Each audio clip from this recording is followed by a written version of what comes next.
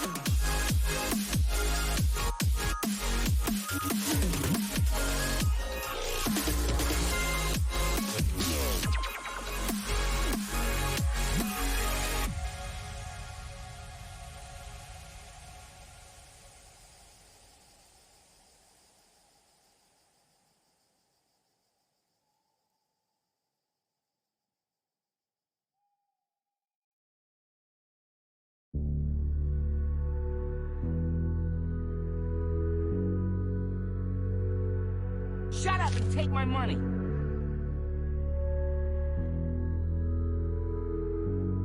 Five months. That's like 5 hamburgers.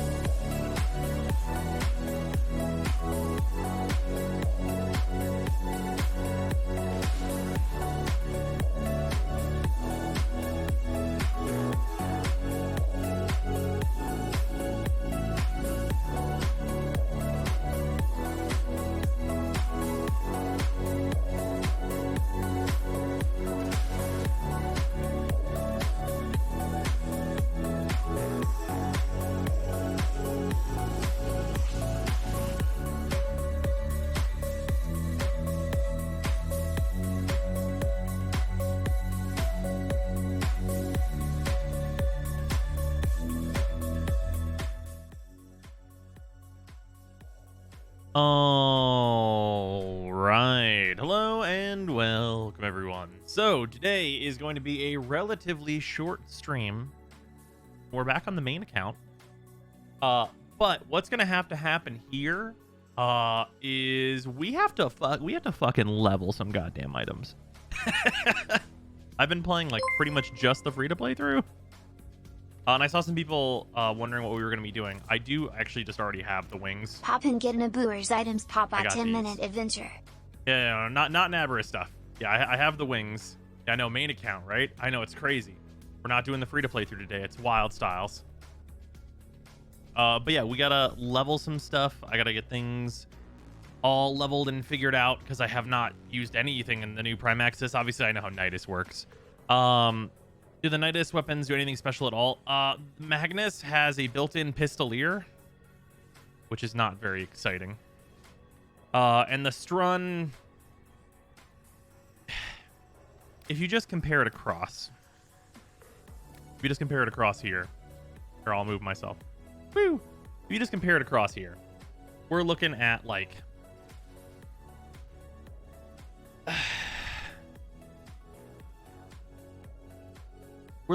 I mean,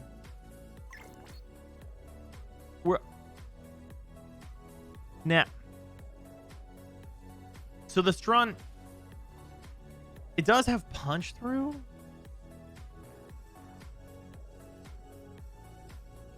And it's got more range, right? It's just worse in basically every possible category. Hey, I mean, it's got no, that's half the magazine size. It's got twice as much pellet count. Huh? That's pretty good. Double pellet count's pretty good. 6% less crit. And 0.6 less crit multiplier. Not so good.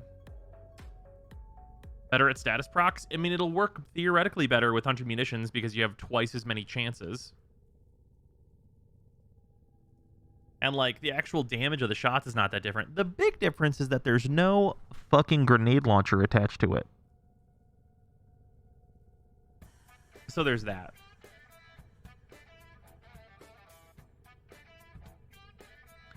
Yeah, there being no grenade launcher attached to it is really the big thing here.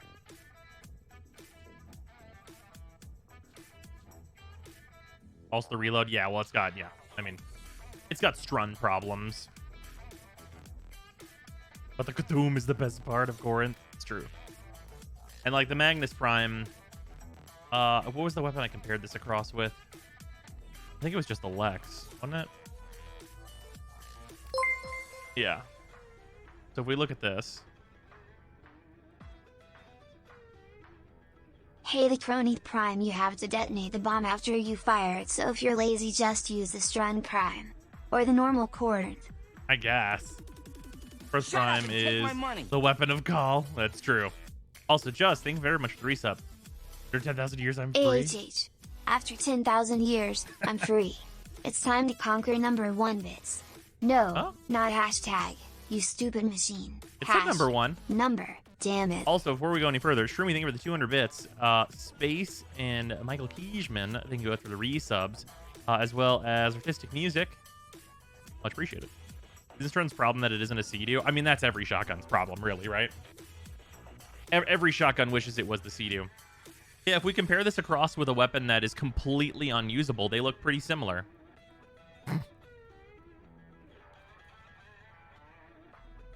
So that's a positive, right?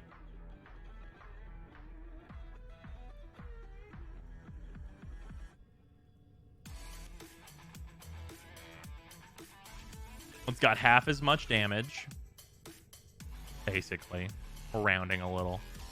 It's got more status. Wow. Just sing with 1,000 bits. Much appreciated. What are we going to do tonight, Brian? The same thing we do every night. Well, not every night.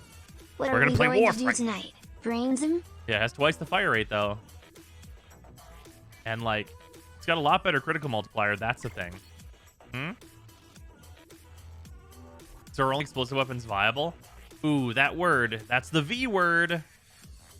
That's the V word everyone's using that's a synonym with the U word, which is usable.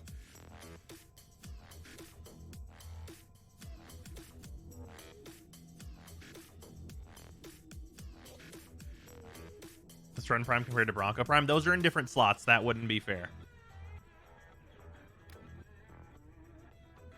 But yeah, Strun Prime, Magnus Prime, I'm not impressed at base. And the Ghoul Saw I have not used yet. We have it here. But I'm ready for my disappointment to be immeasurable and my day to be ruined. Viable does not mean fun to use. Yeah, no, you can use whatever you want for fun. I don't give a shit. I literally could not possibly care any less about what you find fun. But the problem is whenever it sucks ass. Also, if anyone would like to join for some leveling, I'll do some invites. I'll try to trick you real quick, but did you see the Genshin Partner Program? Would you join it? So I've actually been in their like affiliate, like partner program for a while. Thrown at you. You'll roll on but child. I did reapply to that because they're kind of switching things up a little bit. But I am reapplied to that. Thank you for posting that. I appreciate it. Also, Arbiter, thank you for the 1,000 bits. Much appreciated. I'm gonna ask you not to be center screen, pretty please. Oh, that's true. Right on the reticle. Right on the reticle is where we want to be, right, boys and girls? What's on the menu for the main account? I need to level some fucking weapons. Is what's on the menu for this main account. I need to be leveled. I never told you your old videos are hard to watch because the alright doesn't hit the same. No, that's fair. I've gotten better at it over the years. I like to think.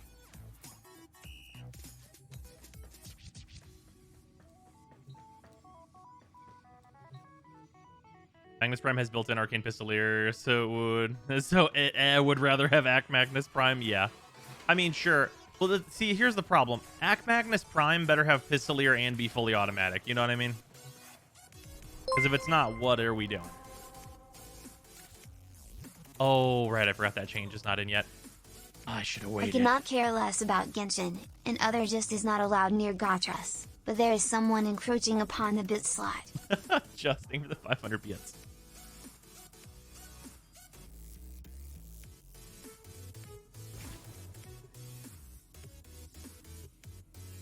But yeah, we're not going to be playing Honkai.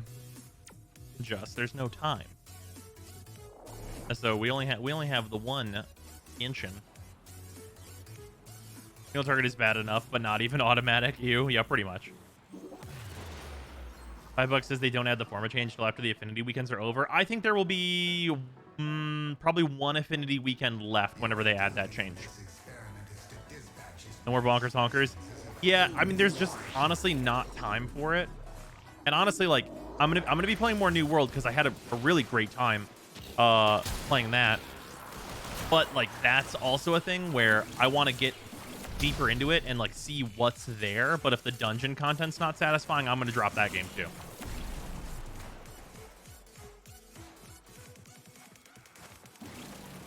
Remember your Bioshock Infinite series? I still like it. Yeah, that was so fun. I was really, really happy with that playthrough. I had such a good time.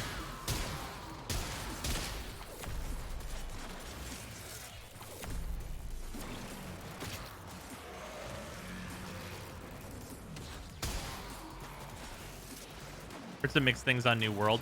Yeah, I wonder how I'm gonna feel about it whenever I'm a bit higher level, because like I played a little bit more off stream. I'm like level 18 or whatever, which is still nothing.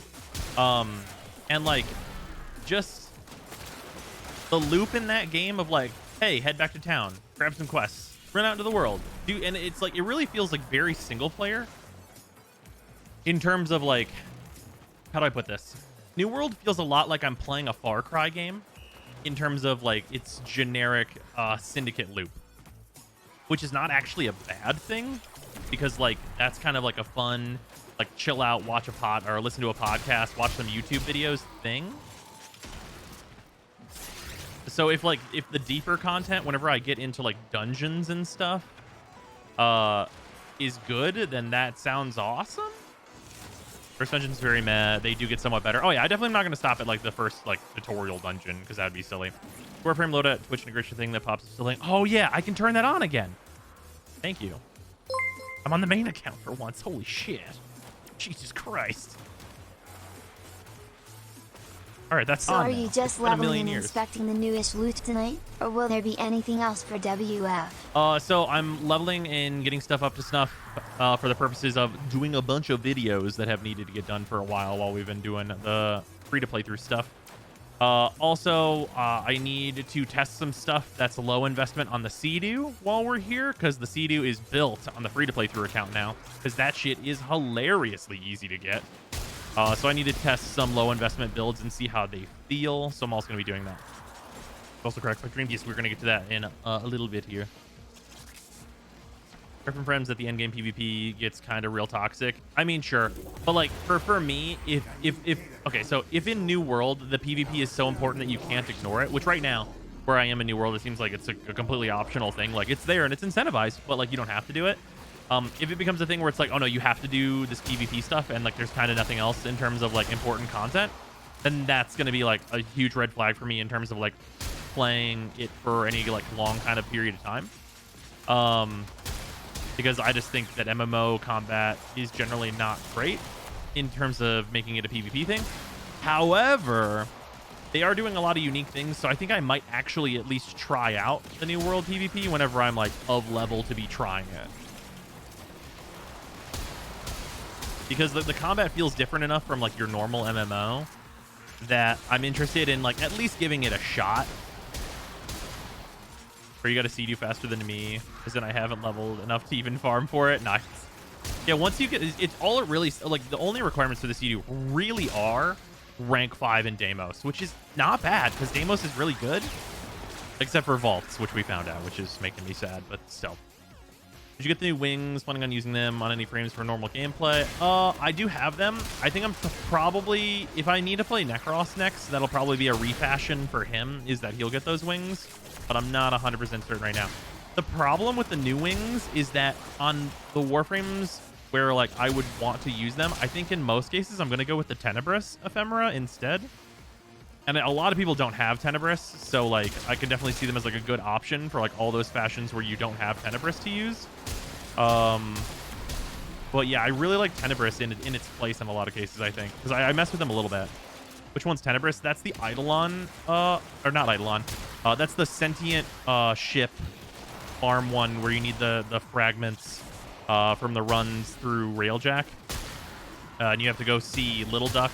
Does anyone remember this? This is like a really convoluted way to get this shit. It was originally just like a drop. Oh, that shit? Yeah. Yeah, fuck that. Yes, no, exactly. I absolutely understand.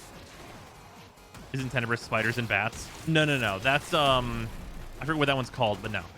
Tenebrous is like the dissolvey one. You know, I got to give this weapon something here. It feels really good against level 30s. Or being an ass on launch, which was the theme for Railjack. Oh yeah, no, the farm was not good on launch.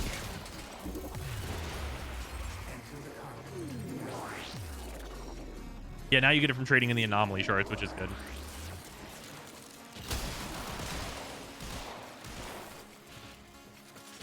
These feel like less than 1% drop, but now it's fine. Right, but it's the fact that you have to do that content at all. And most people just fucking are not going to do that. And also, like, this is another thing where, like, who the fuck is going to know that you have to do that? Like, think about it this way. What's the through line for you to know about Little Duck's shop? Like, you go and do the sentient ship, and you do the objective, and you get this item. How the fuck are you supposed to know what you do with it?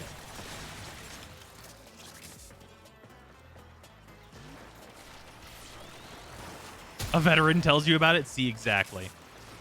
But, like, okay, that's like the further question of, like, how many people would you have to ask before someone actually knew? I only know about it because I was there when the update dropped. Exactly. Accidentally clicked on it when trying to get an amp. Ooh, there you go.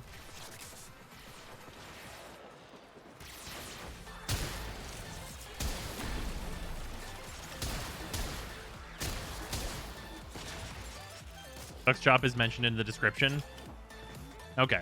But we've established that players can't read.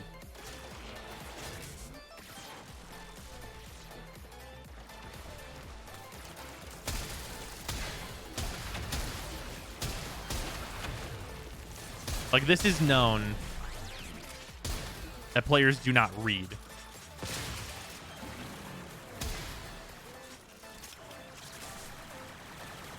It's hard to get players to look up.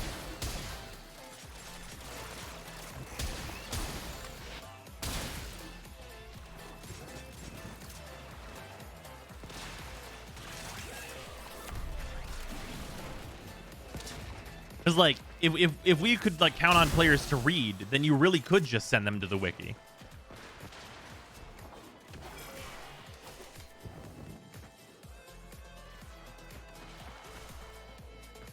The real shit is that in the tutorial messages option, oh, by the way, this exists in the menu. I don't know if you guys know this.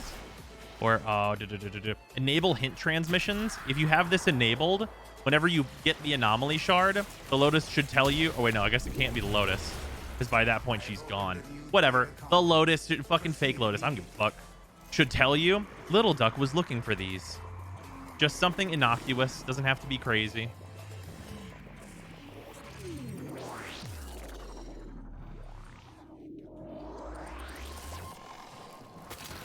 Because if Little Duck says it, then, or not Little Duck, or yeah, even Little Duck could pop up and be like, I've been looking for these, or fucking anything. Just anything verbally, and people would be like, oh, I gotta go see Little Duck. Or at least they'd then be like, posed to ask the question, who the fuck is Little Duck? Just have Little Duck straight up call you, yo, bring that to me. Oh yeah, absolutely, for sure. Have like a little mini reward for doing your first one. You know what? That would actually be really good. You get like an inbox message from Little Duck. And it says, hey, I heard you got something valuable. Bring that to me and I'll have it evaluated for you. And then you bring it to her and she gives you like an Orokin Catalyst or something. Yo, that'd be great incentive to go do it for the first time. And then you know about her shop. That's fucking real ass breadcrumbing right there. That's like the optimal shit in there.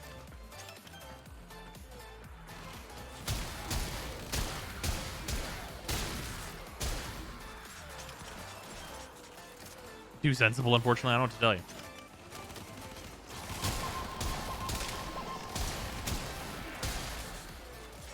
I'd say 90% of players who aren't being tutored by a vet to get them into the game. People who go to the wiki, if they don't read it, then they often don't progress, then leave the game. It's fair. The Pro time stance activates. Never gonna get it. Never gonna get it has been activated. Just have Little Duck be mentioned on the hover over. We've established that players don't read. A hover over is... Can anyone tell me what the Orokin cell description says? Even I don't know what it says. I have no idea.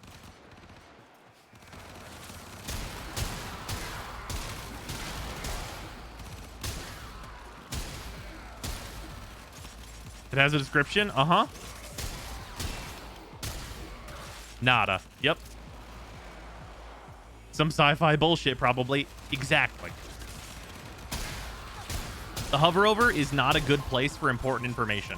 It's a good place for some throwaway lore. Because the people who do hover over it and do read will go, oh, that's fun, because that's for those people. They're like, that area of the game, like, it's not for direction. It's for impressing the people who do remember read. that like a lot of the Railjack info hasn't been updated in the info section in the game since its first revamp.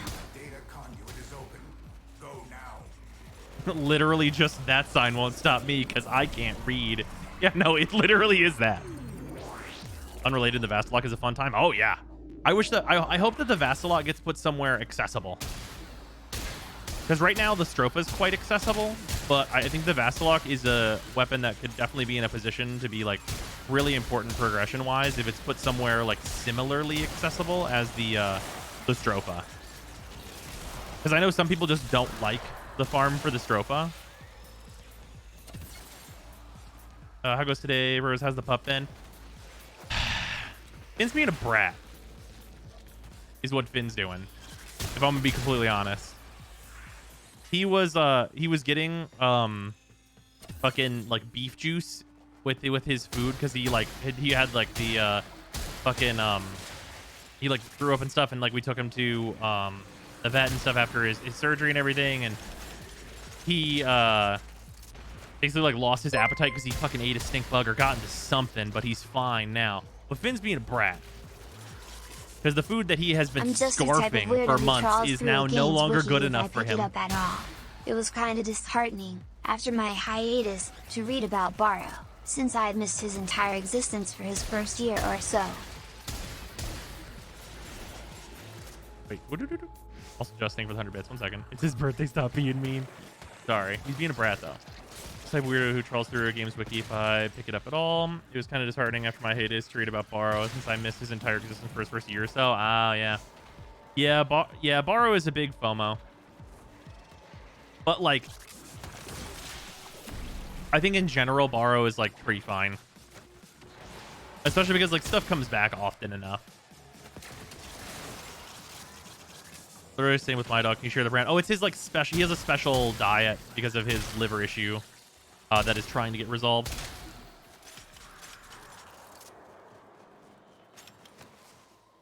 Yeah, also Tennokan really helps with that a lot. Tennokan Borrow. Man, Tennokan Borrow is such like a good like that's one of like the better monetization things that DE has done. Can I just mention that?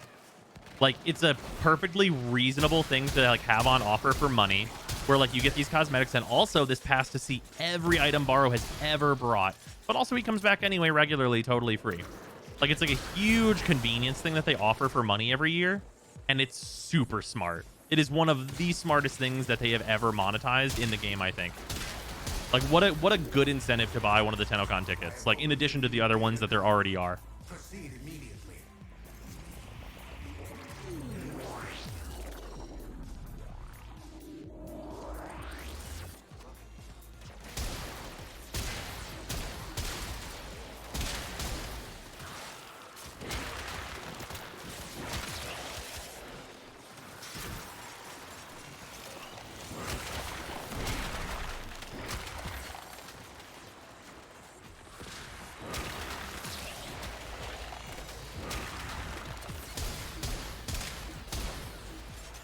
Didn't buy it last time, but remember correctly, the Tennokan thing isn't even that expensive. No, I think it's 20 bucks. I believe it might be 25. I think it's 20 though. But like, what a good monetization opportunity. Like, as poorly as I generally think Warframe is like monetized in terms of like what they could offer, like that is one of like the really good ones. Was it 25? Okay.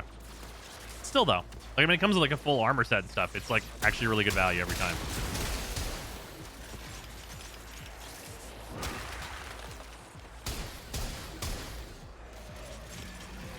The Vassalok was in Borrow.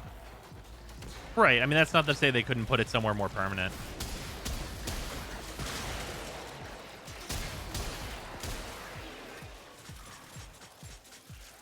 Chance of you willing to do a video on Profit Taker running. It feels like all the new gear frames helmet system has changed the meta since your last. Oh, that's definitely true. Yeah, I do need to do that. I need to figure out what like the best budget way is to run Profit Taker. That's actually going to be like a major thing, because it's got to be accessible is going to be a really big part.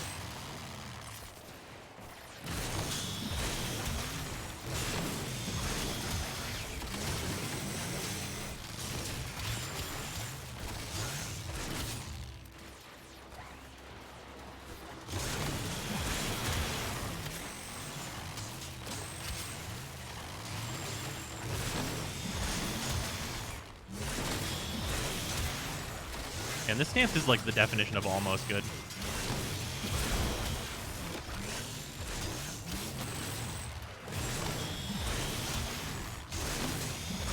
God, it sucks that the second part of that is mandatory. You should be able to cancel out of the glide, like without rolling.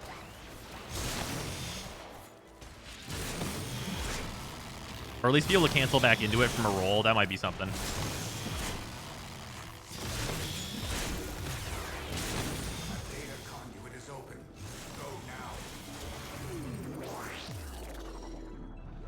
Probably a cheaper Chroma build since you can get him easy. Well, the problem with that is that, like, you're going to need a consistent source of healing if you're Chroma, and normally you use Operator Arcanes. But, like, what the fuck do you use when you're not using Operator Arcanes?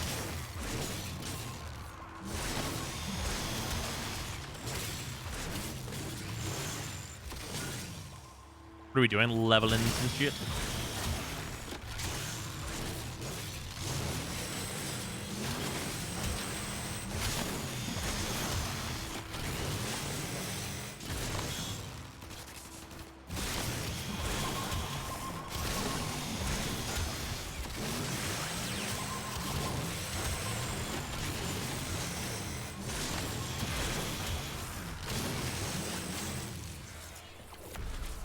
Life Strike, I don't know. I mean, yeah, I guess. God, this attack is so dog shit. Can I just tell you how dog shit this attack is? Look how trash this is. This is the forward E. It's so terrible. It's like one of the worst melee attacks in the whole game. Wisp plus Eclipse subsumed. Okay, so that is not new player accessible at all.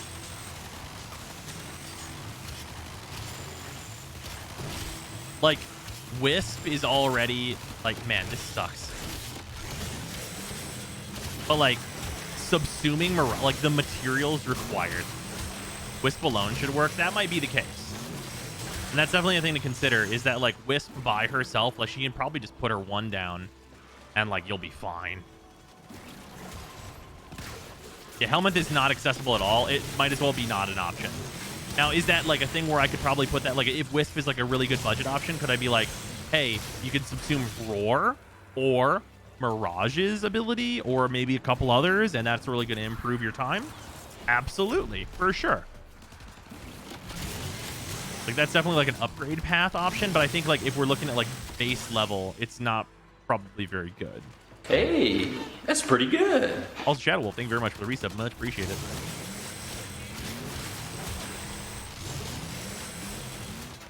Oh, my computer can't load Demo, so I'll never be able to get Helmet. That's unfortunate. Pullman and a Catch Moon with Bane mods kicks ass and aren't too hard to get for a player doing that content. Yeah, you know, the Pullman does have a good variety of damage types. That's actually a really good one. And I already have that. That's already a part of, like, the free-to-play through path, so that's actually pretty solid as a starting point. You can't... Is Prophet Taker vulnerable to Zephyr's tornadoes? Because if so, like, can you just Zephyr? It's not vulnerable to Zephyr's tornadoes, right?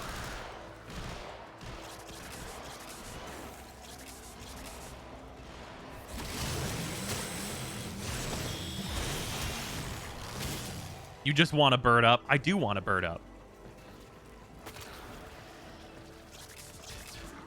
Because, like, okay, think about the world where Zephyr's tornadoes work. You put the tornadoes directly underneath Prophet Taker, and you can just fire whatever arc gun you have into it. And because it's still technically arc gun damage, I think it would work to break all the legs. And because it, like, takes damage type, you'd be able to utilize it to, like, blast the shields. Bird up? Question mark? Bird up?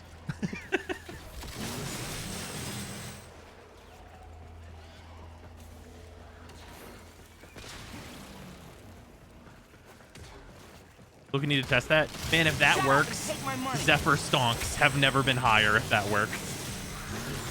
Strix, thank you very much for the Prime sub. Thought you were doing free-to-play. I just mentally assumed you were using Vacor, Heck, and whatever decent melee was in rotation, working on a Kuva weapon or kick gun for secondary. We're actually working on getting the Kuvazar. I've done some off-stream trying to get the fucking Kuvazar to pop up.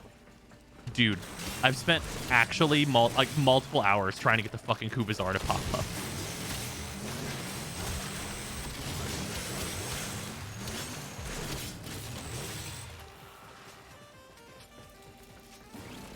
It's hard, man. Yeah, it's rough out here. Is Zenith not player accessible for those? I mean, that's a thing where the Zenith is great, but it does require a certain amount of like days logged in, so it's only going to apply to a certain subset of players. You know what I mean? Because I think you see the Zenith for the first time on day 2. When no 100? Do you see the Zenith on 100? You do, don't you? It's the sword and board you don't see until day 300.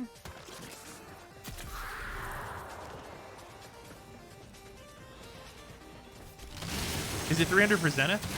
Yeah, it's 100, 300, 500. But what are the first 3 that you see? Is it the sword and board that's exclusive? Octantis is on 300. Okay. Okay, so if you see it on day 100, I mean, it's the one you should always pick on 100. Like, it's the only option. So there's that. At least there's that. I am maxed out. Fuck yeah.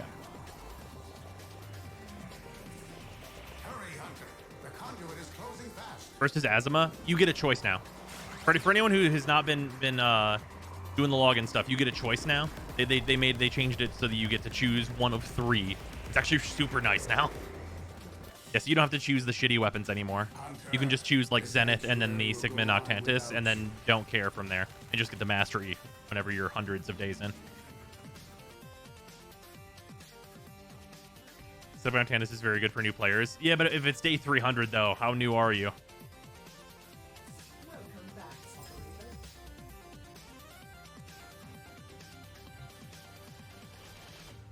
Still need to grab Prime sure-footed. Yeah.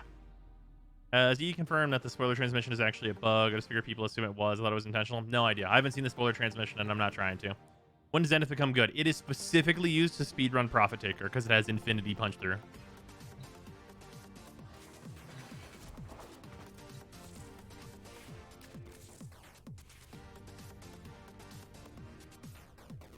Oh, man.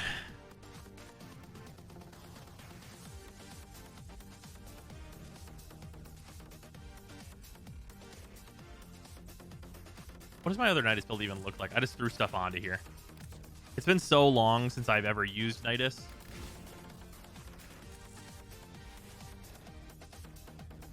It's fucking 5 Forma build. Oh, right. 100 Adrenaline. That makes perfect sense. Oh, man. Infinite as an actual infinite or just too big? It goes to the game's limit of punch through, which is effectively infinite.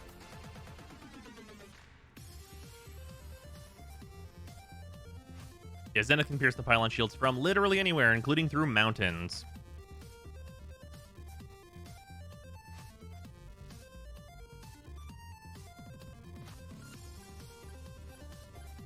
Yeah, I mean, this all looks correct. Are you really going to put Umbral Forma into this Warframe?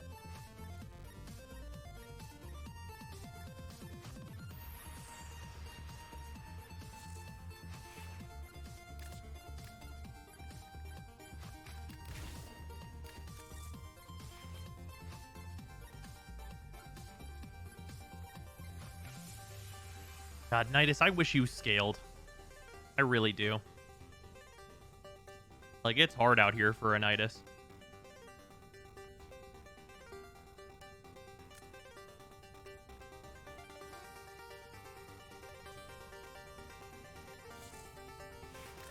Like, he's literally the Warframe that's, like, purported to scale, but does not at all. You're really not going to put the Frake skin onto that Warframe? Oh, I probably am. I'm just, like, messing with, like, just, like, having the skin on for a while. 300 mutation stacks is pretty well scaled. But, I mean, but it's not, though.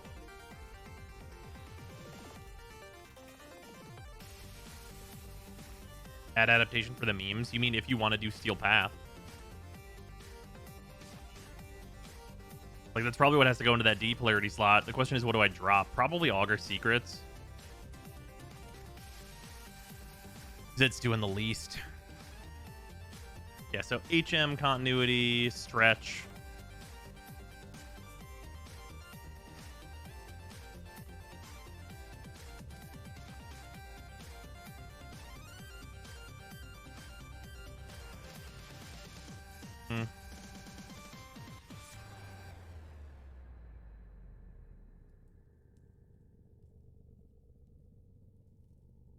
Unranked adaptation is enough. I mean, sure, but like, why? I mean, I'd rather use unranked Umbral Fiber than unranked adaptation. Yeah, hunting for specific weapons from the larvas is hell. It's the longest farm I've ever done where you get literally nothing until you find the larva you want. Yeah. I mean, you get a little Coover. I put 2 Umbral Form on my Nidus Prime. I was waiting for him for 5 years. Yeah, that's fair. I'm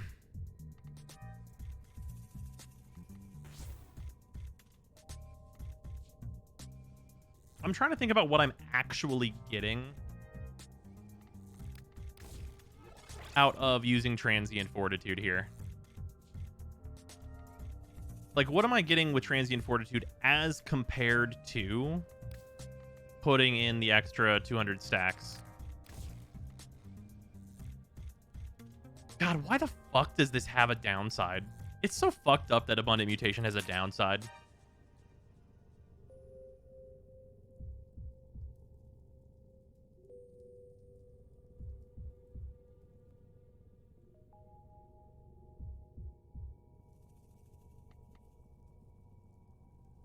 Because suffer. Why did not make the 308 at this point?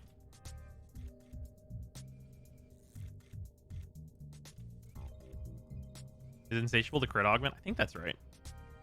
Oh no, this is the additional. It's teaming? Yeah, teaming is this one. Yeah, primary weapon critical chance for 15 seconds. This isn't worth like a Warframe slot though.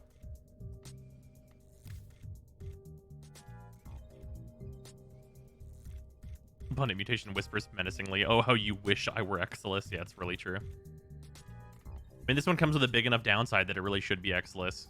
Like the fucking most ridiculous negative.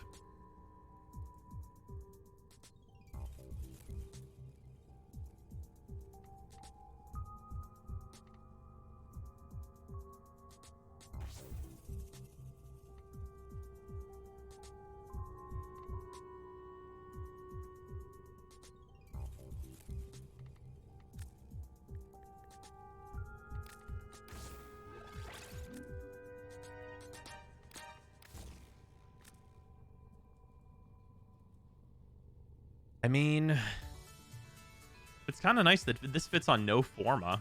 That's pretty nice.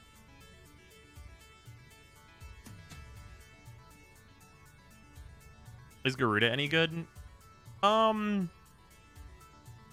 Yeah, she's kind of finicky survivability-wise, but she's all right. She can do a lot of damage, just not very safely.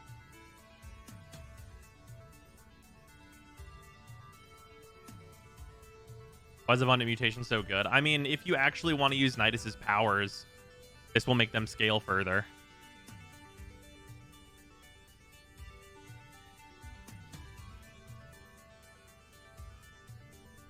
So I'ma say it. Are you gonna say the thing where the build that's better than this one is just a shitload of range, so you can just spam larva and shoot a gun? Because I can also say that, and you're right. You can say that.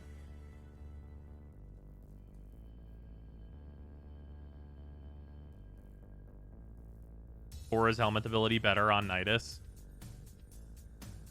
Why? Spam Chorus 2 and shoot a gun. Okay. Yes. That's true. That's better than a lot of Warframes kits. Literally infuse Zephyrs 2 on most Warframes and give them a gun, and it's better than their entire kit. Frost looking over like, hey, shut up. How many Warframes is that better than? Hold on. How many Warframes is using Zephyrs 2 and shooting a gun better than? It's better than... Let's just go alphabetically. Definitely better than Ash. For sure it's better than Ash. Absolutely. Definitely better than Atlas. Way better than Atlas. Better than Banshee. For most things, it's better than Banshee. Not better than Baruch, notably. It's definitely better than Chroma. 100%. I mean, Chroma can get away with just shooting the gun in whatever direction, but it's definitely better on Chroma to just, like, be doing that. Absolutely, for sure. Way better than Ember. Definitely. I I mean, it's a huge improvement to Equinox, but I guess I wouldn't say it's strictly better because she already has the big fucking AoE. Definitely better than Excal. Way better than Frost. Is it better than Gara? It's definitely a huge improvement to Gara, but I don't think it's strictly better. Definitely better than Garuda. I mean, it's a huge improvement to Garuda, but definitely better. It's just a build on Gauss that's way better. Huge improvement to Gauss. Way better than being Grendel. Way better than being Harrow. Infinitely superior to being Hildren. What's a huge improvement? Infusing Zephyrs 2 and then just shooting a gun.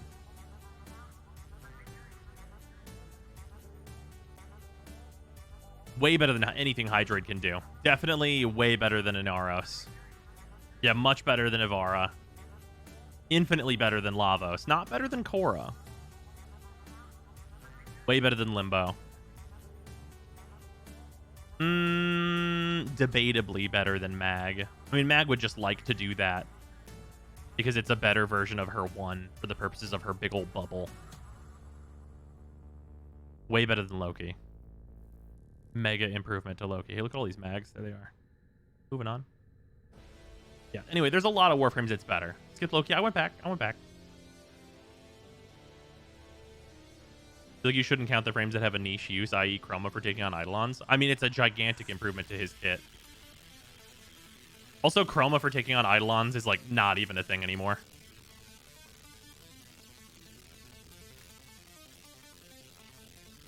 Why does he have so many mags? Oh, I was the originator of the curse that Shy is now in possession of, I believe.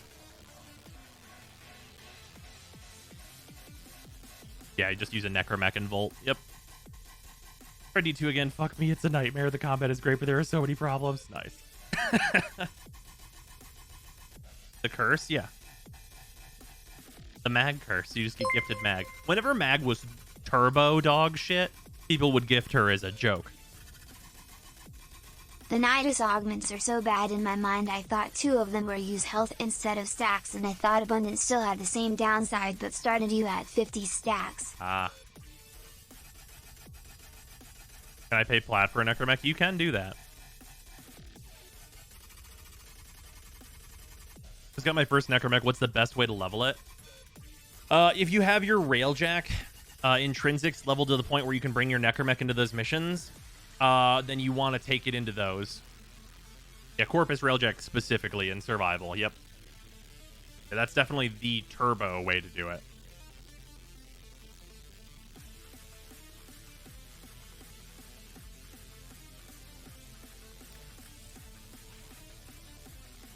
Tool Saw, you will receive nothing from me. There's one melee weapon that I have been meaning to level for like 100 fucking quadrillion years. Which one is it? Yeah, the Prisma Machete. This dog shit. Also the Caddis. You can do both of those.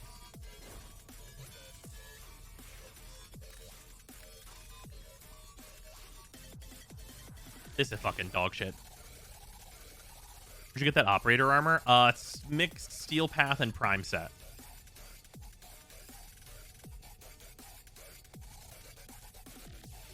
Not gonna form anything until New War in case new mods come out. That's fair.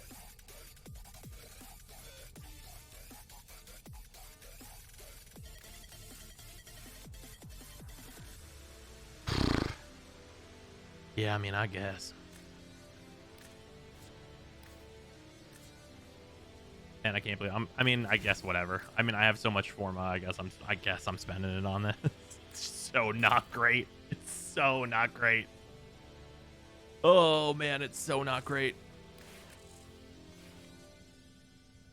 Do I even want to change any mods on this one? Does this even need anything? I mean, I guess if this is a 0 Forma build, that's pretty good.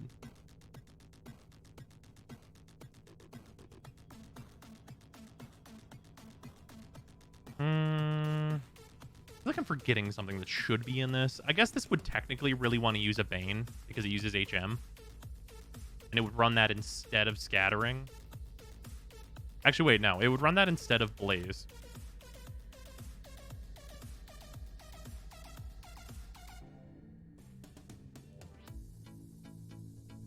Yeah, it definitely runs a Bane instead of Blaze, which is annoying. But it's definitely better.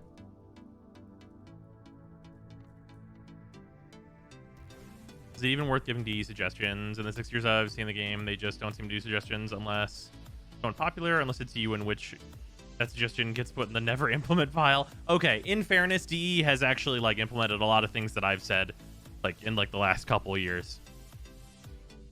To which I will say has really seemed to be very positive. Like, I'm definitely super hyped about it. But it seems like people generally like that stuff.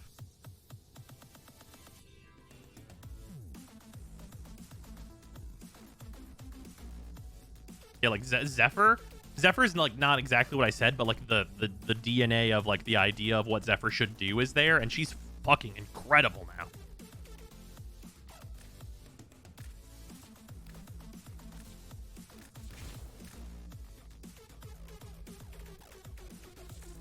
Yeah, the Forma change. Ugh. I cannot fucking wait for that.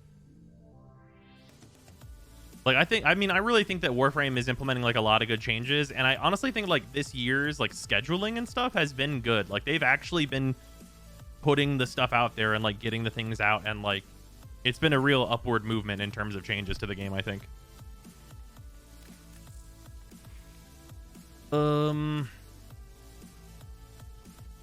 I mean, I could put maxed Umbral Fiber in here with one Umbral Forma. And that's fun.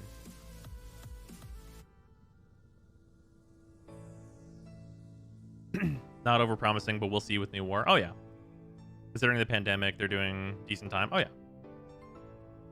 This update was great, too. Mostly good grinds added. Oh, yeah. Yeah. And I think we're going to still see, like what's the worst thing to be implemented recently? It's Ureli, right? Is it Ureli or Void Storms?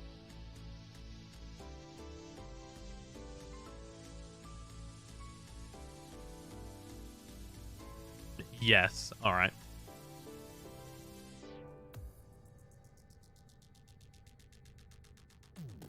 Ureli now. Yeah. All of the above. Yeah, but like let's I mean, looking at it from like a larger perspective, like that's honestly like pretty low amounts of things to get wrong. Tenant melee grind, I would put that into Void Storms because it is. To listens, it just takes a long time to get through the whole system. Like, we even got to end game this war. Void Storms are actually fine now. Yeah, Void Storms are a little better now. Also, like, on the free-to-play through, doing Void Storms and stuff to crack relics was actually really positive as like an early game experience. I think there needs to be a way to translate that into a late game experience, but early game Void Storm stuff was like super positive because like I'm using the Epitaph. That weapon is like actually really accessible and good for new players. And you just kind of get that by proxy of doing that stuff. You get good amounts of intrinsics from doing them. Like, I actually think that Void Storms in the early game are actually a really positive experience currently. It's translating that to like the end game, like top end visors that I think is a problem. 30 mods to use a legendary core on, something that can be used all around. Probably, it depends on how early in you are. I would probably tell you that you should use it on either Sacrificial Steel or Primed Reach. And it depends on what kind of melee weapon you prefer. If you prefer swinging a melee weapon, Primed Reach. And if you prefer heavy attack builds, Sacrificial Steel. No, not Prime Continuity. I don't think it's nearly as valuable as Reach or Steel at this point. Like, is Prime Continuity used on a shitload of builds? Yeah. Are you going to see as much improvement as you're going to see from Reach or Steel? I don't think so. Yeah, I think Reach and Steel, you get way more out of. But as a third option, if you already have those leveled, Continuity, absolutely a good choice. Umbral Intensify? Nah. It's another one where, like, you get small percentages out of it. I think there would be more gun arcanes. What would you like to see them do? I mean, you mean in like the Merciless slot? I mean, I think they'd probably want to fix the two no one uses first. Use mine on Prime Sure-Footed. That's an incredibly good option as well.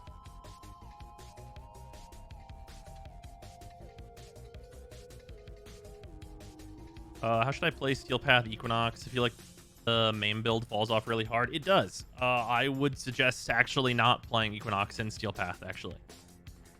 That's like... I know that's probably not what you're looking to hear, but that really is the case. Otherwise, you're just going to need to, like, hunker down with gun. Like, I mean, we were just saying this, but literally infuse Zephyrs 2 onto Equinox's 3rd slot and, like, zoop enemies up, fire a Kuvazar into it to, like, charge up your maim, and then pop maim.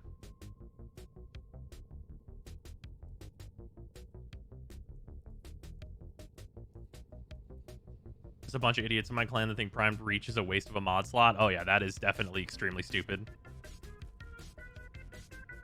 What is a stat stick? So basically some Warframe powers are affected by what mods are in a certain slot.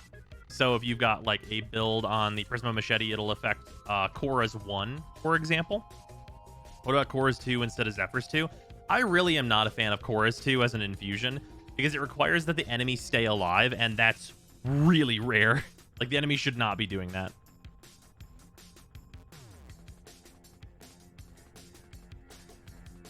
Only reason I wouldn't be using Primed Reach is if I'm using either a Glaive or a Gunblade. Yeah, absolutely. I mean, those are the places it doesn't go in. It's a little slow, too. Yeah, Korra's 2? Yeah, it is a little slow. I agree. Is the Kuvazar the best rocket launcher? Can you show the build for it and Wisp, please? I mean, sure, I can show this. Czar. It doesn't even need this much form. I have 16 extra capacity. Yeah, this is where we're at with this, though. This thing's a fucking monster.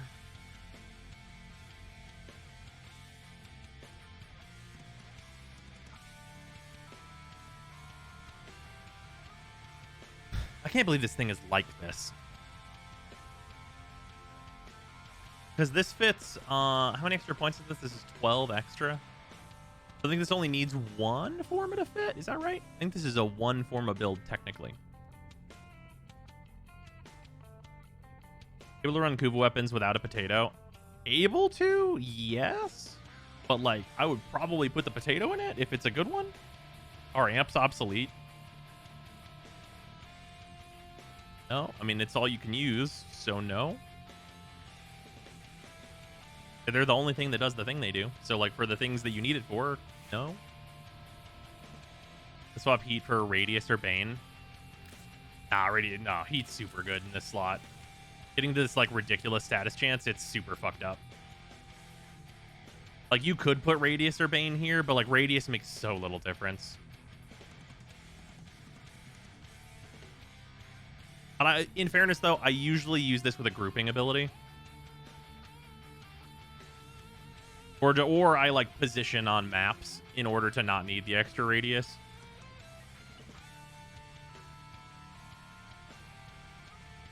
And Banes are just annoying. And this thing does not need it at all. Like, if you are up against something where you need to do this, I don't know what the fuck you're doing, man.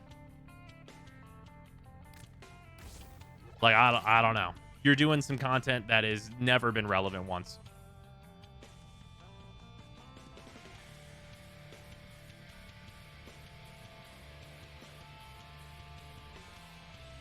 Yeah, the statuses don't need to double dip. They're already turbo murdering. Like, it is. But number go up. Right. But there's a certain point where number has... Okay, this is a thing that I talk about all the time. Once your number is high enough, it actually doesn't really matter.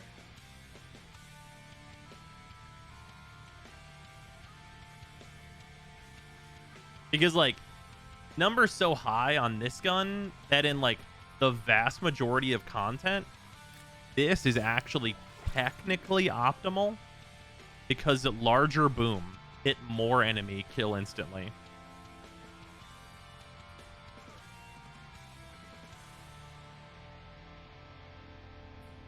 But, like, whenever I'm using the Kuvazar on enemies that aren't going to, like, absolutely fucking evaporate, like, they're already grouped up anyway. That's another problem in my clan. Too many obsessed with big number. You got the Timmies. You got fucking Tim Tam Tam.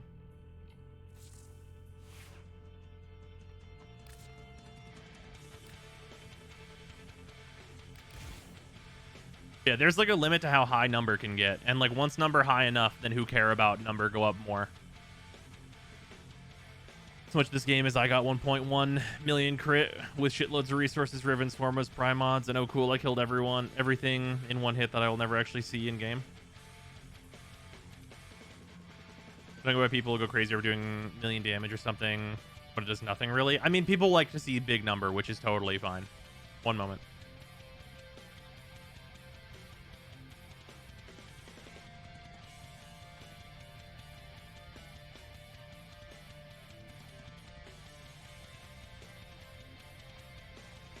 One sec, we're back.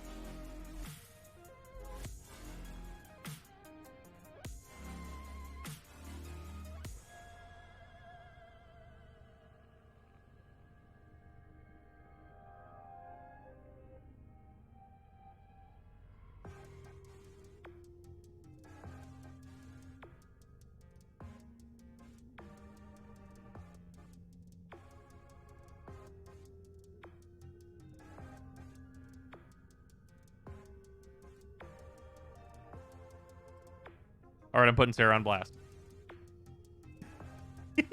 I heard her in the other room. Aw. Okay. Sarah just said to me, it's getting cold, and like, she's got blankets and stuff on the couch like you do, as you should. And she was like, what about dog? And I was like, blankets. And she was like, you just don't want to turn the heat on. I was like, yeah, I like blankets and hoodies. And then she was like, what about dog? And I was like, blankets and hoodies? And she was like, you know how to get to me, because she wants to put a hoodie on the dog.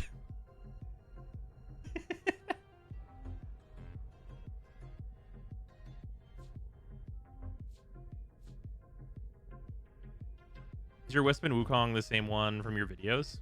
I believe they're updated. Because Wisp got a video whenever her augment came out, right? I'm pretty sure I did that. If I didn't, that's on the list. Shut up and take my money. Akira, thank you for the Prime sub. Much appreciated. Here, I need to make a... Where's my list at?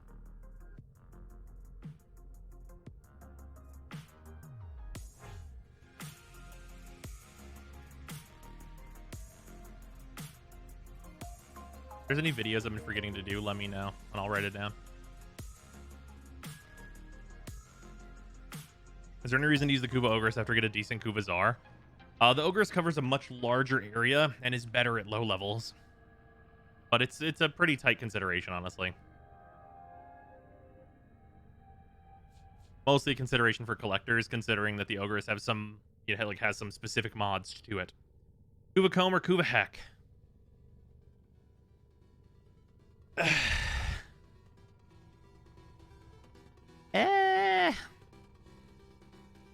Yeah, I mean, it's theoretically the Comb. But yeah, I mean, realistically, it's the Czar. Like, between the two of those, I mean, the Tsar is better against large groups, and like the Heck, you know, excels against single targets with like weak points and stuff. But like, honestly, I don't know. Testing the comb, it's like fine. Ask differently. Sortie shotgun for an MR5. The heck. Just because of the bosses you're going to run into. Oh yeah, the Brahma's great. Brahma, fantastic choice. Like, I mean, like, the top end for the Kuva weapons is what? It's the Tsar. I'm probably going to forget one. Tsar, Brahma, Ogress. Ogress and Brahma probably interchangeable. From the Kuva weapons, you need to get a Kuva Lich and then kill them. The Tsar is indeed the correct answer, but it's not a shotgun. It's unfortunately not considered a shotgun. That's true. Oh, right. But yeah, I was just talking about primary weapons, but yeah, the Nuke Ore, for sure, is your best secondary.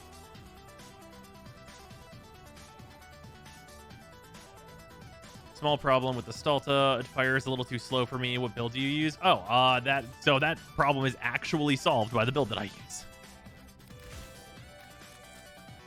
Yeah, you run Vile Acceleration in this. It's actually very effective.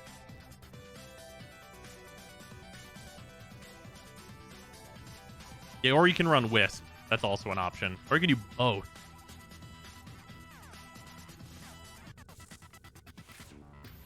Alright, anyway, let's get to leveling some stuff.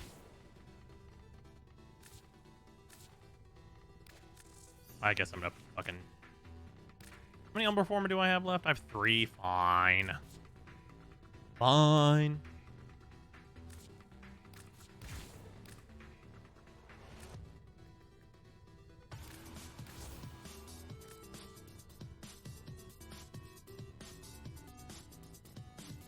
Want me to nuke for you? I mean, if you want to, I'm down. Hopefully, I know you just left. I don't know if you're getting offline. Whoever wants to go, just PM me. Otherwise, we'll just, like, public match.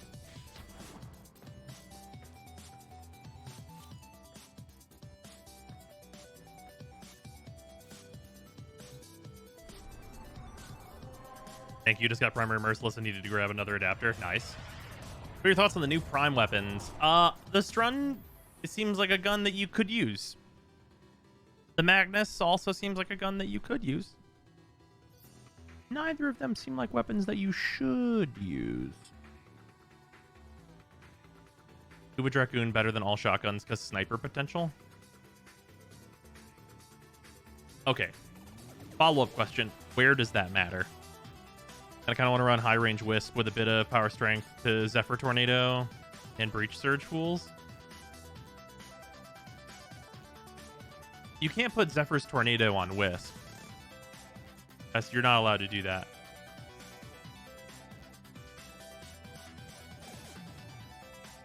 Oh, her 2. Yeah, no, that's super solid on Wisp. Absolutely. It's fucking gross.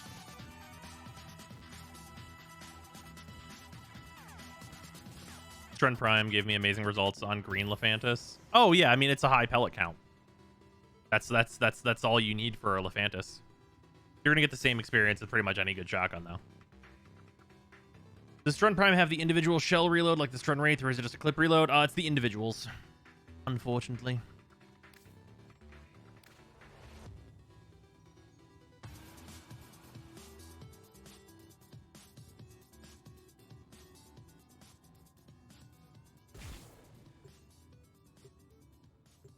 Matters when need shotgun and need precision. Okay, if you need both of those things, when can you not just stand next to whatever you're doing? Like, what's the situation? Why do you say unfortunately? Well, some things are unfortunate.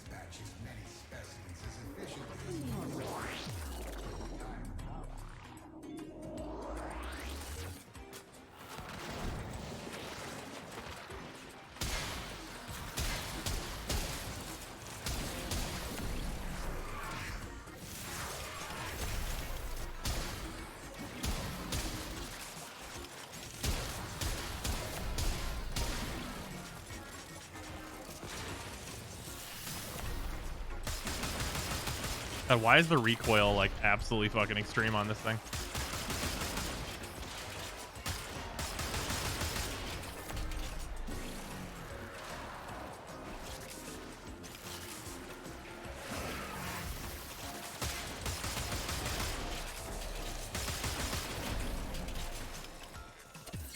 Man, this thing feels like 2015.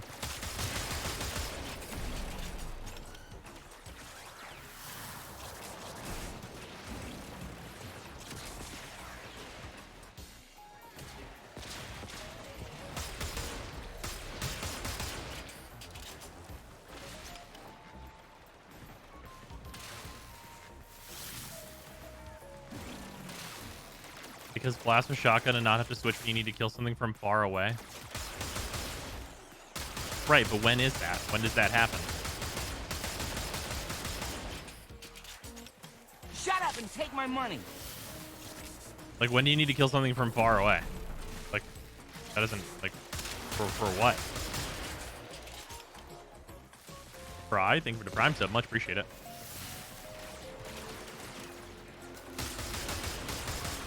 Warframe needs an 8-shot non-AoE secondary with a wild recoil. Yeah, I don't understand. This gun should have no recoil. Honestly. This should be recoilless.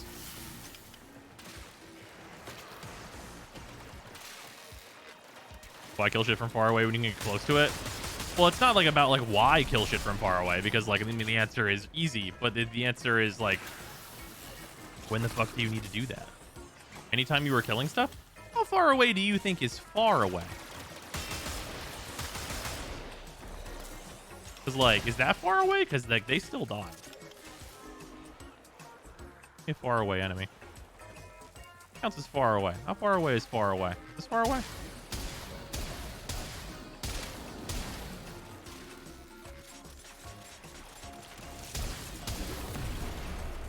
I have opened a new data conduit. Proceed immediately.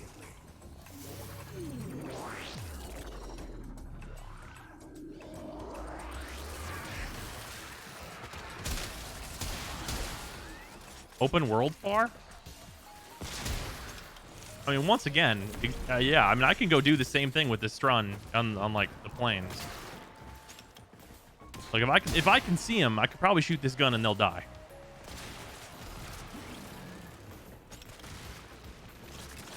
Like the exception to that is like probably the Eidolon, but like the Eidolon has so much surface area and like I have a jump button.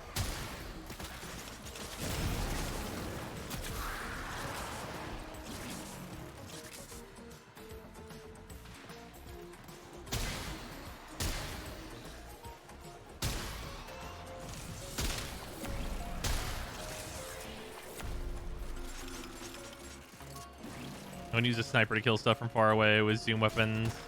But like the Grinlock, you can snipe from far by using a Dragoon instead. And that just takes longer. I have to charge the weapon up.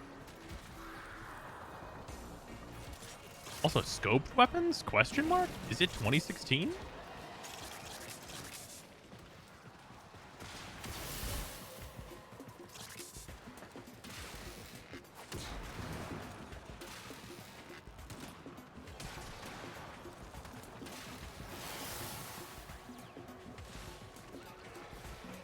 Eidolons, though, is Protea necessary? Oh, I mean, you definitely don't need Protea for Eidolons. She offers very little.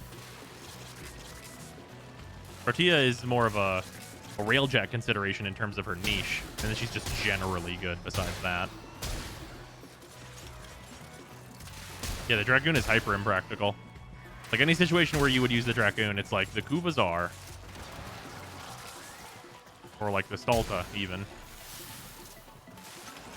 The Stalta has range, and it's a fucking grenade launcher. It's about 4 frames for all content. Protea blocks a slot for Eidolon hunting. Wait, why does she block a slot?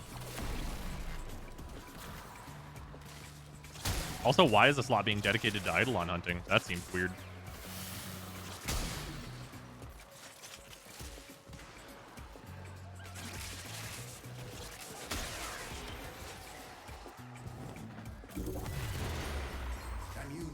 Waybound unlocking? All you gotta do is fight Terry.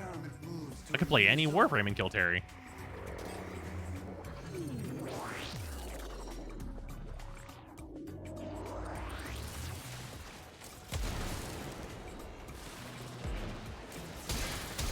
I guess not kill, you have to capture Terry, but still.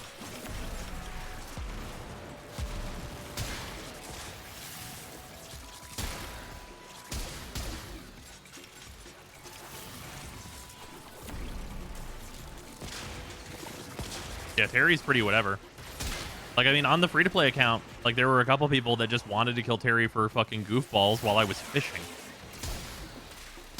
Like, not even using, like, good Warframes for it. Like, people are just like, fucking, I'm floating around as Titania. I'm gonna kill Terry real quick. Fucking yoke joke.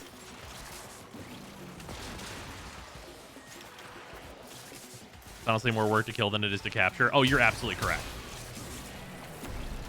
That's just a fact.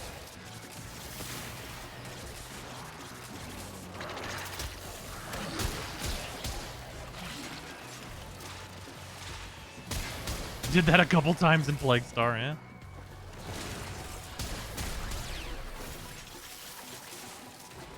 Well, you guys want to hear a funny thing? The free-to-play account is further on the Nightwave than my main. I thought that was comical. Quill Rep is just farming Terry faster. I mean, yeah. I mean, it's certainly less of a gigantic pain in the ass unless you have a carry.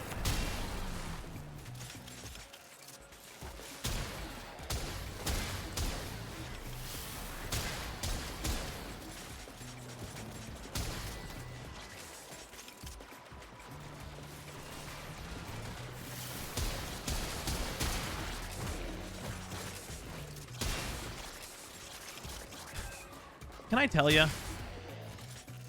The Strun Prime... Oh, man, I'm going to say this. I'm going to speak this into being, and everyone's just going to be sad. Why was this weapon not... Like, you reload the weapon while firing it? You're free to play is farther than me on my one account. Nice.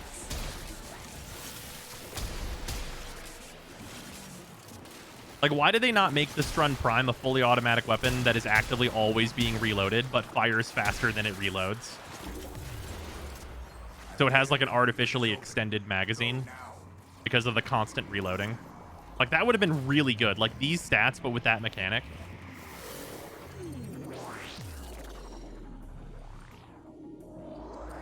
Like, that would have actually been very solid. Can't keep doing this.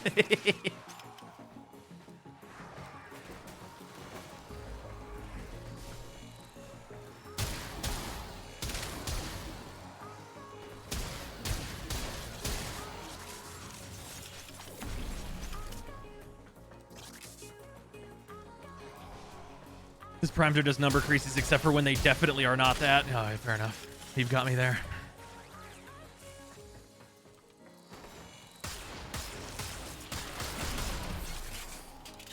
Pew pew. I feel like when the Prime Dracuba versions add a flavor, just buffing stats is lazy. I mean, it's for me, it's more so about, like, not whether or not it's lazy, because, like, some weapons, it's like, yeah, I mean, that really is what we want. We just want number go up of weapon that we like, right? But it's whenever, like, the weapon is, like, pretty objectively fucking useless otherwise.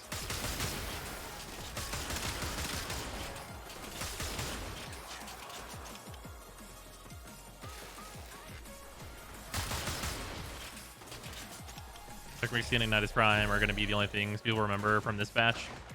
For sure. Oh, yeah, you know, these weapons are decrepit on release.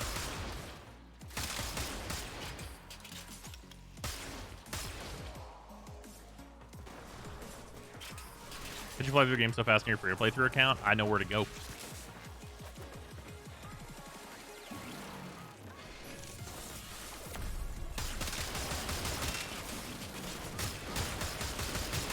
And they couldn't even have given this thing 100% Pistolier.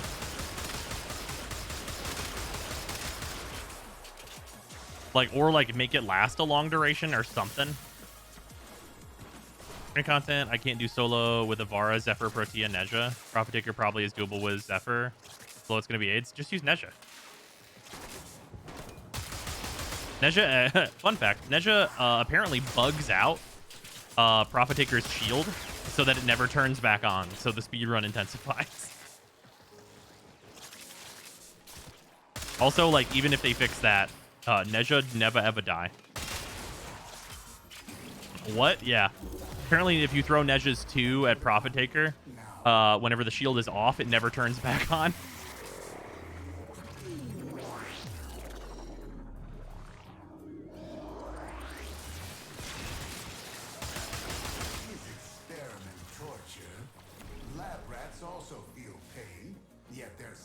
creates We have a dev stream this Friday? No. They're at the end of the month. We only get one a month now. lives in the future, then the ends justify my means.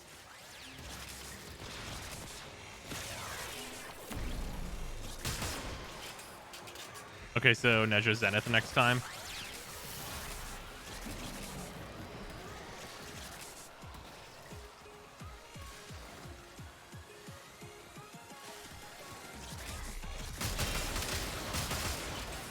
Like operator and amp mods will be a thing because I would love them to be useful outside of arcane farming. Maybe. I don't know. It's pretty hard to say.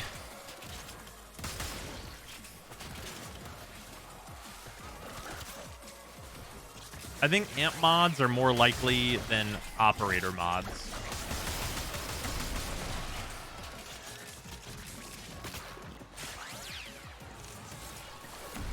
I've gotten yanked by an ancient in one shot with Nezha's shield up.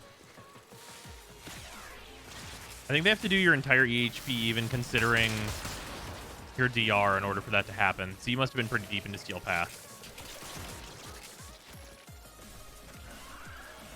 The system where you can get better amps without going through pain. Oh yeah, that's true. Well, hey, they said on the last dev stream that is in the works. Like, they are working on it. I'm actually really excited for like their new player experience changes and like what they're going to be doing, because they said it was a spreadsheet. That's what I love to hear. I love that shit.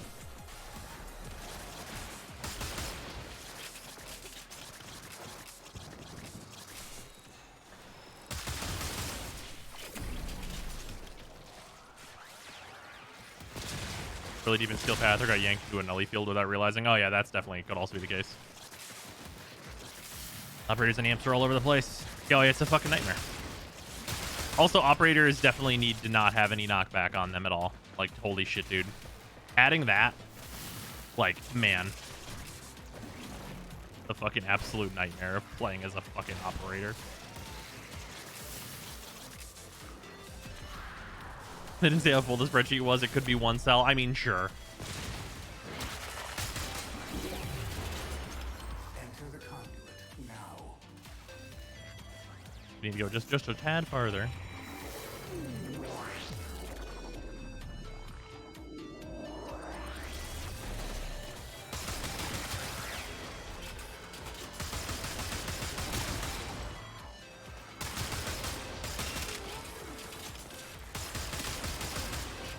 God, this weapon's just unpleasant to use. Why does it fucking kick like a mule? It doesn't even sound powerful. Like, I've got like fucking like silence gun pew pews, and it's like kick like mule? Kick like that tiny gun from fucking Men in Black?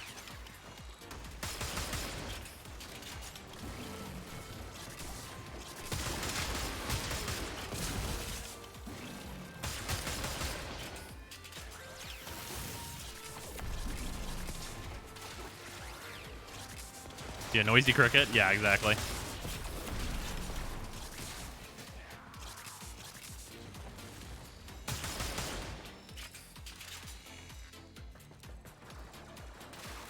gonna say it does not sound good. Yeah, this might be one of the only things I feel like the sound team kind of failed on. But I honestly wouldn't mind this if it felt like it fit the weapon more for like what it does, which is not much, but still. This weapon's just confusing. The noisy cricket actually did damage, though. That's true.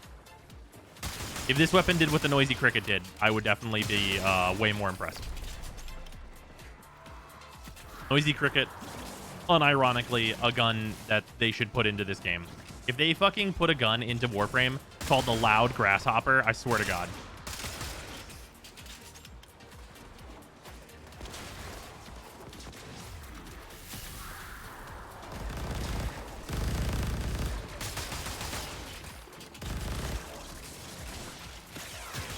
Actually, probably be Loud Locust.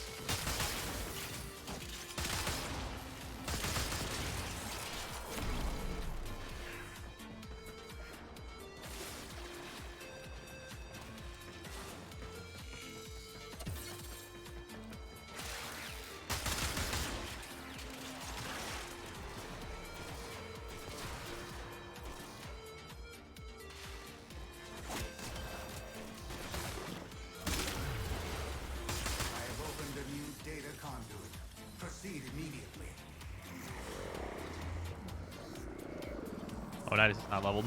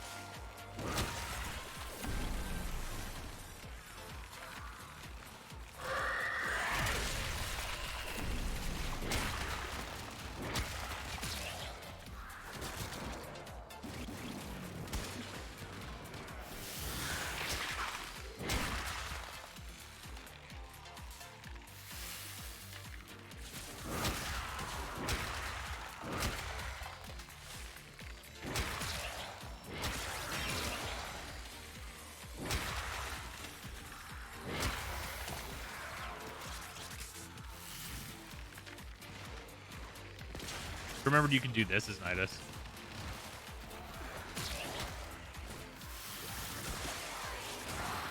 Answer is no one. For anyone who's curious, the answer is you did not remember you could do this. Or at least almost no one.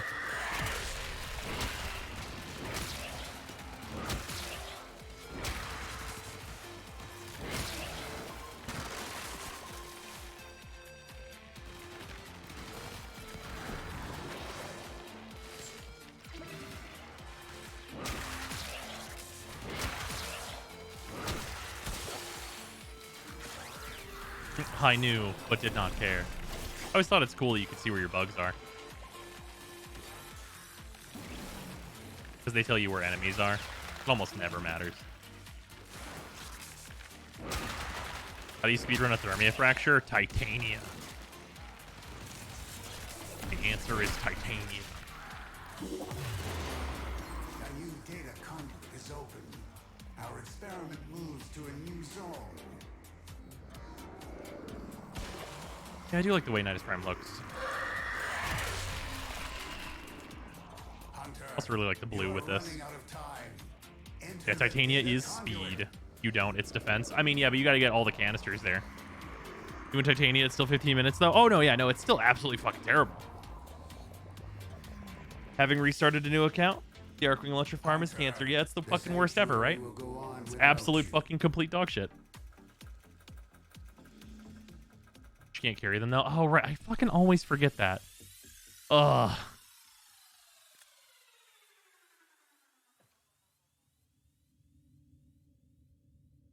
Trying to figure out how to make a squad around Yanfei as my main DPS. Jingqi.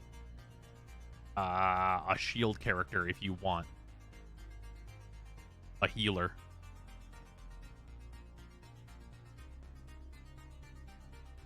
Yeah, you want Yanfei, Jingqi, shield character, a healer. Diona does both of those things, so flex slot.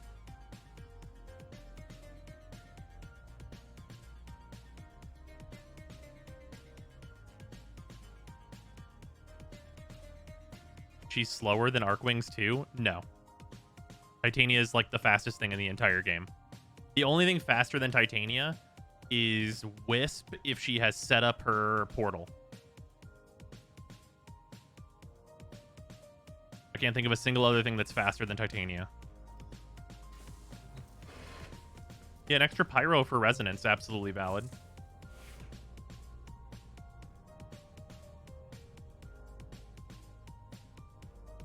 Throw Zhang Ling in there, that's good. I mean, I guess Yanfei's a sniper though, so it's not great. Yeah, Nova on short distances, sure.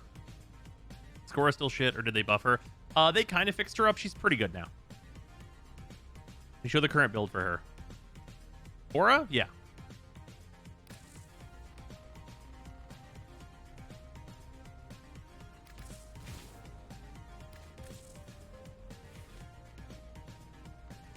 This is a Breach Surge build.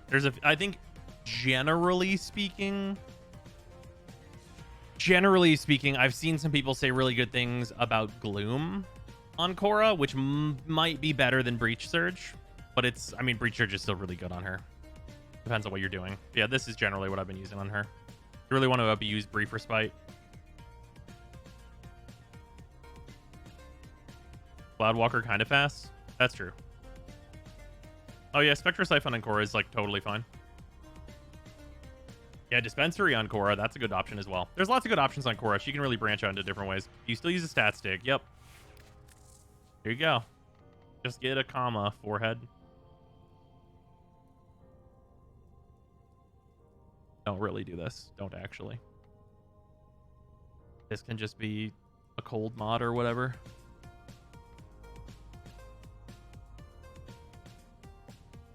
Why Breach Surge? I don't get it. It's a stun for safety and also a damage increase.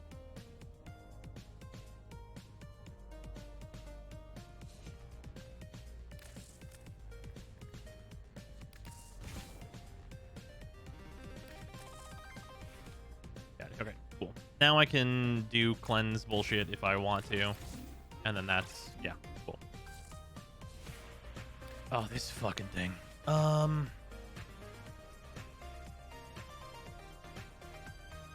This weapon just sucks. But change that build now. To be honest, if you have Arcane Dexterity, take off the combo duration. That's true. You're not wrong about that.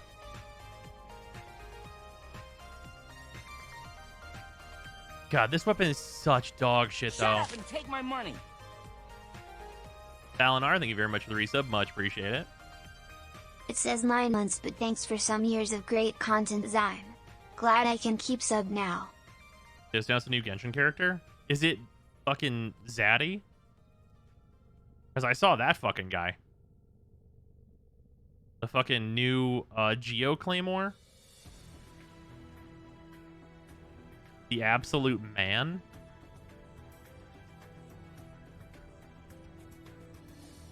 Like, I want to see that man's fucking normals. I know I just invested in Noelle, but like, I'll move all that set. I'll move that whole set over. I swear to God. Azura, thank you for the Prime sub. Much appreciate it.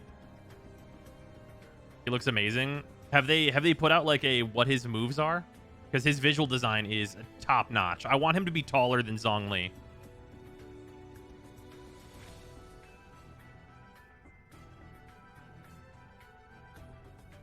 No, we don't know his kit. I can't wait. I want it.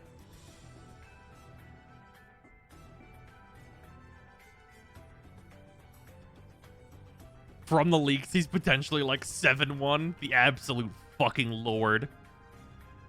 Shut up and take my money. You just look over. He's as big as Shaq, just fucking around and finding out. His hitbox, gigantic. His level up bonus, crit damage. His special claymore, crit rate. Can you fucking imagine? He's just Noelle Ascension version. 5-star Noelle.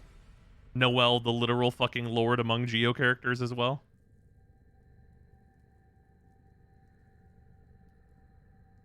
Guts, but make him Bishojo? Perhaps. I mean, okay, but a 5-star Noelle, can you imagine? I fucking can imagine. I've been using Noelle with busted artifacts, and it feels pretty 5-star in there. She's literally like 80, 90 right now, like literally not even level 90. And she just slap asses in Abyss for like 40k. Super fucked up. It's like one of the most fucked up things I've ever used. Like literally left click and it's like 40,000 damage to every enemy in your vicinity. Like, what do you mean? I had an Abyss floor where I popped alt and then I swung to the left once and I swung to the right once and the floor ended. Like that was the whole floor.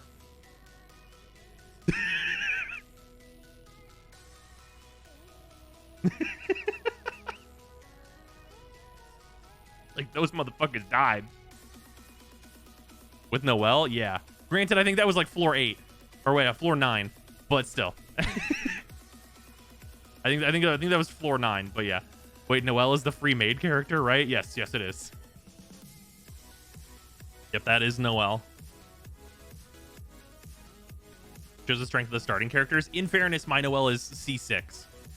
So C6 does a really fucked up thing to Noelle, but like she'd still be quite good even without that. I'm gonna go level Noelle real quick. Yeah, if you have a C6 Noelle, based on the bullshit I've been doing, would highly advise 5-star Noelle.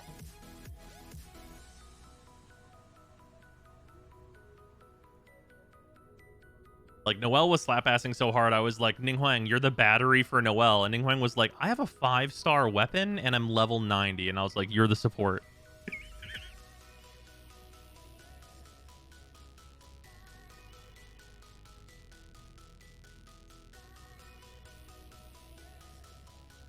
Also, Noelle hasn't been on banner in 8 banners, including Child's banner. Yeah, it's been quite a while. People were sick of her for a while there. And no one was building her.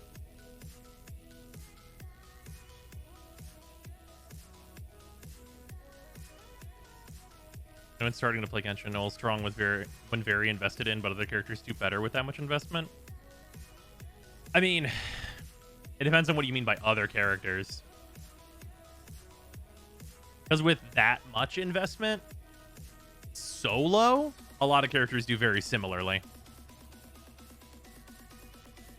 Like, there are some highlights that go above alone. The problem is that Noelle is Geo.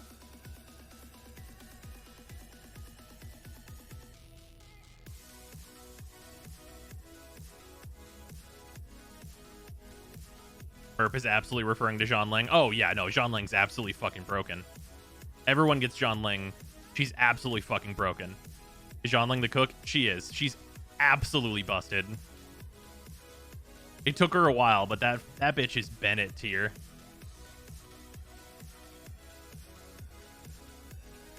All the good 4-stars outscale her by 10,000%. I mean, Sucrose is like a build-in for a whole team. Also, I don't think Fischl outscales Noelle.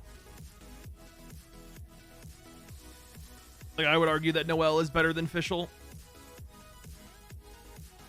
At C6, with both of them at C6. Like, in terms of, like, what you can actually use them for. Because Fischl's mostly just a battery. Notably, Fischl is good with Noelle, though.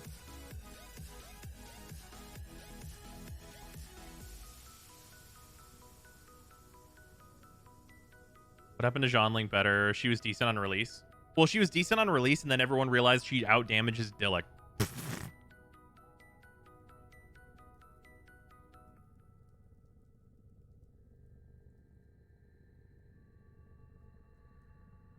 What? Yeah. Yeah, Zhonling looked at all of the 5-star Pyro characters and was like, look at me. I am the 5-star now.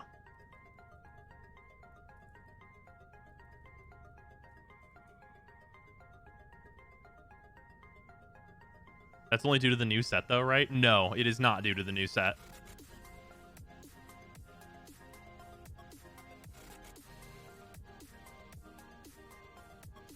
The new set is her new optimal set, but it is not because of that new set that she's in that position. Klee makes sad noises. Yeah, unfortunately. Like, Klee has high damage output, but it's so risky. And she takes up so much field time. And her range is short. Like, I would actually probably say that C6 Noelle is probably better than Klee in a lot of situations, which sucks. She outdamages most other 5-stars when she's literally not on the field. Yeah.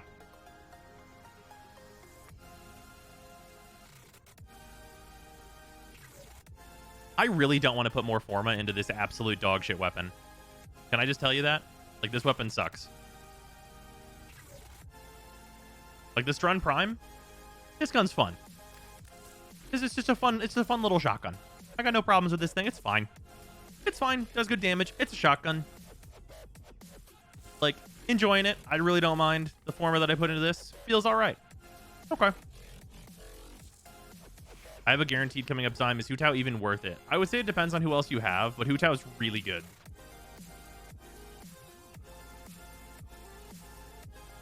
I feel like Klee gets better with Dendro Echo support. That's certainly possible.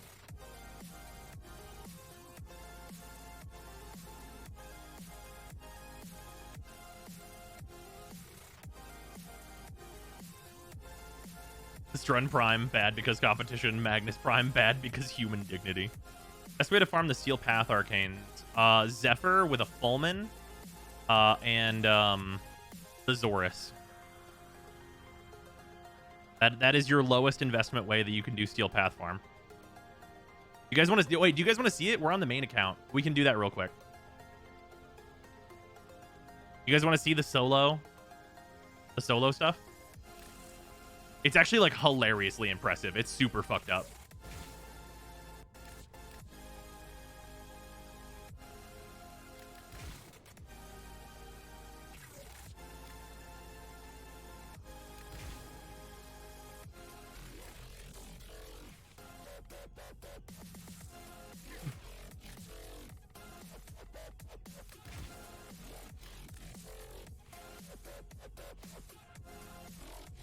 This is the budget build. Notably, this is literally the exact same build I already have on the free-to-play through, except for I'm not using Corrosive Projection. I have Steel... Oh, yeah, that's actually... I literally have a better build. I have actually a better build than this. Oh, wait, no. I remember why. This also fits on regular Zephyr was the reason I did this. Woman comes from the market? I believe so. Yeah, full build, one budget Forma. This is the budget build. I have this on the free-to-play through right now. Pretty sure it's exactly this. Yeah. For MR5, replace the Fulmin with the Kuvazar. Oh, yeah. I mean, if you have the Kuvazar, definitely go there. I'm talking about, like, turbo budget. Because most people are going to get to MR8 before they're going to have a Kuvazar. If you have a Kuvazar, by all fucking means, please go for that instead.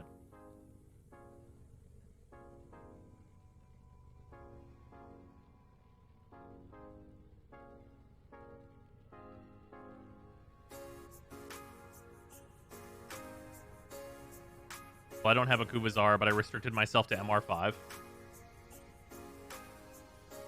Why? So I'm gonna have a Kuvazar at some point? Okay. I mean, yeah, you're restricted down to, like, Kuva weapons, and, yeah. Let's go for that. To prove a point? Alright. Whatever.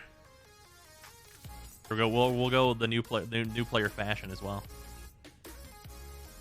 This is what I eventually want to have on the free-to-play through. I just need the armor. I have everything else.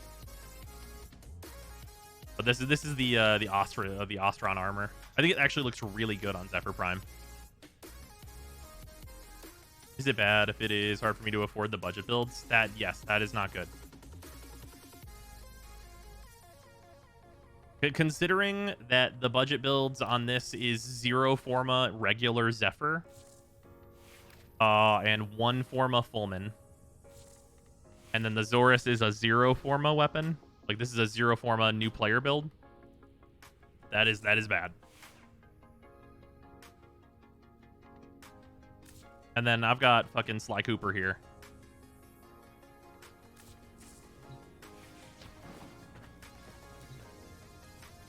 Who is basically the same as what I have on the free-to-play through. They actually really don't matter for this, but, like, whatever. I'm just missing so many things. Gives you incentive to farm those things. All right. Leave squad. Solo. Tavanui. Steel Path. This is... You guys are going to laugh. Because this shit is, like, fucking funny. Which element on the Kuvazar, by the way? Toxin like the Brahma. I mean, Toxin, Heat, Magnetic, Radiation. They're all good options. You can't really go wrong.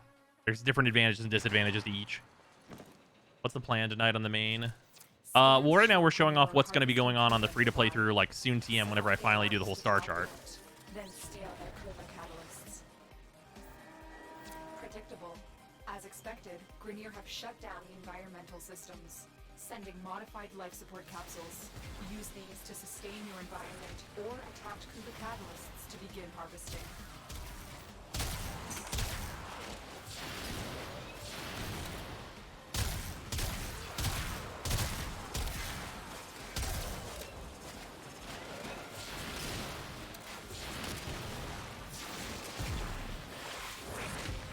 That's illegal. Yep.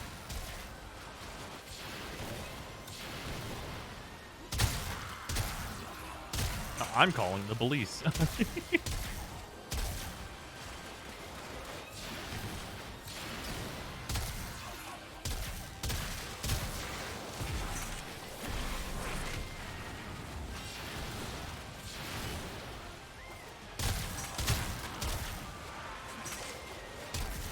How long did it take you to grind out Zephyr Prime? So she's only 50 platinum, so I just bought her on the free-to-play account. We sold some Nidus Prime stuff and bought Zephyr Prime. But this build fits on regular Zephyr, so you don't even need to be Zephyr Prime.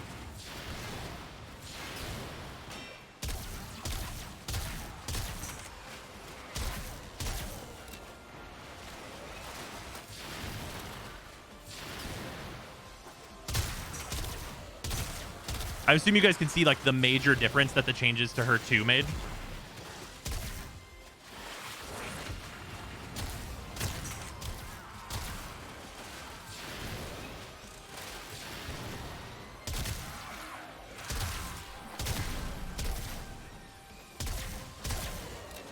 Is she really only 50 platinum? Holy shit. Yeah, you're right.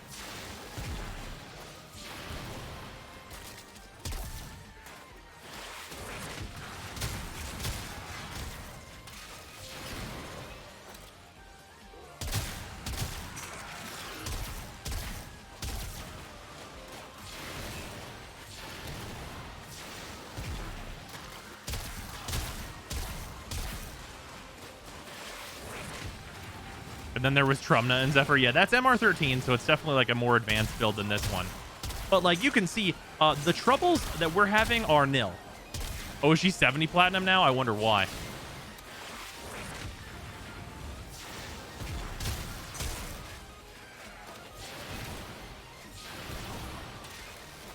Yeah, Zephyr stonks go up.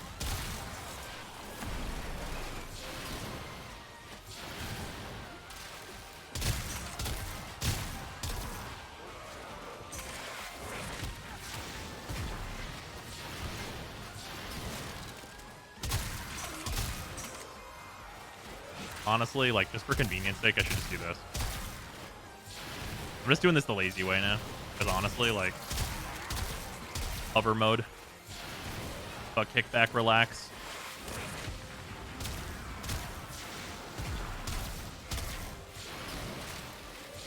Fucking VTOL.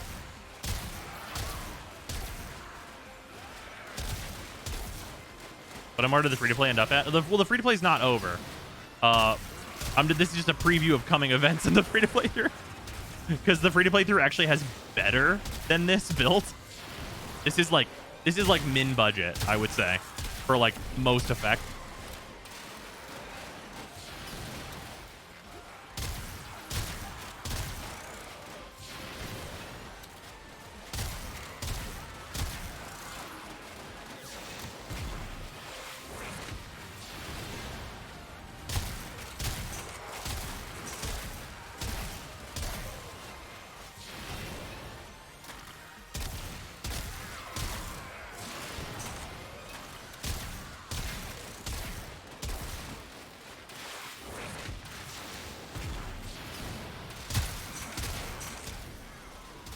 Oh, here he comes.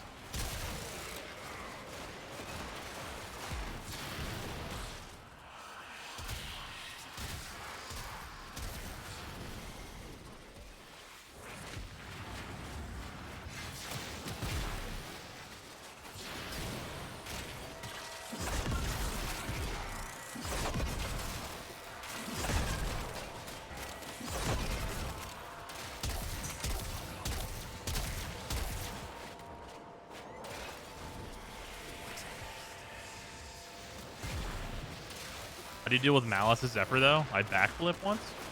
Question mark?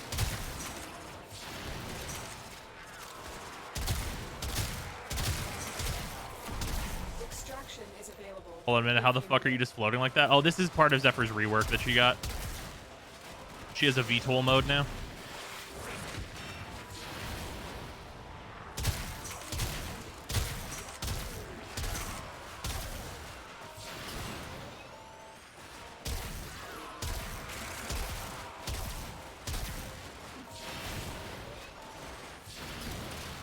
This, oh, by the way, if it wasn't clear, there are no merciless, like there's no arcane in this Fallman.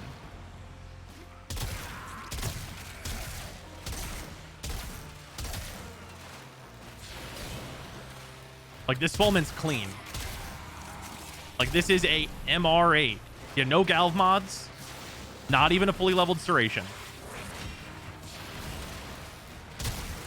This is raw Zephyr plus Fallman synergy. No Forma, one Forma. It is one Forma.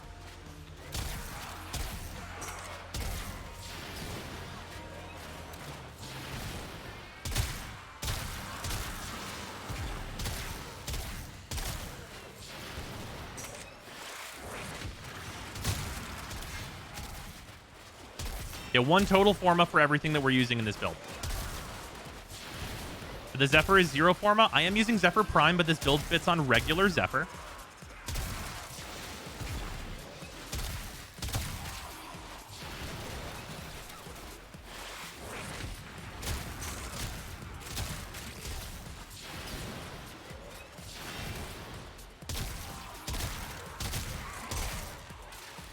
In theory, Tenet Arca is the Ultra version of this. Well, the Ultra version of this... the really Ultra version of this is the Trumna? Because the Trumna has certain mechanics in synergy with Zephyr, where you can just continually fire its ult fire into her tornadoes endlessly. Because when combined with Zephyr through the lens of her tornadoes, the Trumna recharges itself on ult fire. And becomes a fucking WMD.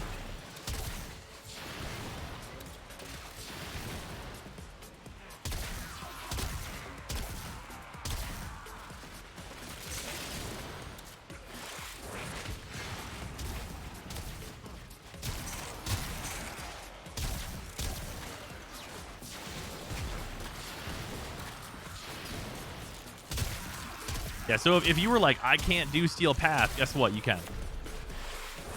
I don't have the builds for Steel Path. You probably do. You're probably about to. You can get it in about 24 hours. Your MR8, you can do Steel Path.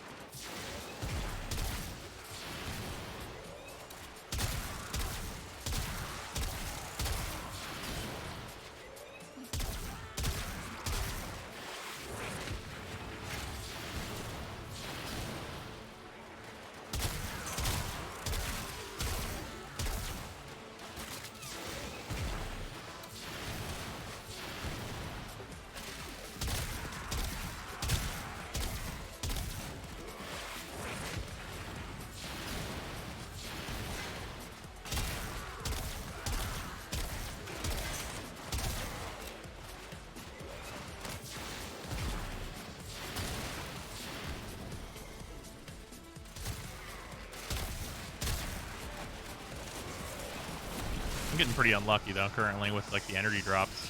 Okay though.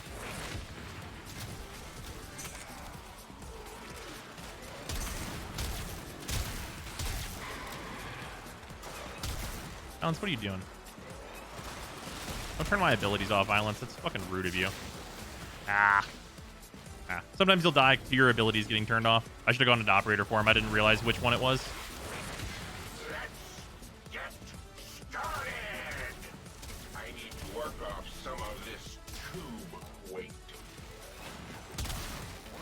Yeah, I should have gone into operator. So I didn't realize which one it was. But if you go into operator and then just go invisible, he uses his dispel on your frame and then you can just wait it out.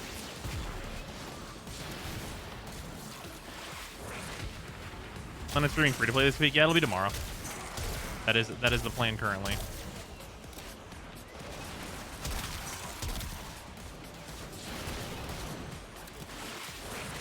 Which one's the one with the spell? That one that we just fought. I don't remember its name, actually. I usually go by the image. But anyway, that's this. You can do that for pretty much however long you want. The more successful we will be. I think once you add arcanes to the Fallman, you could like really easily go multiple hours just doing that.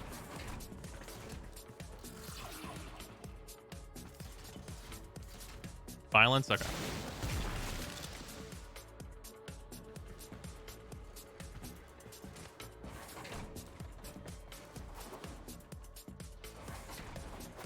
Yeah, my free-to-play account has the fucking Stropha now. The Stropha is very good at killing acolytes. Unless they nerfed that too. So we found out they nerfed it against the fucking Necromex, which sucks balls. Consider extraction.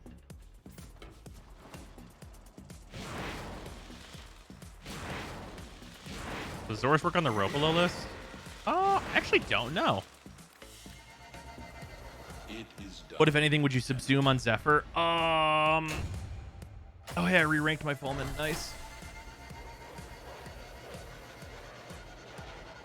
There's a lot of options.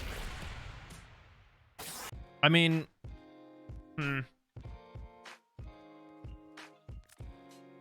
yeah, I mean, you could put Reach Surge on her 1. It's really not necessary, but you can. I have a video on that. It's really overkill.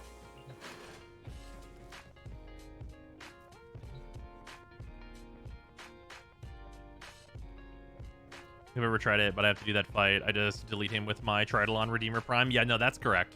You're correct for that. Yeah, that'll definitely get you there. Yeah, that's the budget build. And that's on, like, Tavanui. I'm literally going to go to Apollodorus. You can do a video on Nidus Prime. Yes, that is exactly the case. That's actually the reason that we just went and leveled him.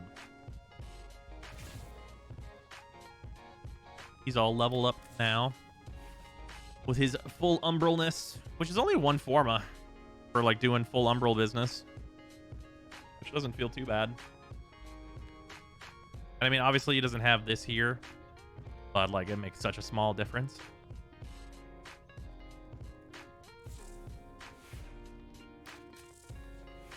Do we want to throw this thing into the deep end and just see what's what?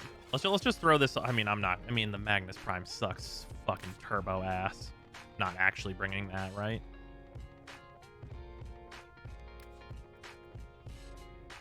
Throw the Stropha in here. I think I have to fix this build though. Just right. Ruptured. Oh, this still has Berserker Fury on it. Right.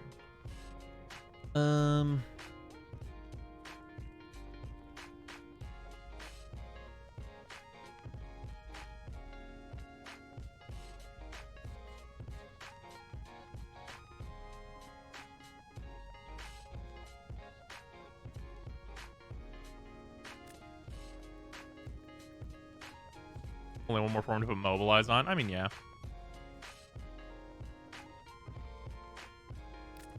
Would rather have Quickening on here.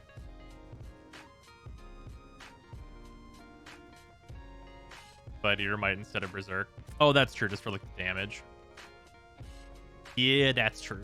You're not wrong about that. I always forget about Gladiator might still. Yeah, just for the multiplier. Multiplier very high, go up.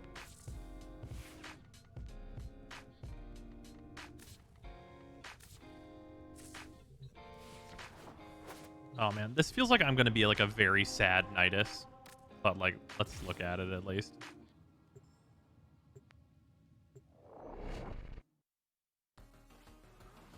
Okay, not budget at all. Nidus versus mega budget Zephyr. Scans show Grenier harvesting Kuva nearby. Like the least fair comparison of all time. Then steal their Kuva catalysts. Predictable. As expected, Really tempting to switch to the Stropha immediately. Environmental systems, sending modified life support capsules. Use these to sustain an environment or attach Kuva catalysts to begin harvesting.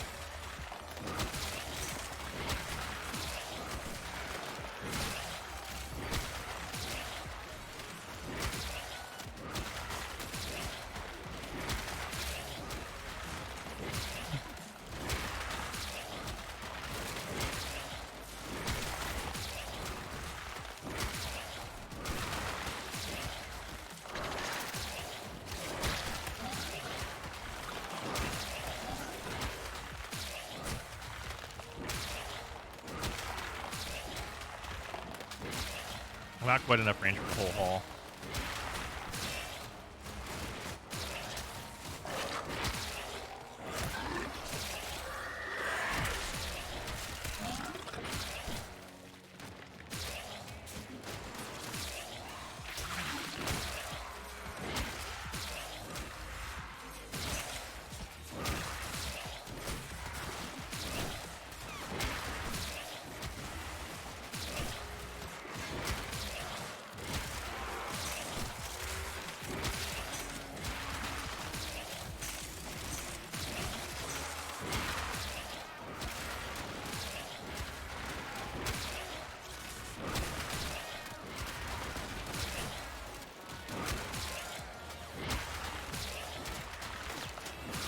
Honestly, this is scaling better than I thought it would be.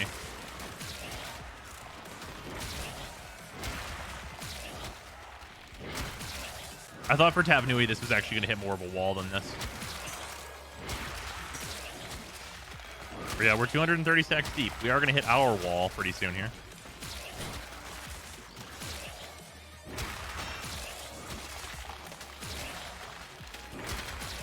Zephyr and Mauslan? Ah, definitely a waste of time to use the Mauslan for her.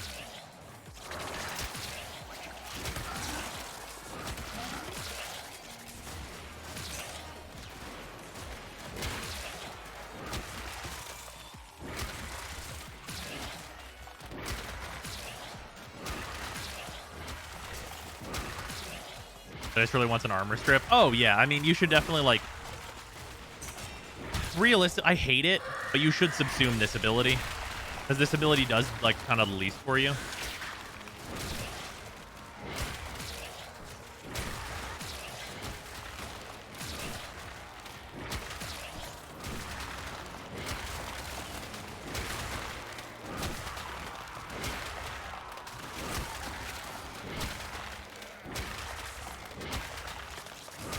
I just love the way the 4 looks with, like, the prime stuff on it. Looks really good.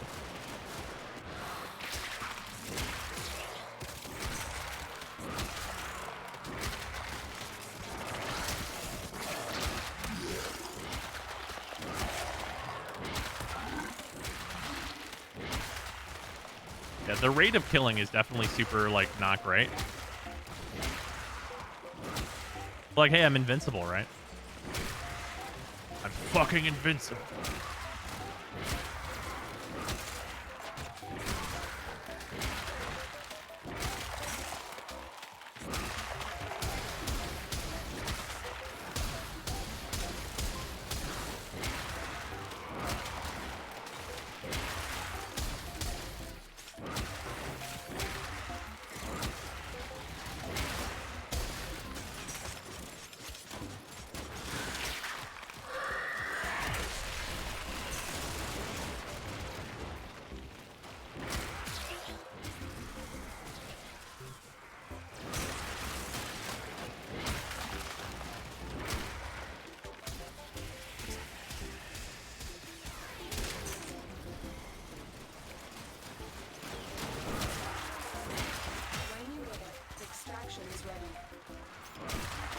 Mania? Okay.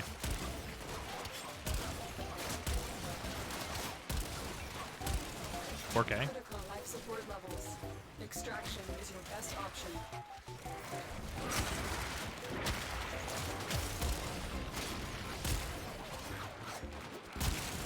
There we go. He was in there somewhere.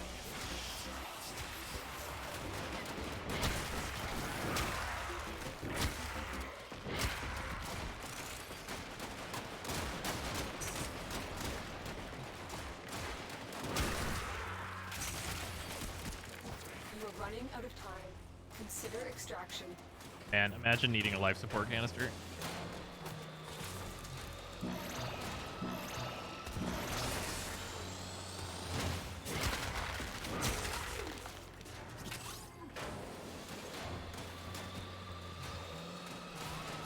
Now I'm in such like a shit room. That's unfortunate.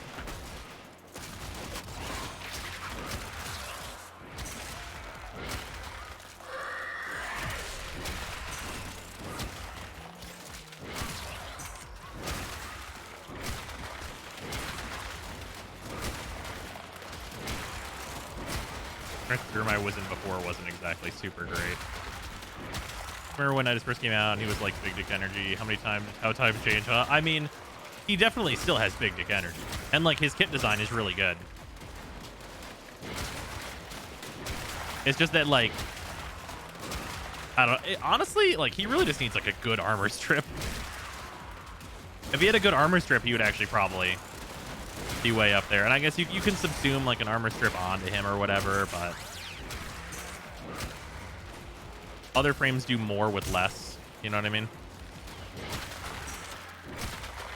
Because like this is a one Umbral Forma build, but it's an Umbral Forma build.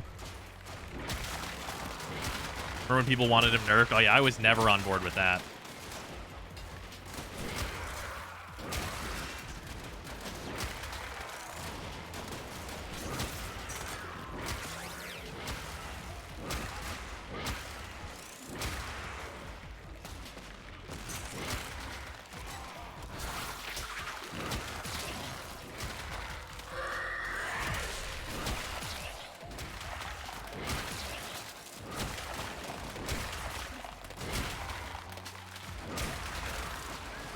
When did they cap Corrosive at 80%? Honestly, if Nidus had there's two things they could give Nidus that would make him way, way better. One, you make it so that his 4, like the maggots armor strip, whenever they explode, that would really help. And then make it so that his 1 doesn't have to reach its terminating distance in order for you to cast it again. Like, so that you could have multiple waves active at a time. If they did both of those things, I think Nidus would actually be in a absolutely perfectly reasonable spot and be very, very good. Because, like, he'd still be expensive, like, to build, but his, like, internal kit would do a lot more without having to, like, require an armor stripper or, like, some other gimmicky bullshit.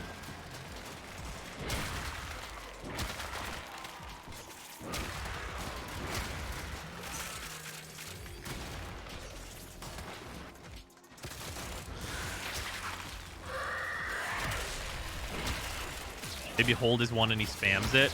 Oh yeah, just fucking stompies. I can see that. That'd certainly be good. I don't know that that's necessary as much as like the Terminus thing though. Because you kind of get like the same effect, but like you get a little bit more freedom with like re-aiming. I don't think it could go either way, and it's probably both fine.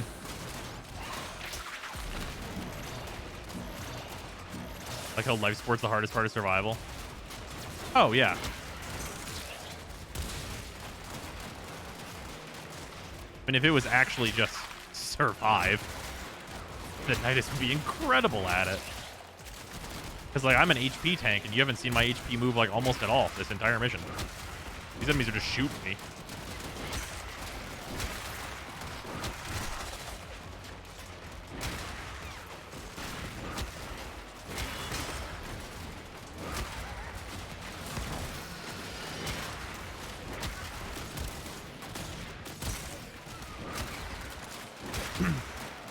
I just think a fully augment stacked Nidus should do more damage than this, because like you got to compare damages, right? Where it's like that does, it's like 2 stomps to kill one of these like 136s, right?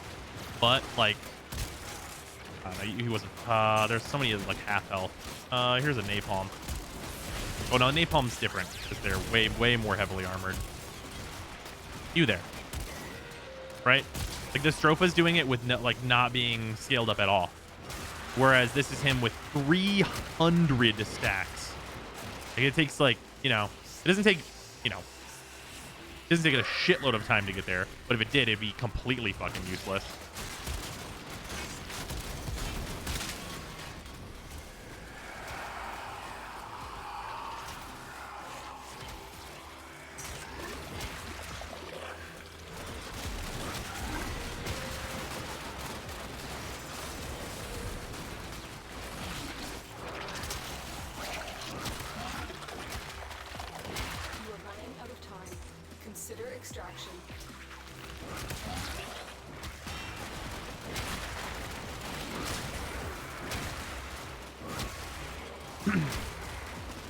Maybe have the augment raise the cap even further. I mean, honestly, if the augment said there is no cap, then that's sick. Do that. That sounds great. Because then that's like the Timmy dream, right? That's the ultimate Timmy dream technology. Like that's what Timmy wants. That's what Timmy will drink the blood of the innocents for that.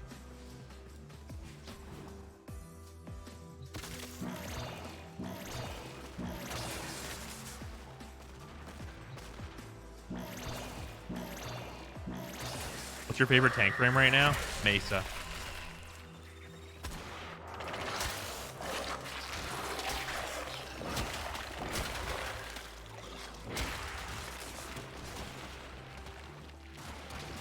I'm out of energy. There's a Leech Xmas somewhere. One of you is a Leech Xmas. I couldn't say which one, though. I wish this was easy to discern. Either way.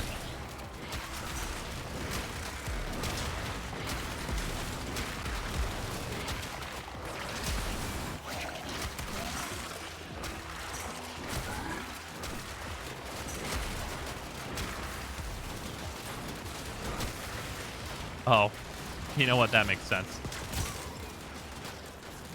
That one's on me. That one's my bad.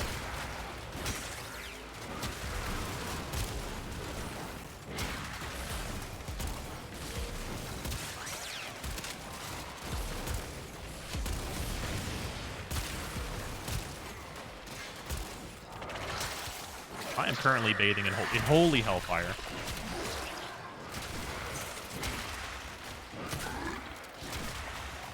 Xmas really do need a big fuck off icon that says kill me. Not all Xmas, just the important ones. Like the energy drain ones. And then, yep, that's it.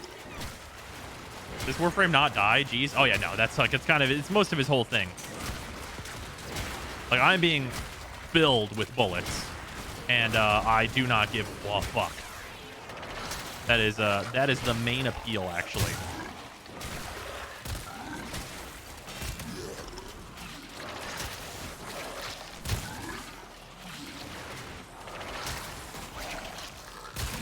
Do you see how much better it is to just like fire this into it, though? That's the problem here.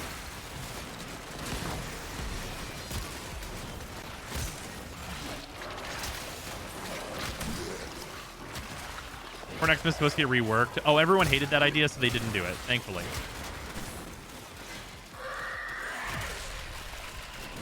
Give the energy drain ones a Nidus link effect to you. Problem solved? Absolutely. I fully agree with that. Critical life support levels. Extraction is the best option. Yeah, it's unfortunate that Nidus kind of can't kill fast enough to keep up with life support.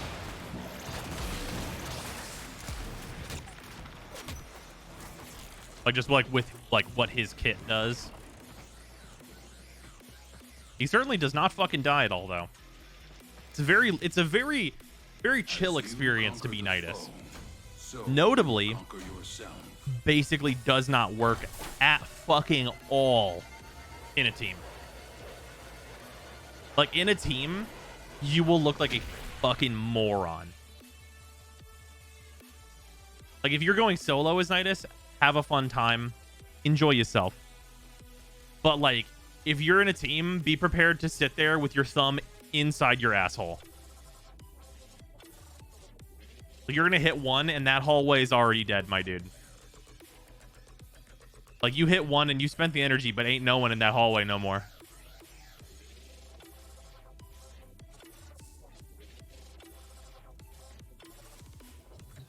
Hey, I'll look great. My fashion is on point. I won't be doing anything, but I will look great. It's true.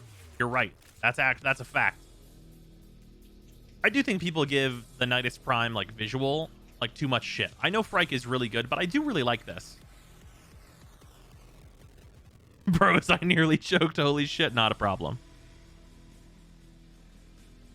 B Nidus, press 1, 0 damage numbers. This bitch empty.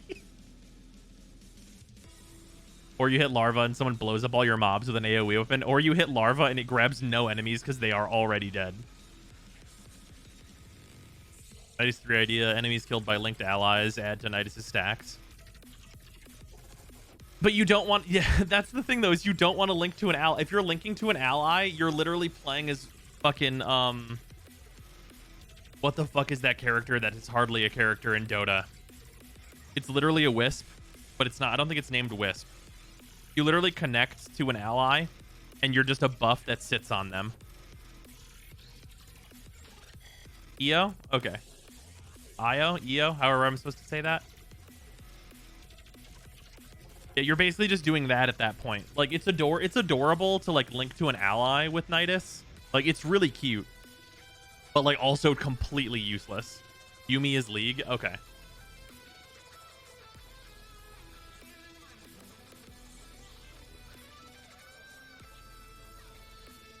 Like, linking to an ally. Here's what occurs whenever you link to an ally. You link to an ally, and you're going to give them a fucking 48% increase. And, like, you're going to give them some number, and they're going to look back at you and go, okay, this is funny, but why are you doing that?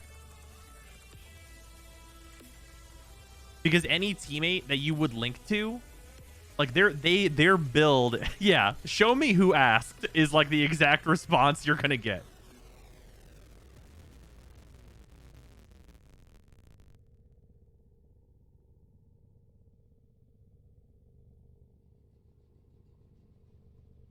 Do you think I'm a fucking joke?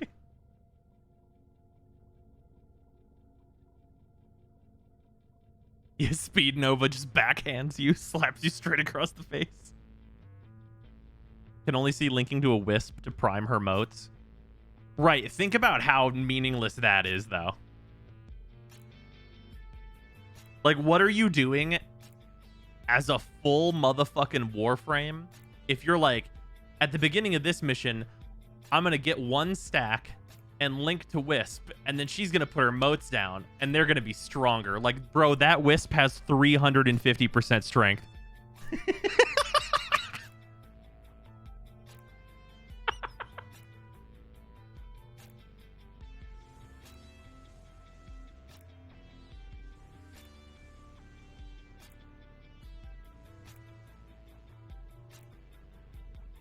Sorry for asking, what's your shoulder armor?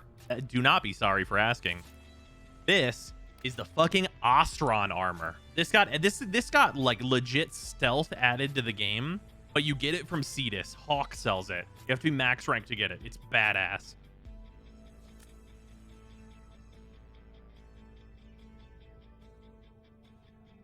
It looks like a fucking prime armor. It's really good.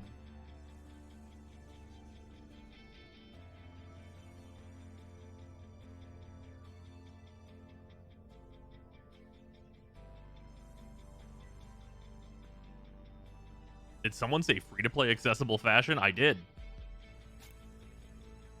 See, now that's a legitimate reason to farm the Cetus rep. It is the only reason I've got right now, but it's a fucking good one.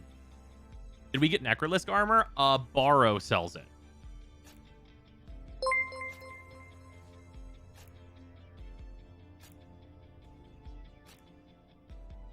I remember a load of shitty ideas. I don't remember the Xmas idea. Oh, the Xmas idea was to change all the Xmas to be weak point based so that you couldn't kill them just by shooting them or dealing AoE damage. You had to shoot their specific weak points on them. And getting me to actually log on, bros. Is your up-to-date Fulman build up somewhere? Or remember if there's a newer video? Video, or if it uses new mods. I forgot to check earlier. Rip. Oh, so whenever I was using that Fulman, that is a budget Fulman. Speaking of which, I need to switch to my non-budget build here. Looking Tornado Breach.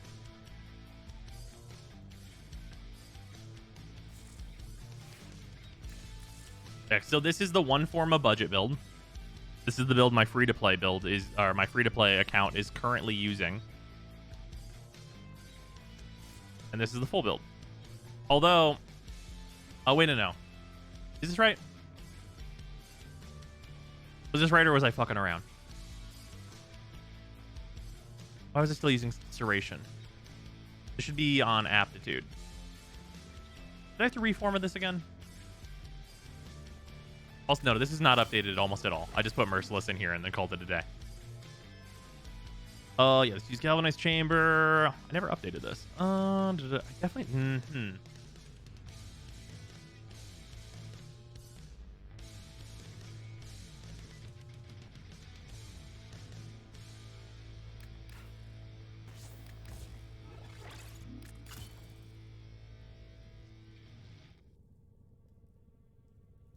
Would I need to change anything else? I think this is right.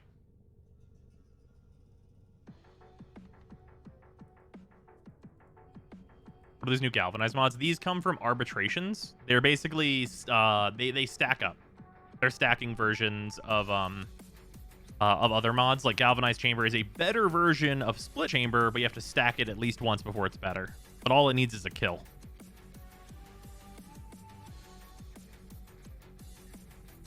That noise you heard were steel path enemies dying as you slap mods on it in the orbiter. Yeah. Vigilante. Yeah, Vigilante's good on this because of the multi-shot. And also, like, enhancing criticals is, like, minorly a thing. Vigilante could be a different mod. I don't know what else I would put in here, though. Honestly, like, it could be a Bane, but that's just annoying.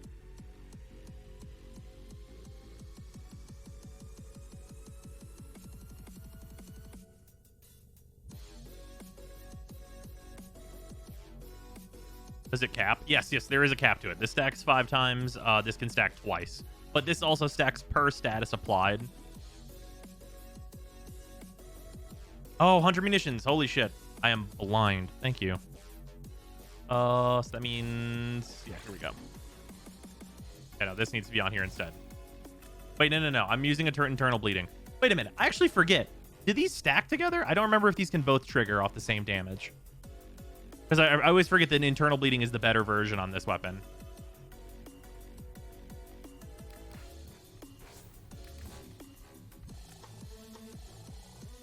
I forget all the time that internal bleeding is an HM, kind of.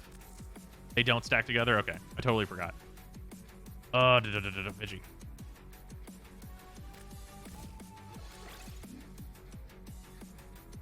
Is it weird that this would register as Hunter Munitions more often to me if it was an uncommon mod?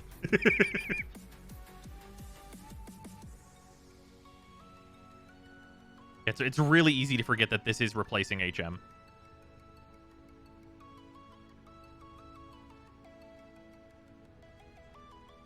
Got her crit, got her damage, got her multi-shot, got this bullshit, got this bullshit.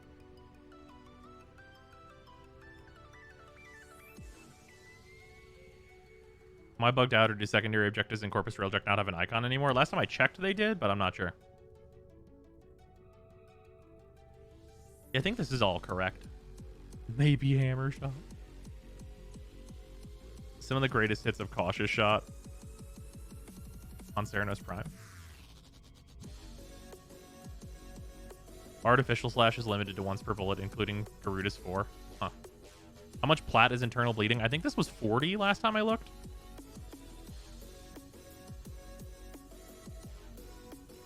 Projectile speed in the X-less. I mean, I could. That seems like next level overkill.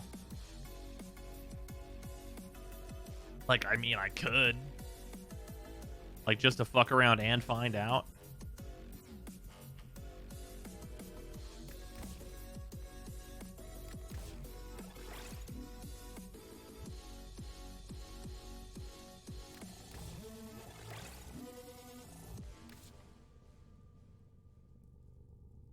I mean, yeah, it would require another Forma. And, like, honestly, like, full build Fulman, if you like the Fulman, please continue. However, there are upgrades to this weapon. Like, that's why this build is the more important one, is because this build is one Forma at MR8, and it slaps ass. Like, obviously, this build does Steel Path with Zephyr.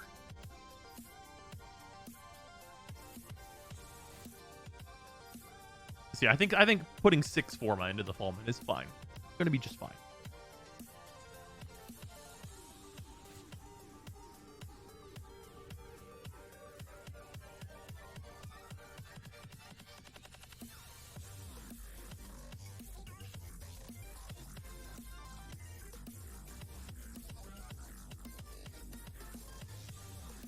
There's a time when I'd only use the Fulman, and it was before I knew Hunter Munitions existed. Wait, Fulman's a 10 weapon. Fulman Prime when? Eh, that's a good point.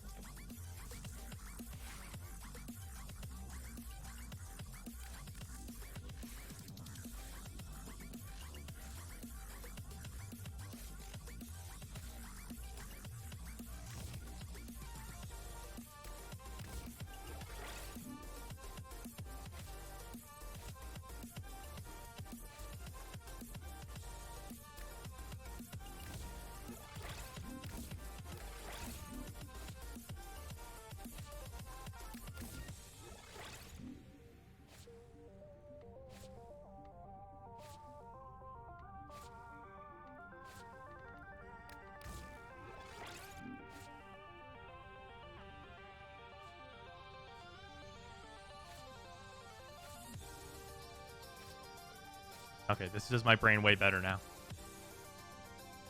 My brain is much happier with this currently.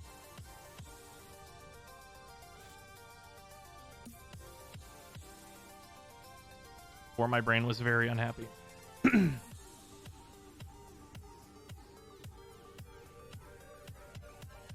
Is the V forma really necessary for Zephyr? The V forma? No?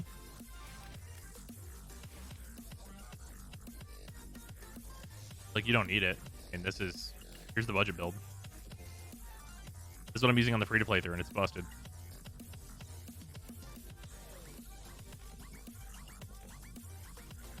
I mean, dash for the aura? I mean, realistically, like, you want to use, like... I mean, whatever you want up here. It doesn't really matter. If you just want to use a variety of auras. I mean, I'm using, like, a fucking... I'm literally using steel up here on the free-to-play through, and I have a fucking Exilus mod installed, so, like, fucking do whatever you want, honestly. Like, her build is so easy. I think we had another Prime this year. I guess it's January? Right? No. Well, no, it should be January that the next Prime is. No, Lewis, don't worry about it. Always feel free to ask. Does the Zorus Infinite Combo Duration work for Baruch? No, they nerfed the shit out of that, unfortunately. Yeah, Korra Prime in January. That sounds correct. Yeah, they got a little off kilter with their Christmas Prime. But I guess that doesn't matter because according to DE, Nidus is the best-selling Prime Access ever. Which is, like, mind-blowing, right? I was very surprised when I heard that.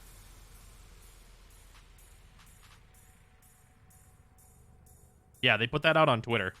And it was only, like, a week into the PA.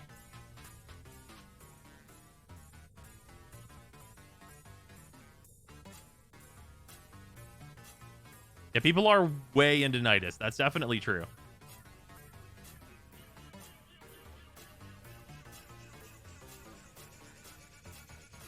Have they ever freed Exalted Melees from the good mod prison? Unfortunately not.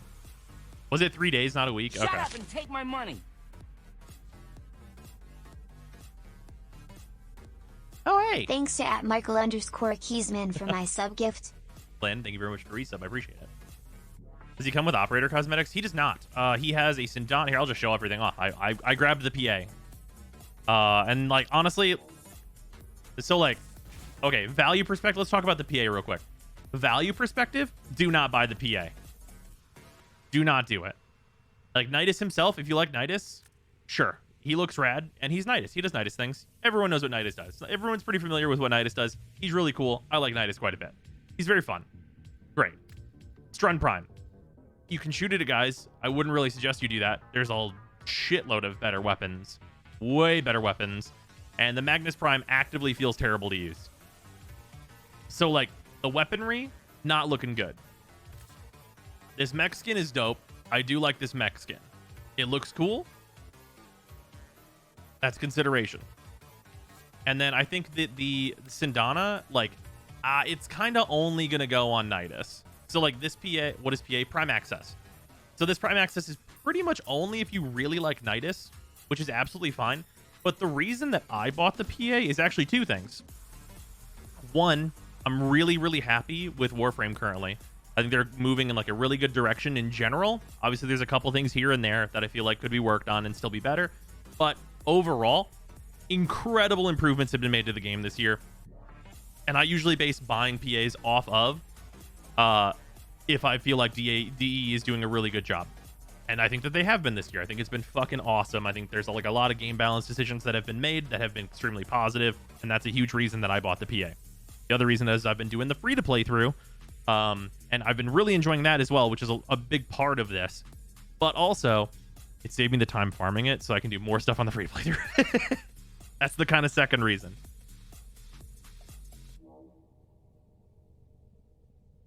Yeah, I think if anything is the biggest reason to buy the PA, it's just whether or not you like the direction the DE has been going. Like, if you're, like, not enjoying the updates, don't buy the PA. if you are enjoying the updates and like you've been enjoying the decisions that they've been making, I think buying the PA is like, you know, it's the vote with your wallet mentality, right? It's always going to be that way. If you think the DE has been making great decisions, like, I think that it's really positive for the game overall that this PA can be kind of objectively kind of whatever in terms of the items that are in it and be the best selling PA ever. Hopefully that reflects the community's decision to buy a Prime Access whenever they are happy. You know what I mean? I think that it's possible that that is a reflection of that. It could also just be Nidus hype. Like, people do really like Nidus. And that's super valid. But I hope that a lot of the drive for people buying the Prime Access is actually that they're a huge fan of like the direction the game has been going, but with like the Steel Path being more integrated into the main loop, being like a very clear progression of power, and being like a really good farm and like general place to put things. And also like just the rebalance, of course, of primary and secondary weapons, I think going very, very well overall. Isn't there a problem with having a second account? I know it's not big, but it's bad to have those accounts interact with each other. Yes, I cannot have those accounts interact at all in any way. Obviously, I have permission to do the second account stuff. Generally speaking, I would not advise people to do a second account, but if you were going to do it, they cannot touch. Yeah, do not have the accounts touch in any way. There's a number of reasons why they have rules against having the multiple accounts. I could go over a few of those, but like there's a bunch of reasons why you should not do multiple accounts. They cannot touch in any way is like a really big thing. Will need to be a rebalance for many Warframes for Steel Path, because right now I'm limited to only like half my Warframes for any sort of viable Steel Path build. Balance being the smallest. Sure, yeah, like there's a bunch of Warframes that need work, but I feel like they've been doing a good job. What are like the three main reasons? Okay, so number one is plat, and trying to get multiple plat discounts. That's a big one, where like, you know, you would basically get double logins to try and get a 75% off and then trade all that platinum to your main account. Mega against the rules. You will get incredibly banned. You will get struck down by the might of Thor. Do not do that. Second one is Riven storage, a way to like get around like the limited amount of Riven slots. Do not do that. You will get turbo banned. How would they know if the accounts touch? They have like your IP and stuff is logged, and like where you log in from. It was the most selling PA after one day I had to go check, because it came out the 8th and the most selling tweet was the 9th. Damn, sure made that's crazy. Also thank you for the 100 bits. That shit will target the radio frequency of your mouse to ban you. Yeah, absolutely. Started a second account to play with my wife, so I didn't one-shot everything and bought plat on the wrong account by accident. Ah, that sucks.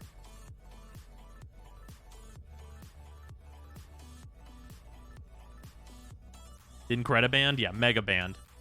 Yeah, do not have the accounts touch or really be like related at all, basically. Also, another reason, double dipping on event rewards and then being able to sell them. One of the things that happened was, you know, the dual stat electric mods. You'd get those and you'd have the full set of like dual stat electrics back in the day. And then if you had done the shady thing of having a second account, you sell those. And then you'd have a bunch of platinum to trade to your main, theoretically. Mega against the fucking rules. Do not do that. Both accounts will be banned. My clan invited my other account. Will I die? You should be, if you're just joining the clan, you should be fine. I've done that, and it hasn't been a big deal. I would try and join a different clan if you can. Like my current free to play through is on Freezer's clan.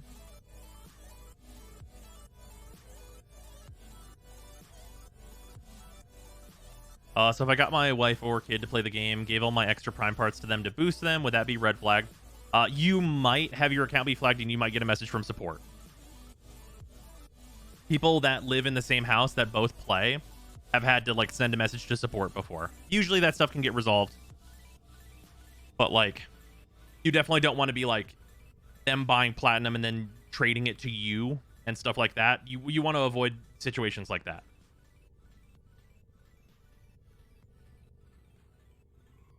Obviously, I'm in like a position where I can talk to someone at DE if something were to happen to the free to play through and be like, hey, I'm doing the free to play through. We've talked about this. Can I get it unbanned? And like that would probably happen for me. But it's going to be, you know, it's going to be more involved for anyone that's like doesn't have that. Been rewatching your free-to-play VODs. I'm on the Fallman VOD where you finally got it. You definitely made me re-dip into Zephyr. She's great now. Oh, yeah. Yeah, one day is nuts for, like, the Night SPA to be the best-selling one. It's really crazy. Hey, hopefully it's indicative of the player base just being happy with the game. I'm actually curious real quick. I'm gonna do a little look-see.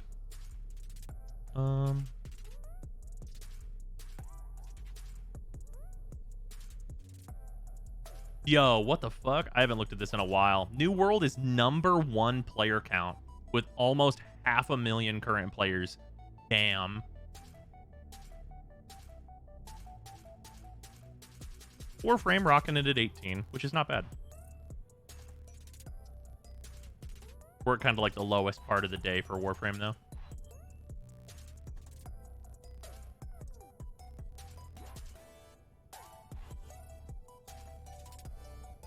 Just looking at like the overall for this year. Yeah, looking at like, you know, like average player count for Warframe. We're just like going by like the numbers. This time last year was a bit higher, but like the overall like trend is upwards, I would say. Other than like the very beginning of the year, we had like a dip down. But yeah, I would say like generally, and also like it's been a while since we've had like a super major update in like the last couple of months. So I think like a really big update hitting is gonna, you know, skyrocket those things back up.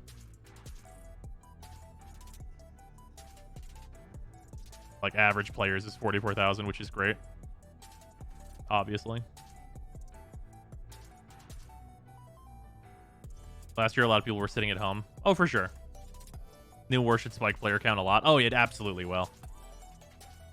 So I think the big thing is that New War needs to go smooth. Rose, are you doing Genshin today? I am not. Yeah, it's kind of a chill state with Warframe right now. So like average players being 44,000 is really good. As long as the Halloween thing going forward, did it end already? Oh, you've got like 20 days still.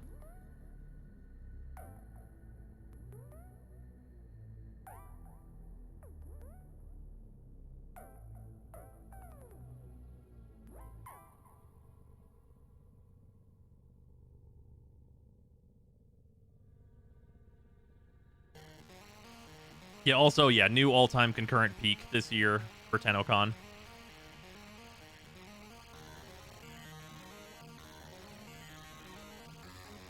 New War better not be December release where DE dumps it, then goes on vacation right after, like Railjack. Well, so here's the thing.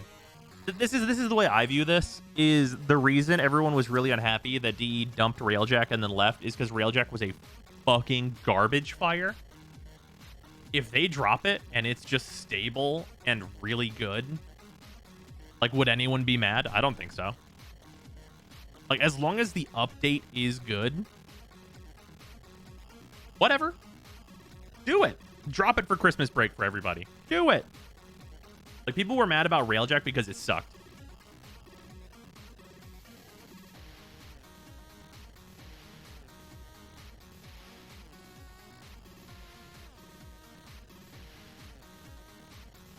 Yeah, a lot of the recent updates have been very stable. I think that is because of the like platform parity. They're clearly having like a longer amount of time to make sure it works on console, and I think that's making the updates on PC more stable. I do think it can definitely still go wrong though.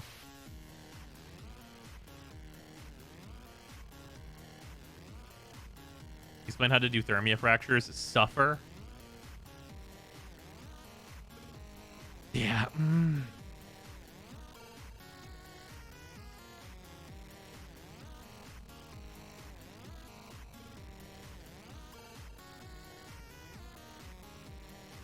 Notice the patch notes for hotfixes have been way shorter too.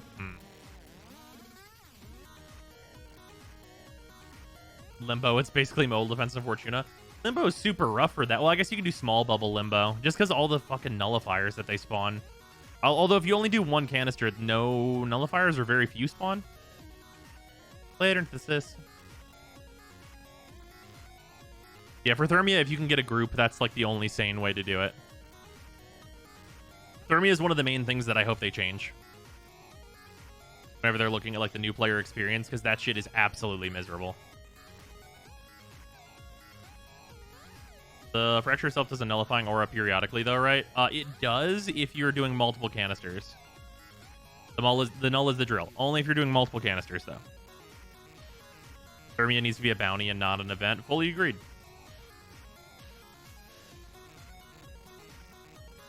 Are Void Storms still as bad as they were on launch? They're definitely better than launch. Way better than launch.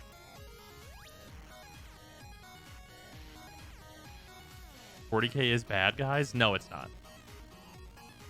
That's just wrong.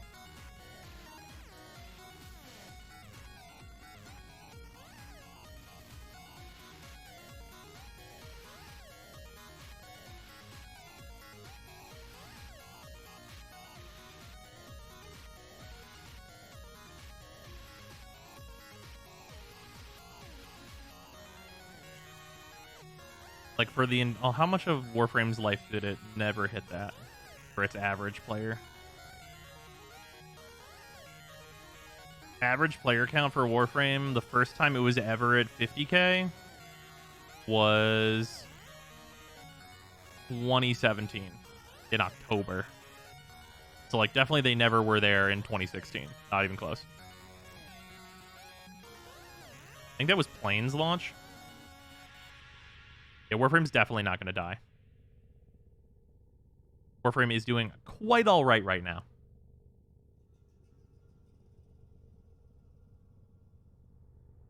Where they made it worse, because I remember the original Thermia event was rough, but current Thermia is soul crushing. Well, the reason the Thermia event was rough and this is soul crushing is because everyone was doing it. Like, it was really easy to get squads of 4. Now it's not, which makes it just absolutely fucking painful.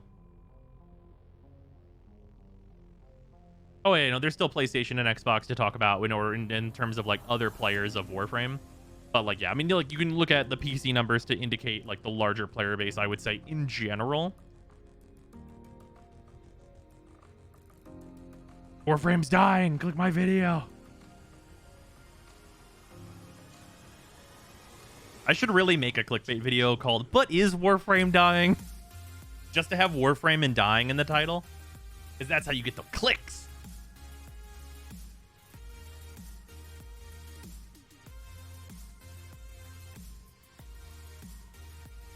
Stealing that idea, Flynn? How dare you? Do not.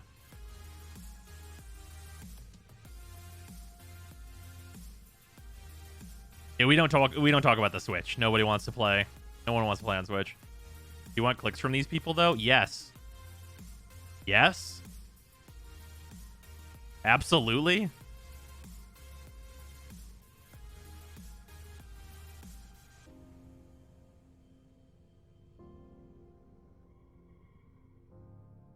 Just waiting until I can move my Warframe account to PC from Xbox. Oh yeah, I think there's a lot of people that are in that waiting room.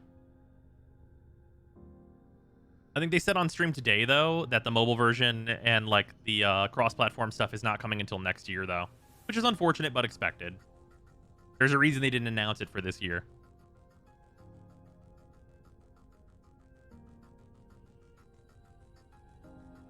Been on Xbox since 2015, and I'm now largely a PC gamer. I've been dying for crossplay, yeah.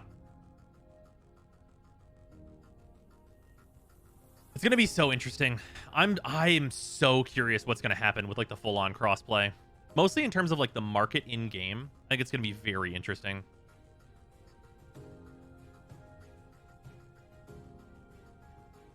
How's your white soap bright on Nidus? I have the same exact color as my Nidus name. Bright, is it an extension or settings? Probably just settings.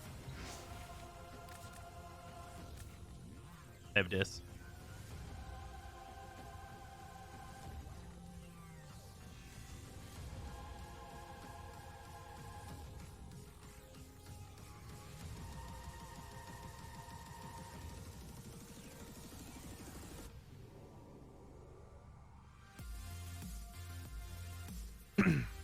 Numbers on other platforms are minimal compared to Steam, by the way.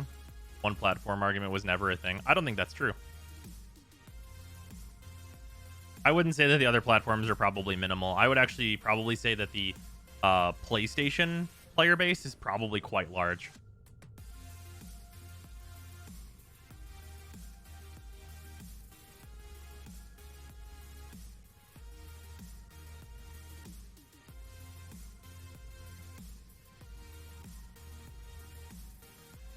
I've seen crossplay implemented in one other game, and it was a nightmare for the dev team to support. Yeah.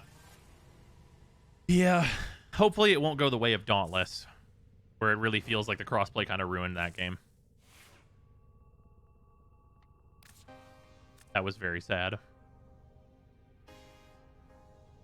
Also, like, just general dev decision making on that was not great.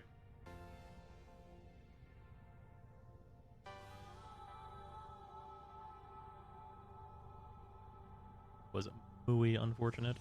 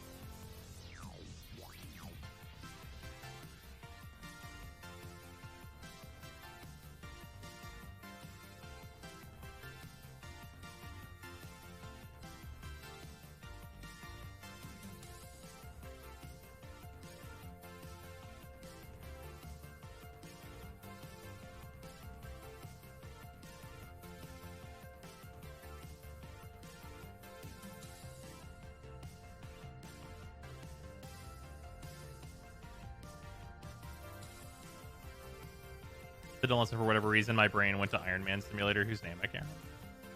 Unless is carried by console population at this point. Yeah, that makes sense. Cardboard time? Yeah, we should do that. You mind everyone in C just connected to a server? Not sure if Warframe is the same.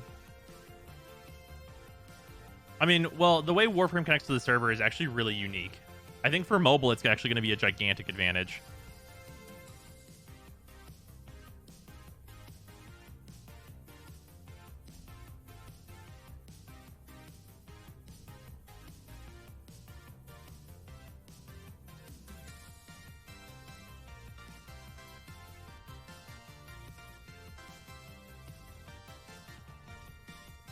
Be right back.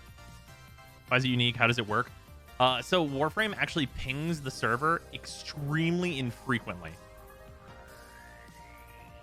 So whenever you're doing like solo play and stuff, you can actually like fully go offline and play for a very long amount of time because it only needs to ping the server with a very small amount of data, either during reward rotations or at the end of missions. Which is why Warframe is one of the best games for people in countries that have like way worse internet. Like if you're in, I don't know, some fucking, I don't know, pick a place in Europe that has shit internet. I don't know. So if you're somewhere that has really shitty internet, I don't know, if you're like South America or whatever. I don't know which countries have bad internet in, yeah, rural America. There you go. Fucking America has shit internet too. Australia, lots of places like that. You can really easily play solo because like, it's such a small amount of data that you don't need to ping very frequently. It's really, really high quality for that. So like you could legitimately on like, if you're on a train with intermittent signal on mobile Warframe, I suspect you'll be able to do like a half-hour survival. And like probably be fine, which is going to be really impressive. It's basically just rewards, end of mission, and chat that gets pinged. Right, exactly. Like, if you're not in a multiplayer mission, I think the mobile version of Warframe is actually probably going to be one of the best experiences you can have on mobile from, like, a connection standpoint. Because it's not going to do those constant pinging bullshit. Because it doesn't need to. Like, it's just not built that way.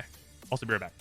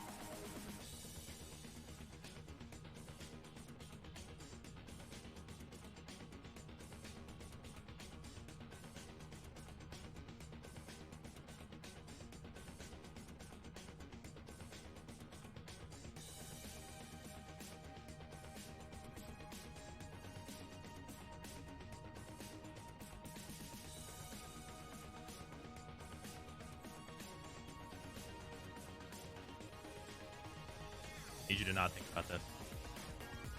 Don't look at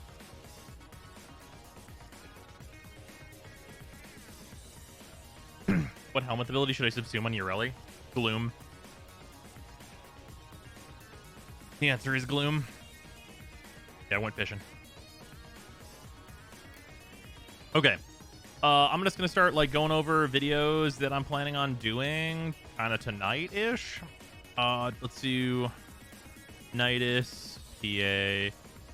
Nidus PA review, which is like, I mean, kind of a review, but we'll call it. That's what it's gonna be called. Don't play Ureli. That is definitely the optimal choice if you were looking for one. What other videos need to have happen here? I guess I mean, I could split this into 3 videos. That's probably definitely my optimal life, right? 2 why would you use this on a Nidus Prime video? Actually, probably also way more fucking useful because people are going to want builds for them separately and are not going to go look up a Nidus PA review. Okay, never mind. Nidus Prime video. Fucking why is the Magnus so shit?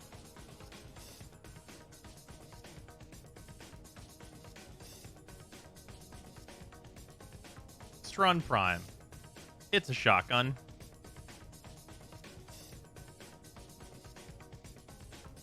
Oh yeah, Strofa updated build.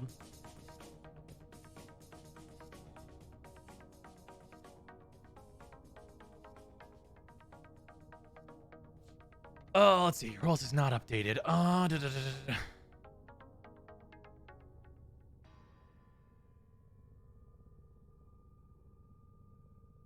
Galvanized Fallman build. I don't think the Galvanized Fallman build is as important as probably the new player stuff. And I'm waiting for the actual free-to-play account to get to a Steel Path bullshit before I do that video. So I know we showed it today on stream, but I want the free-to-play through to be there.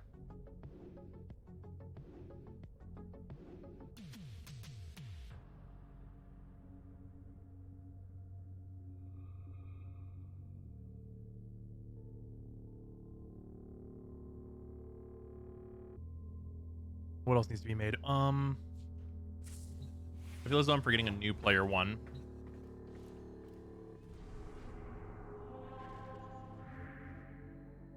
Is there a new player thing I'm forgetting?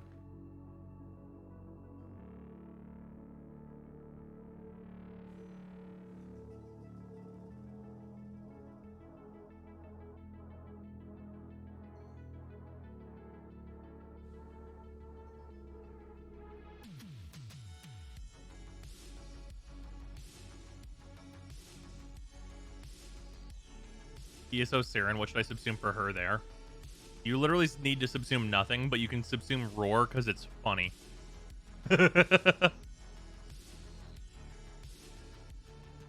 Or Gloom because it's funny. Gloom is more of a Steel Path Saren thing.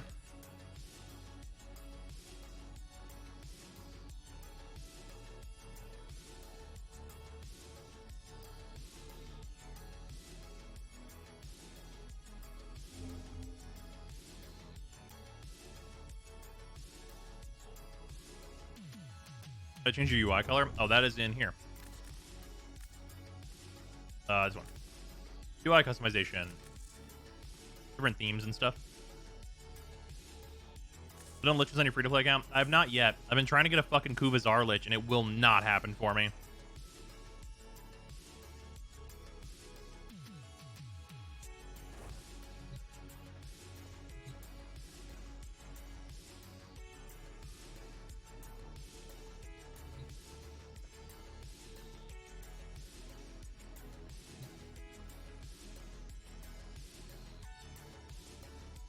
Not caught up. Does your free-to-play have a railjack? It does. It does. I'm just working on getting some parts for it still. But it has, like, okay guns and stuff, which is good.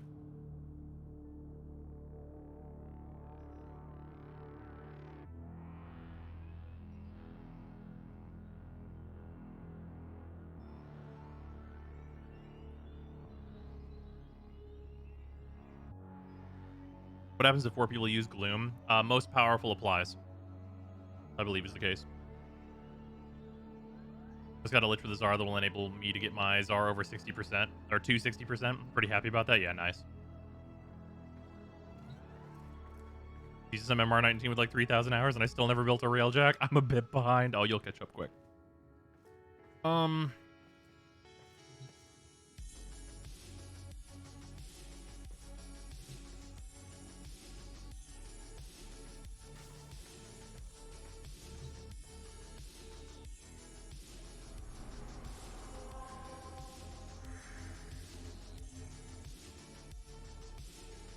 Railjack, have you tried double gunner crew member with Photor?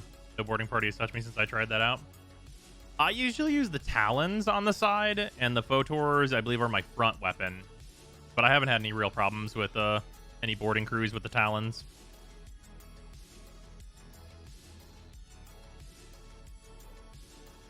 They're both hit scan.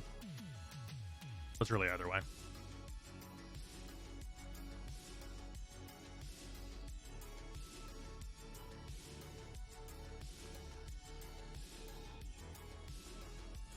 Is Railjack soloable or is it still squad mainly?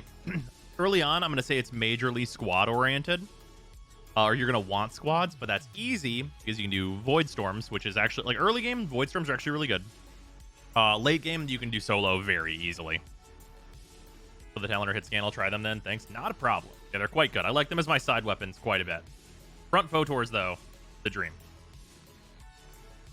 As soon as you get the NPC crew, you can easily solo. Yeah, and it's not hard to get the NPC crew. And you really only need 2 members of the NPC crew. You don't even really need the 3rd member.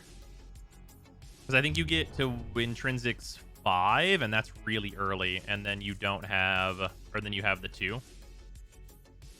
No, 5 is your 3rd crew member, actually. You actually only need to get to rank 3, and then you have 2 crew members, which is just fine. Although you really need to be at rank 4 for that last competency point. Or for the 2nd competency point, so you can have them in maxed levels there. Yeah, rank 5, not hard to get to at all. I believe my free-to-play is already at 5. And in double gunner 1, like, repairman. That's good. I'm try out the Rise PC demo. Maybe. I want to. It depends on if there's time.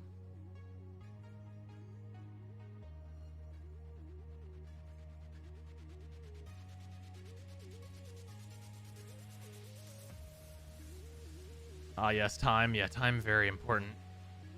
Okay, Nidus Prime video. Why is the Magnus Prime dog shit? Let's run Prime. It's a shotgun. Stropa updated build. What else is there?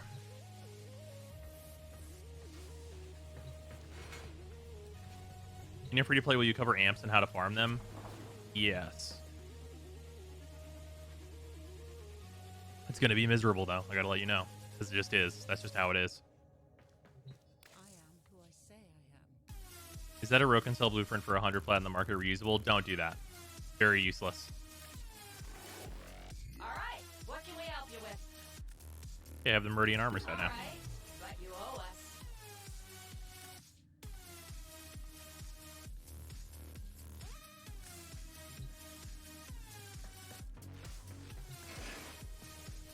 Why you shouldn't use the ghoul saw?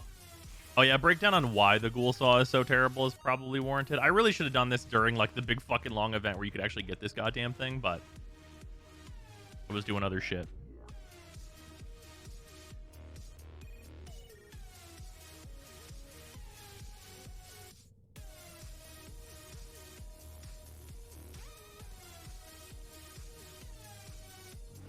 What's the best bounty on Daemos to run over and over if I just want mother tokens, just the highest level one? If you can do the Steel Path one fast, it's definitely the best.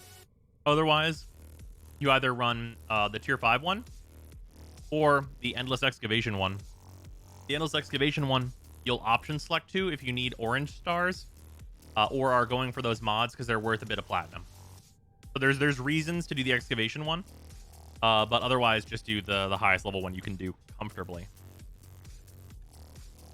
Oh, right, the Ghoul Saw is in Vent Kids Research. I forgot about that.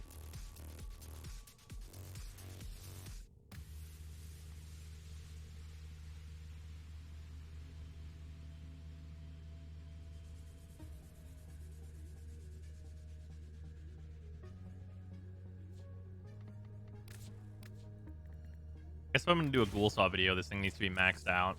Because it's just, I mean, it's turbo dog shit, but I mean, It's my turbo dog shit.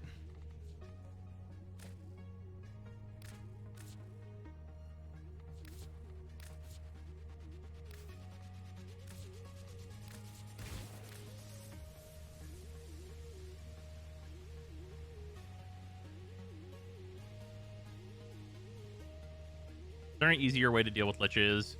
Now, as an earlier player, as someone starting out with how beefy they are now, want something else besides let me nuke if possible. I'm going to try the Stropha out on them with Zephyr. Max it out to make sure it's turbo dog shit. Yeah, pretty much.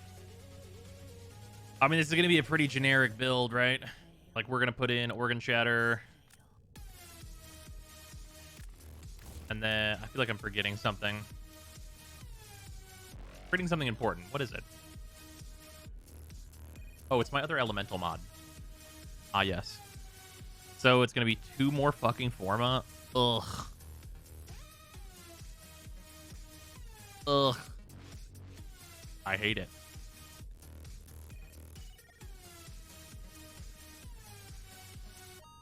That's the same question. What do I give Chroma? Empower.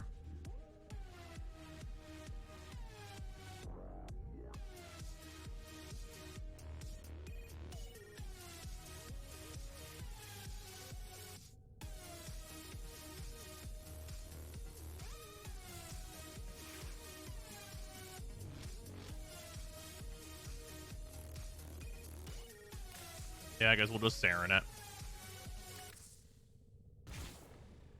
Still sucks ass.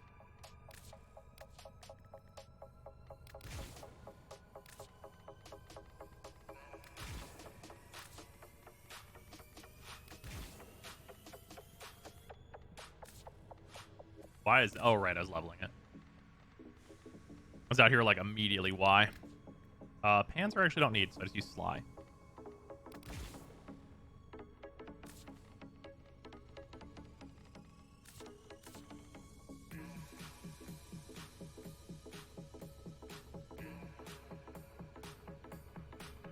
Why don't you spring-loaded blade over prime reach to save on Forma and pain? I mean, I might as well just have it be maxed out, right? Hey, what's up, Para?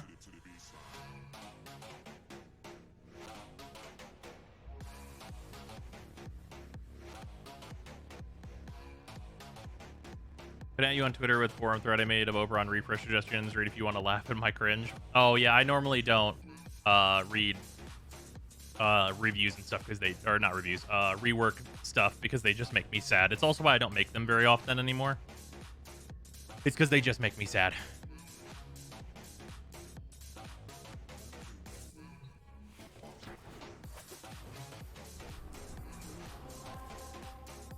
Whoever wants to join, just join in on me if you want to.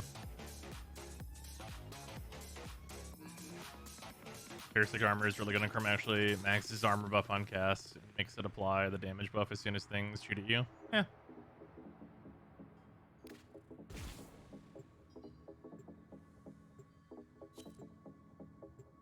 Your quick frost rework idea made me sad, and that was a while ago already. Yeah, pretty much.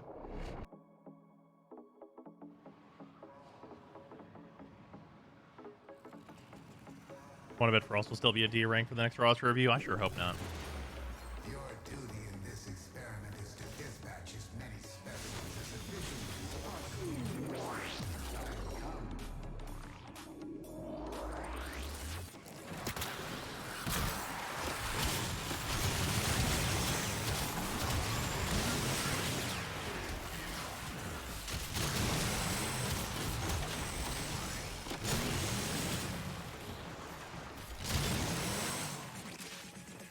I actually forgot to do the thing I needed to do, which is I actually did want a weapon that gave me some combo timer. That's okay though. I'm Saren, so it'll be fine.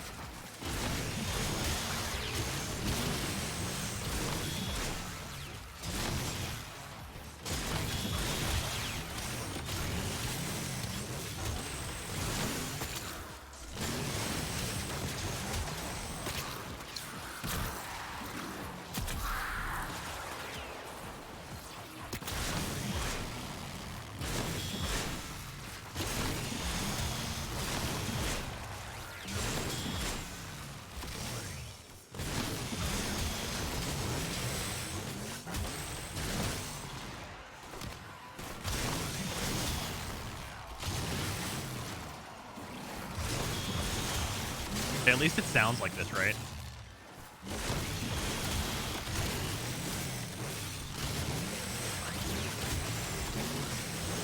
God, I can't believe this weapon is this dog shit, though.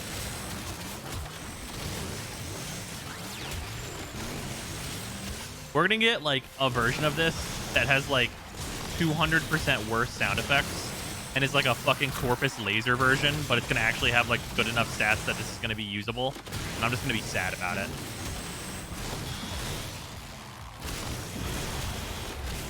Enter the conflict now.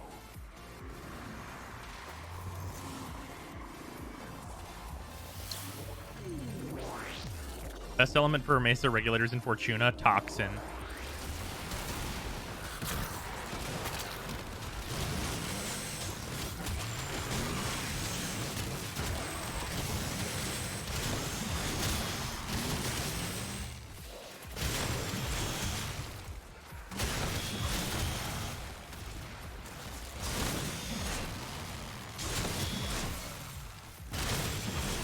I will say for Zephyr, this is, or not Zephyr, for Saren, this is actually a really good spore spreader because you get the hits whenever you're like driving, and it does spread because of the way that her 3 interacts.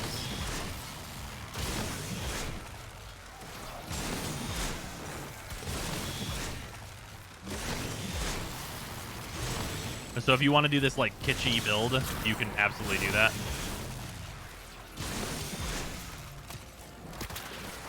Note that it is kitschy though.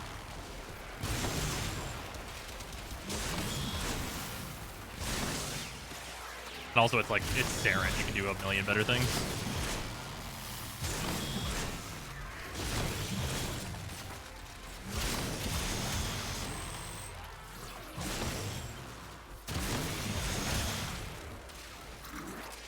Saren is an ethical frame. Yeah, just riding on chainsaws. Just riding on chainsaws, just fucking performing war crime.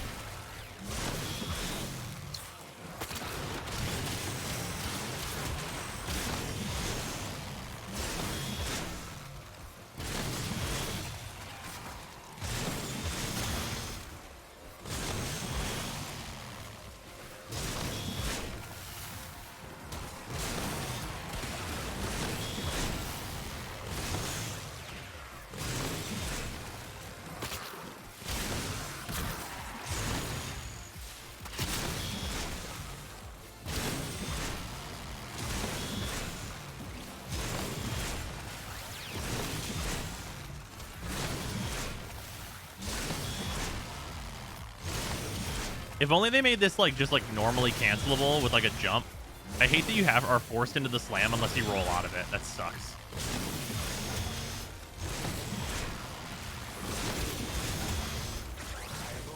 Anyway, vroom vroom, it's leveled. Proceed immediately.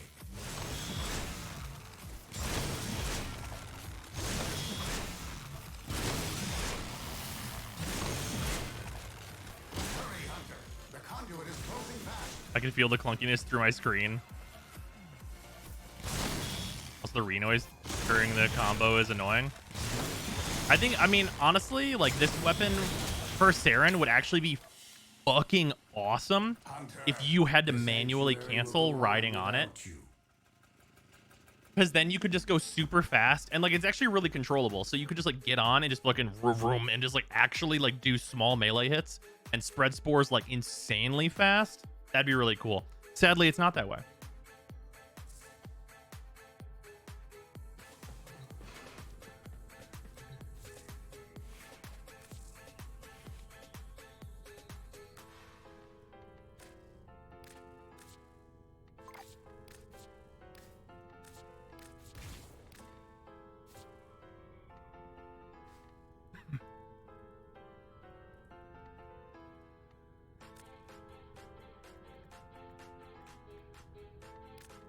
We did it.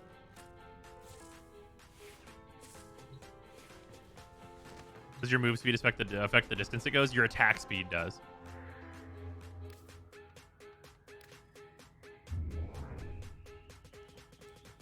Need enough for that weapon? Oh, it'll change whenever I get the last form on here to viral.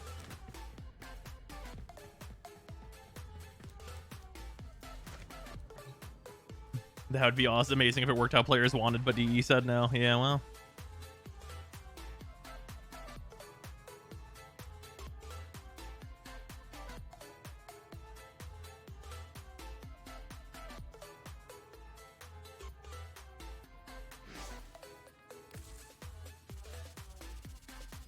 Oh, so I got well played. What'd I do? Oh. All right. They really could have just made the Ghoul Saw a murder K drive. What's the thing though is you don't want it to be a K drive. You just want it to go in your melee slot and be like vroom vroom. Like what we literally wanted is a motorcycle. Like let's not mince words here. We wanted a motorcycle that's also a chainsaw. Like that's what people were actually looking for. Like we wanted to fucking show up in a mission and just be like riding on cars. Here we go.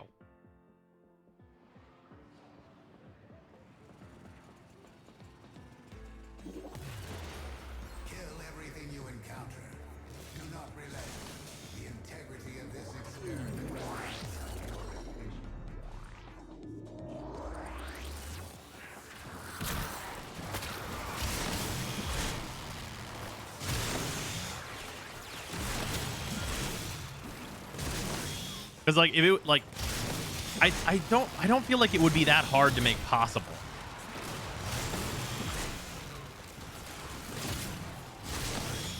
Right? Because all it is just like maintaining this animation and speed for a longer amount of time. Like all you're actually really doing is dragging this animation out like super far and then making it so that hitting E again cancels it, which I think is already how it works. Oh no, you have to go a set distance. Yeah, all you're doing is like dragging this animation out super far, right? And then like it would work how everybody wants. You just make it so you just drive around. And then you can still roll out of it, which would still be an option for everybody.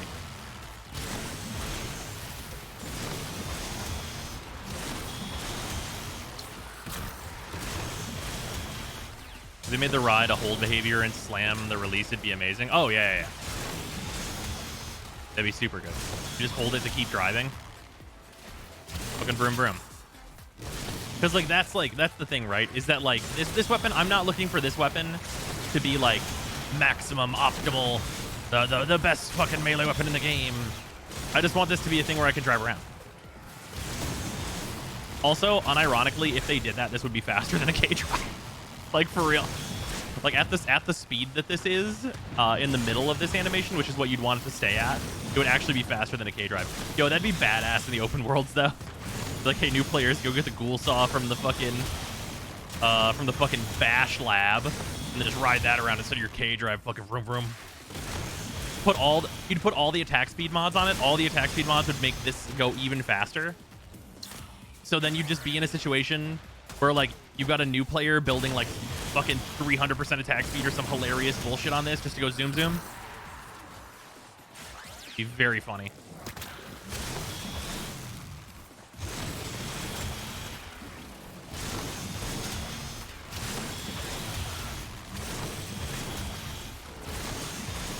It's not faster than my K drive though. Right. If you have a leveled K drive, then yes, it's faster, but still. Who's actually building their K drives, right?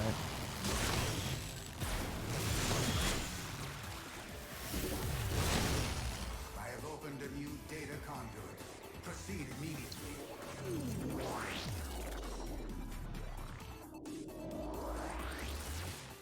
You drive around on the plane and show up to the camp, be like, beep, beep, say goodbye to your knees. Yeah, for real.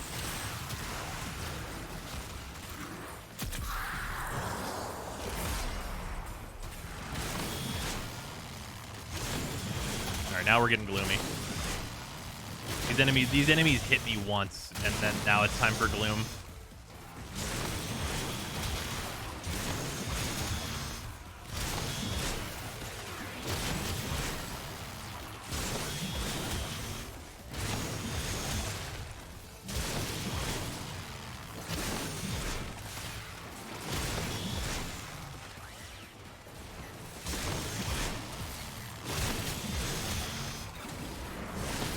Fine on cars.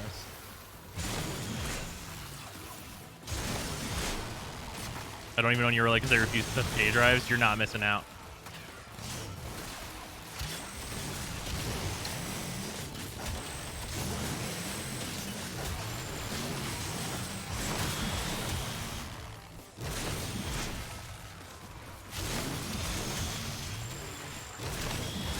When do you think D is going to make a new Necromech? If I say when hell freezes over, is that too pessimistic? Like, I think we've fully moved on. Until they make it so it's implemented in like an all missions thing, I don't think that they're going to do that.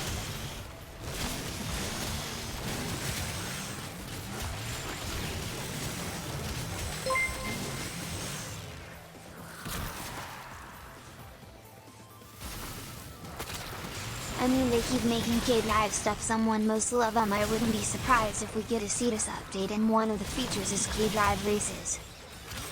Sure.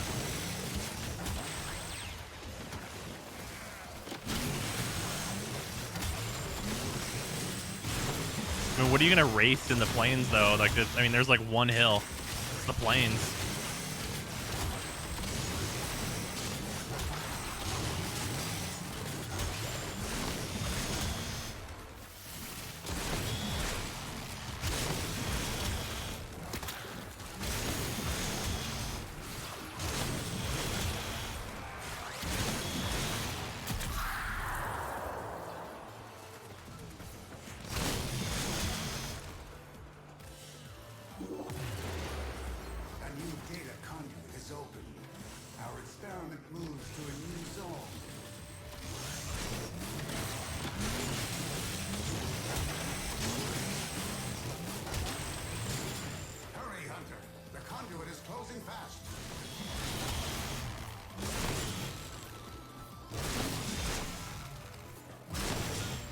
Think about how much cooler, man. What if this was all a ruse? What if they like had this weapon just so they could make like a fucking actual transforming weapon that like you ride on, and then it has like big AoEs on the side, so you can just fucking drive through tons of enemies and it actually doesn't run out.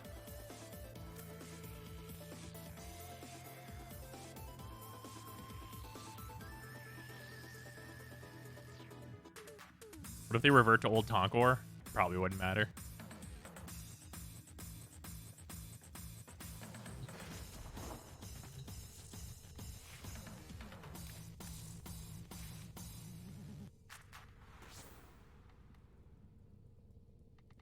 Cool.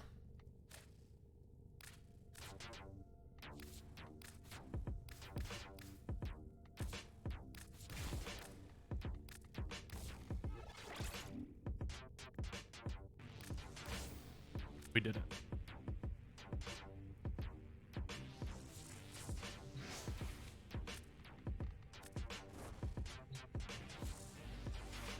Old Tonkor, have you picked up a Kuvazar? Yeah, right. That's really the fucking real truth of it.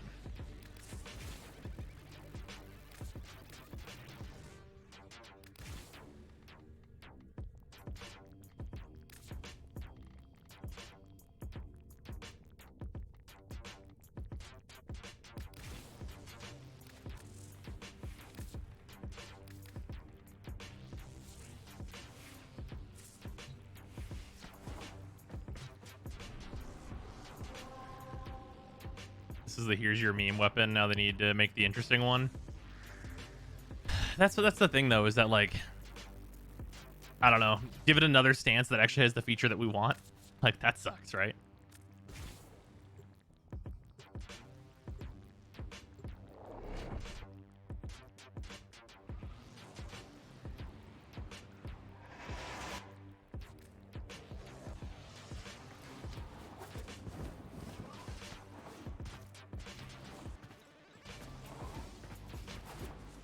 Why am I not fast traveling?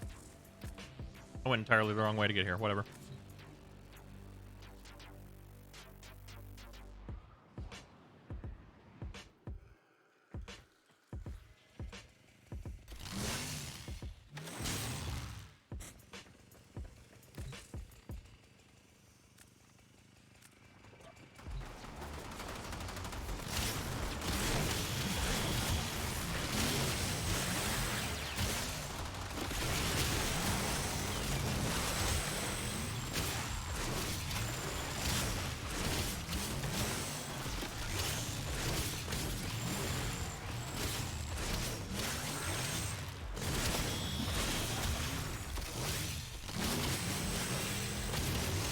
And imagine being this shitty.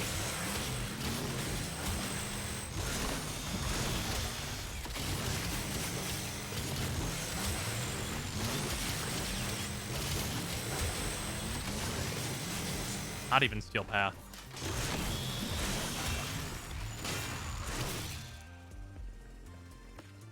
God, it's really bad.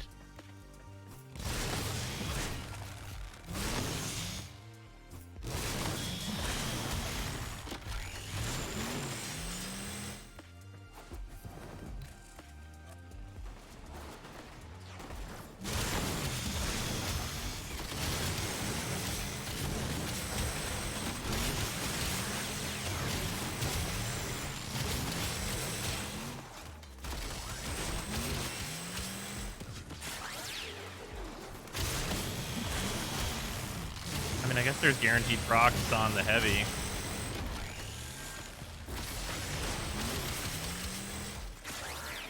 God, that's still just so shitty.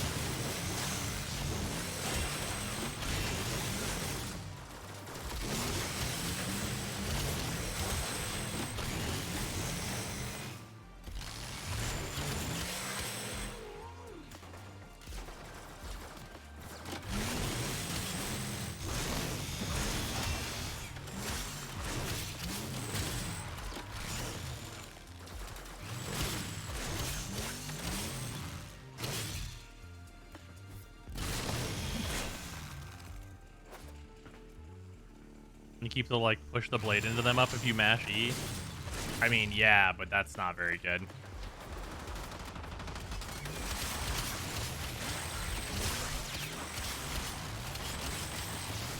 Is this really, like, the gameplay we're looking for here, boys and girls? Like this garbage?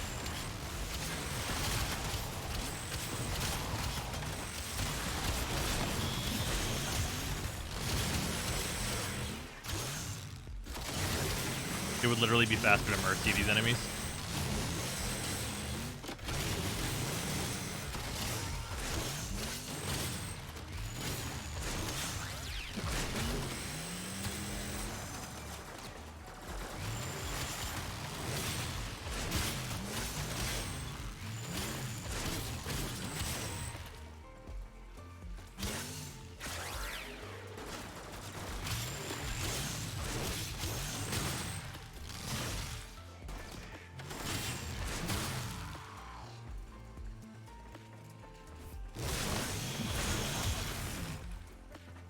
Give them the illusion of spin to win, yeah. Like, this move looks like it'd be so good, but it's so bad.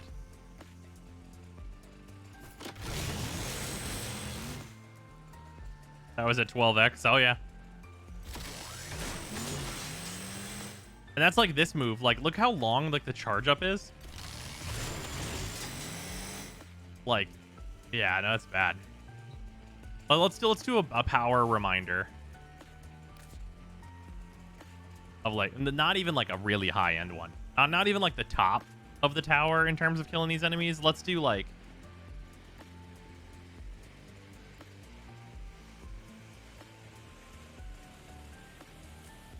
Should still go, like, usable, though.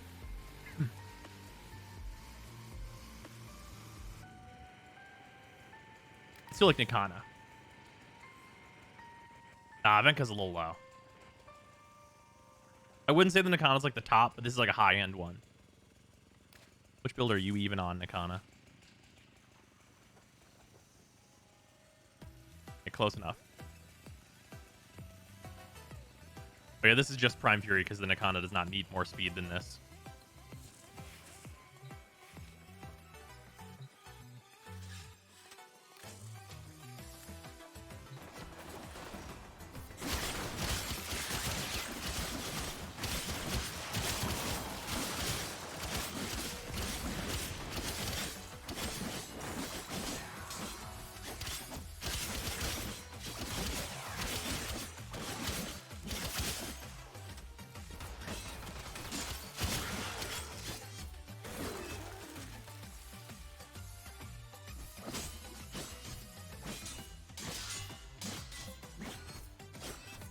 This one even has similar movement tech.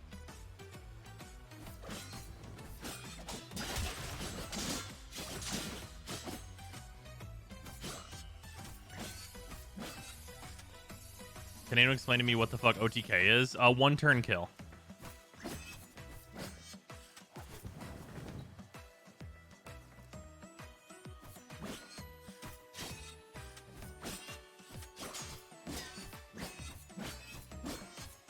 Keep in mind the dash on this one has guaranteed slash procs like the whole way through and hits like a shit zillion times.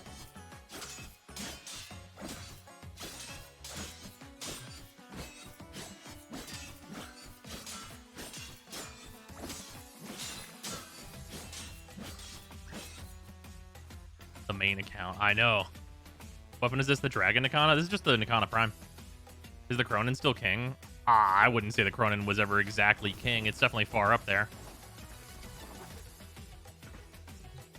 Like, we're talking like the top of the pile right now.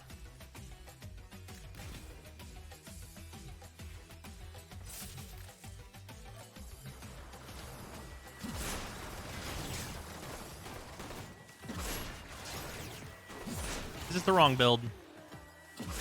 This is the wrong build.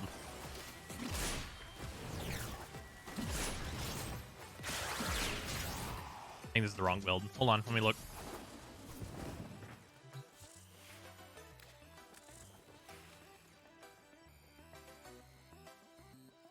No, this is right. Am I just used to the Zorus timing? 1 second. I am just used to the Zorus timing. Okay.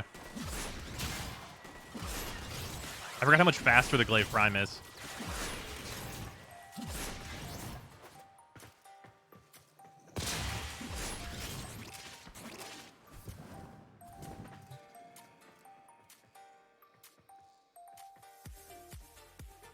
I'm honestly not a huge fan of the Chrono. I think the Tatsu can work better. No, the Tatsu has a complete dog shit stance that is useless.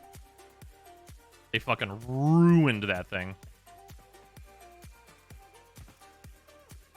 Is that Tenet Nikana any good? No, that one's the same. Like, it's a big Nikana, right? Or is it like a regular Nikana? The Tenet weapons I actually have not used that are the melee ones.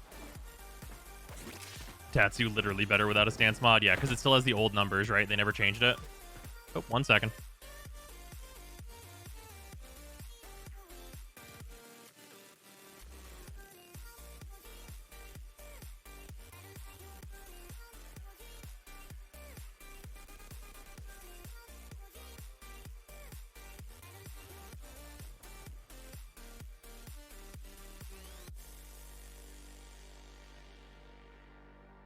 I unmuted stream.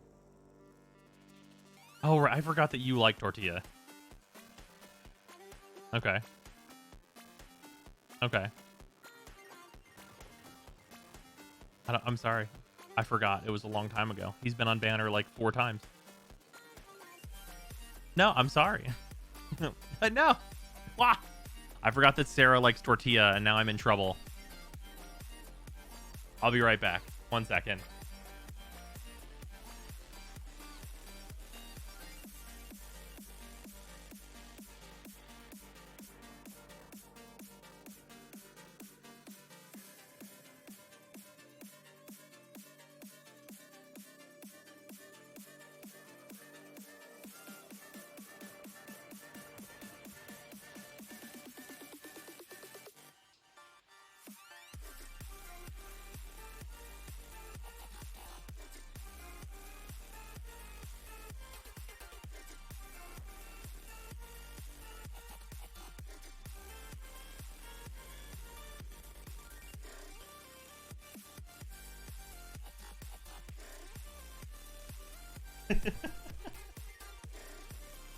Tortilla or Tartaglia in fucking Genshin Impact.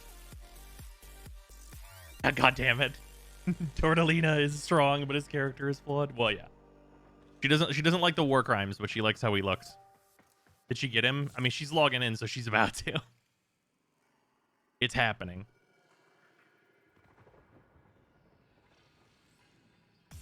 What did you do about Tortilla? I did not. I did not tell her that Tortilla had returned.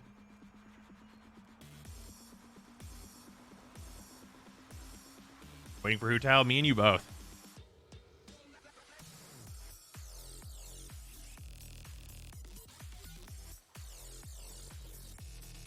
Is the cost assist good? It has a good heavy attack, so it's okay. God damn it, Para.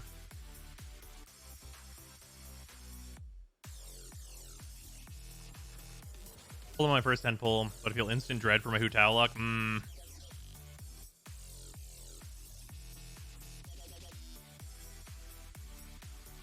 I might do 110 pull on the tortilla banner. Because I want more Yanfei. What's your go-to / favorite melee for Steel Pathery? The Glaive Prime.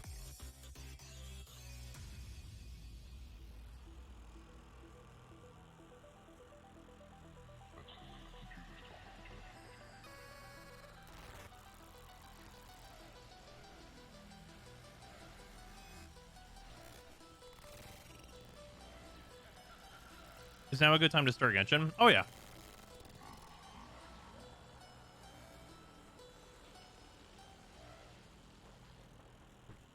Well, if you're wondering what's happened, so am I.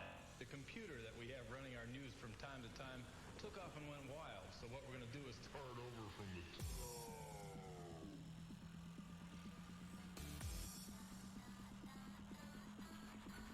Not seen a single goddamn person mention that the fact that Aloy is out on PC, by the way, and I take that extremely personally. That's fair. Maybe third time's charm for me starting playing Genshin. It's a good time. I enjoy Genshin quite a lot. The story's super fun. I think the biggest thing to remember in Genshin right now is that you don't have to be fucking AR 50 today.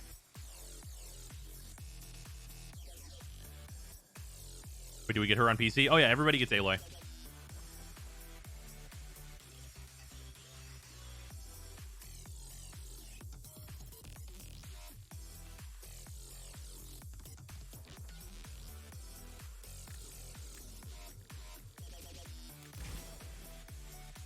It sucks that the goal saw is dog shit.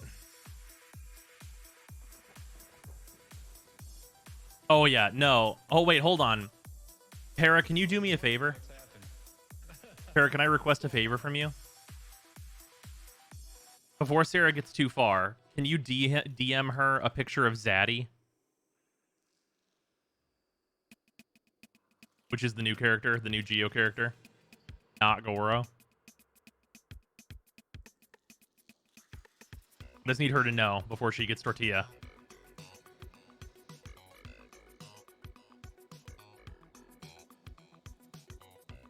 Also, I'm just going to give context to the stream right now. Hold on. I don't remember what the fuck this character's name is, actually.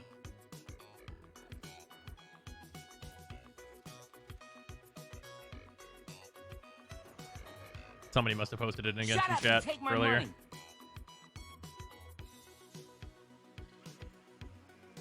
Oh man, it's that time of the month again. Brave of you to think she reads my DMs. Hey, she sees them. She just doesn't reply.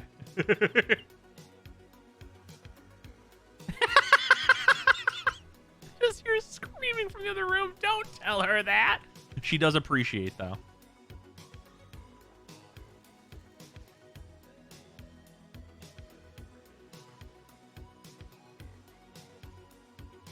Somebody must have posted.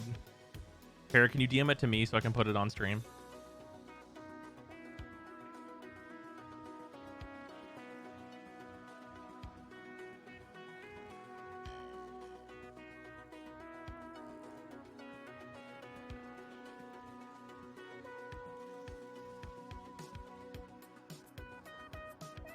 You're locked out?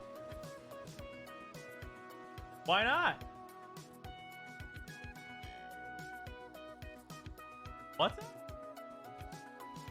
What happened?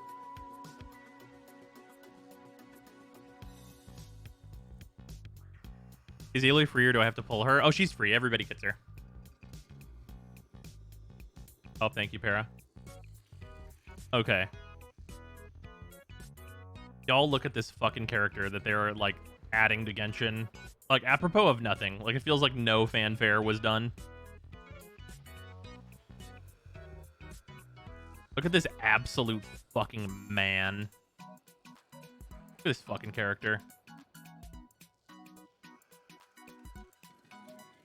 He's apparently like fucking 7-1 and he's a Geo Claymore user.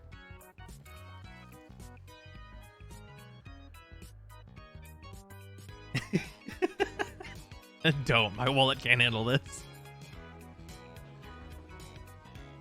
Demon Slayer wants their mans back. No, you're right. Hello, sir. Finally, a new Geo Claymore other than Noelle. I just built Noelle, and honestly, Noelle might be about to get mugged. Your artifacts. Give me them. I'm looking very respectful. Wait, what's the new chair brand? We're looking for a new one? Tell my furry boyfriend I request hot girls only in RTMs. What's happening? What did you say?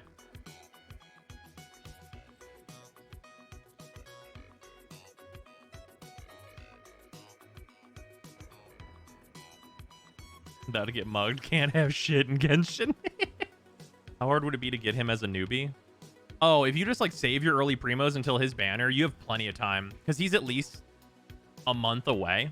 Absolute minimum, he's a month away. So like if you just save your early primos and you really want him specifically, I think you can actually get a full guarantee on getting him. Depending on how hard you go. Is he minimum 6 weeks out? Do we know 3 banners? Yeah, you definitely can get him then. If you just save your stuff from the start and like only do your rolls on like the beginner banner and then just save, you'll probably be at pretty much a guarantee for him, if not like better than that. You can absolutely get 90 rolls by then. Oh yeah. Not to mention there's still time on like the anniversary, right? Or is that over now? If there's still time on the anniversary, that's like another 10 right off the bat.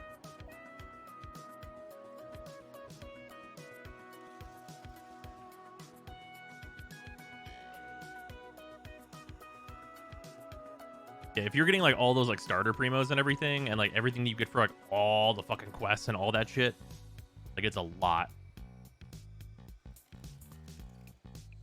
Don't forget he probably needs ascension mats from Inazuma. I mean, by the time that you're like a month and a half in, you'll probably be at Inazuma, right? It depends on how much you play.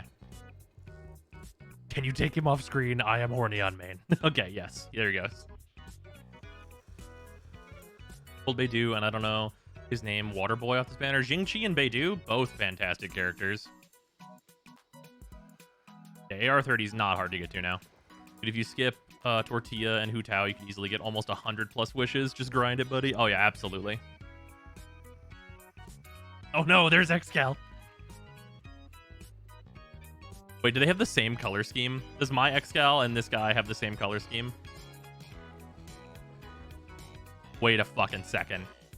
Wait a minute. Hold on. Wait.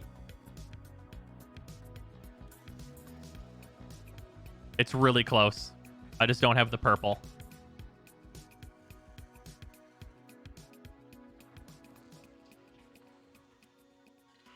Way closer than it has any right to be.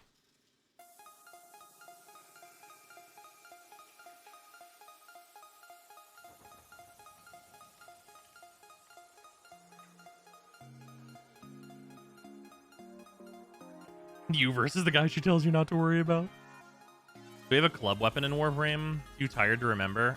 I think so. I think it's dog shit. I think we do have one though.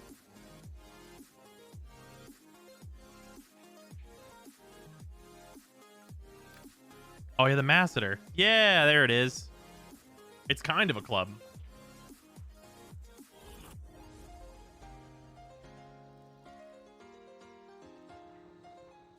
This weapon's like fine though. It's just like a shit weapon type because the stance sucks.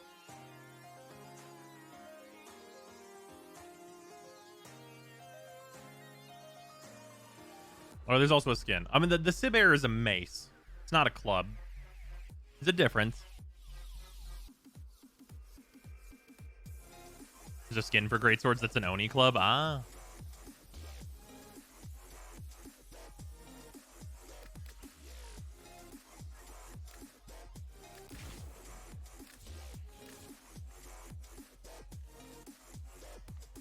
Remember this thing?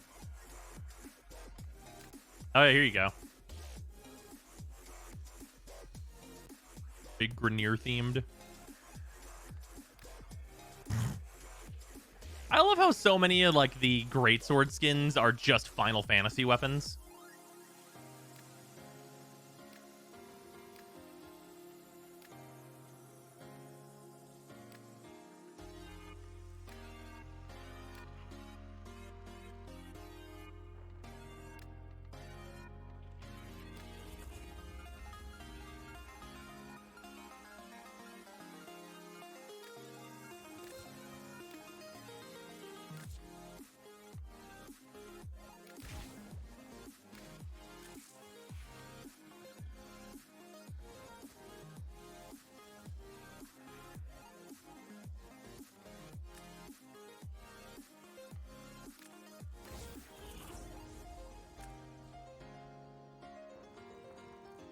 Yes, correct.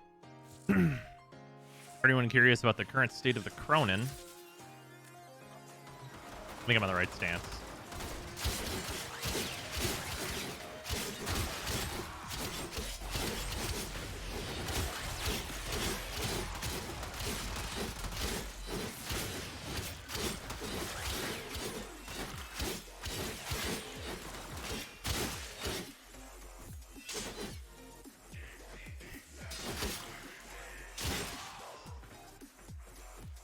I'm in. Genshin gave me a worry. Fuck yeah. Pass or fail? Oh, it's definitely a pass, especially considering like the nerf state of Blood Rush. Okay, the Cronin fucks. Turns out my email and my phone weren't linked. Ah. Wish you could toggle Steel Path enemies in Simulacrum. Yeah, I really wish to. This works about the same though, because like most of what this does is actually slash procs. So it actually works very similarly. Something on the Sakura Penta these days, I mean, it's not great. It's usable, but like other guns. How's Greatsword on Steel Path these days? Terrible. Greatswords in general are like stonks incredibly go down. What was the best Greatsword? It's actually been too long since they've been good. I don't remember which one was the best anymore. Was it between Graham and Galatine still? Or is it just Graham? Is it just Graham?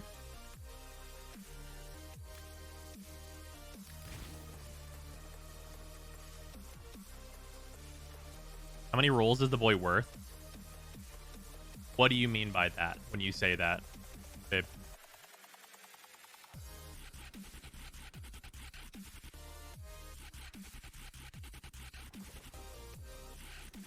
Wait, so I pulled Tartaglia, but the 10 pull didn't register in my history. Oh, it takes a while to update, Macho.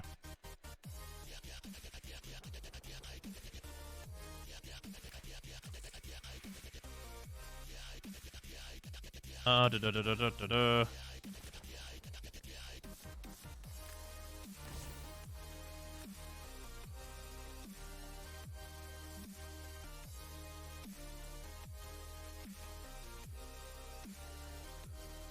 I think this was just Copium at the time. It's still attack speed that I want in that slot. Because it absolutely fucking requires it.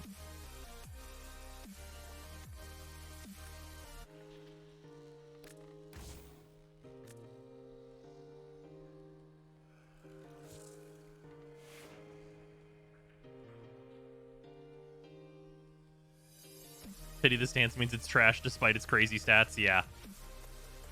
Yeah, it's really fucking unfortunate. I hate this stance now. Remember when this was like one of the best stances in the game and they were just like, no, not anymore.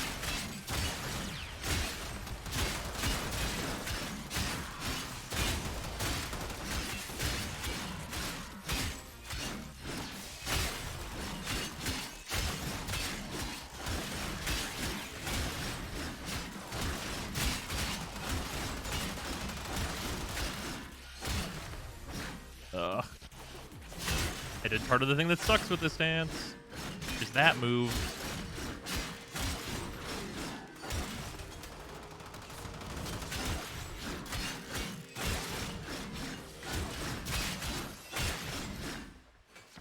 They would just have all the heavies survive for way too long because it's luck based with this weapon.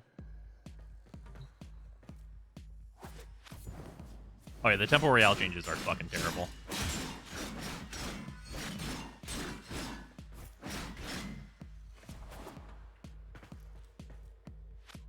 Didn't Crimson Dervish also go rip?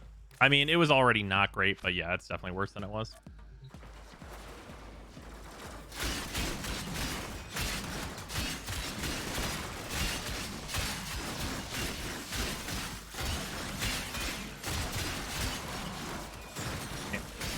The inconsistency of these flash procs are just so sad.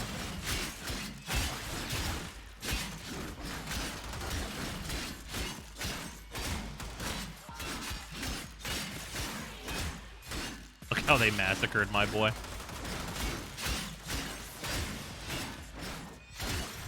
I did the thing again by accident.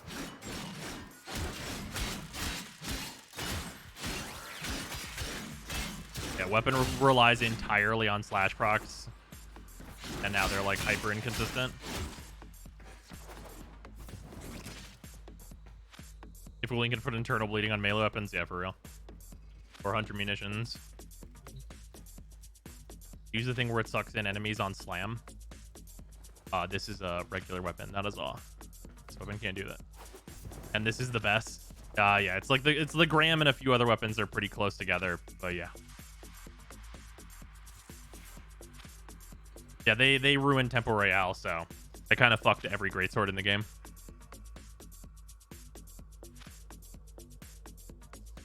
I forgot that Genshin starts by telling you that God is giving you a timeout. Yeah. Status Blood Rush might work. I mean, yeah. But, like, it's so slow then. Like, this is the weapon that is hurt most. Or these are the weapons, I suppose, because it's kind of all greatswords, that are hurt most by the speed decrease. Because you can go with Weeping Wounds here. But, like, you guys are about to see the fucking pain.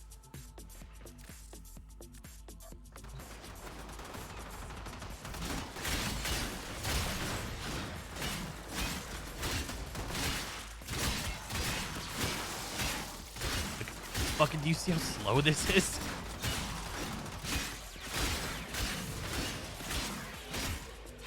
Like, it's definitely more consistent. But, oh my fucking god, it's so goddamn slow. Like, I am trying to swim through the river Styx. Does Cleaving Whirlwind still stagger you? Yes, and they ruined all its multipliers, so it's never worth using. I still like this meta more than the Atarax plus mouse macro meta. Oh, for sure. No, 100% agreed on that. I still feel like the melee meta is overall better. It's just really sad to see all the greatswords go.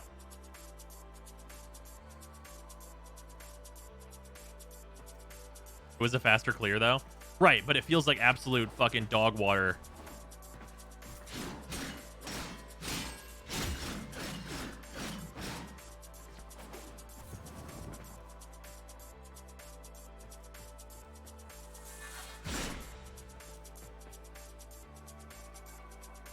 What are your top recommendations for melee in this meta? Generally speaking, well, I mean, okay, we're not going to talk about stat sticks. Redeemer Prime, incredible, used in a lot of different ways, or in a lot of different places, rather, for a bunch of different things. Obviously not just generally good against random schmuckos, though. You can shoot it at them and it will kill them, but not good for that. Sylvan Aegis is really fucking strong. Reaper Prime is incredibly fucking strong. Okay, let's do the comparison here. Reaper Prime, I would say, is generally, like, kind of taking the place of what greatswords we're doing. So we're going to show what Reaper Prime does. Because this is basically, like, just taking the spot of what greatswords we're up to. Is Reaper Prime and or Hate, because they're pretty similar.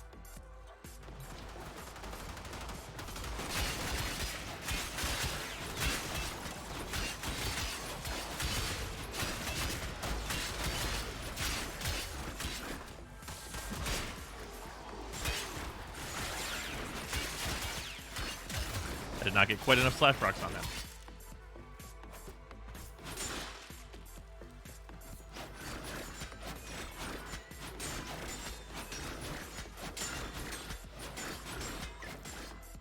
And this thing has guaranteed slash on heavy.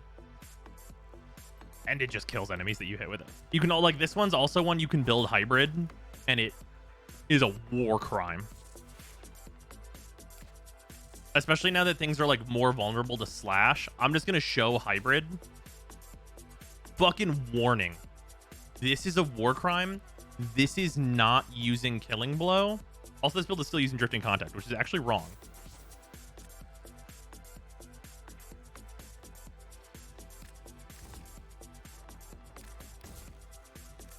There we go. I think this is right.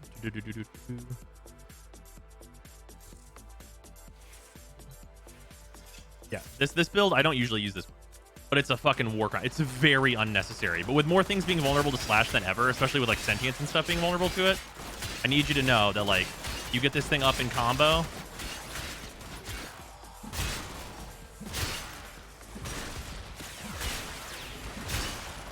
Like,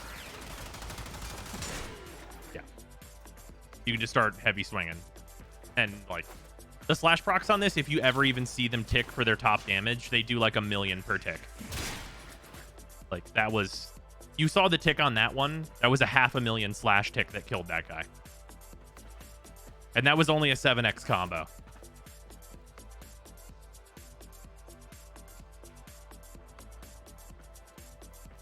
So yeah.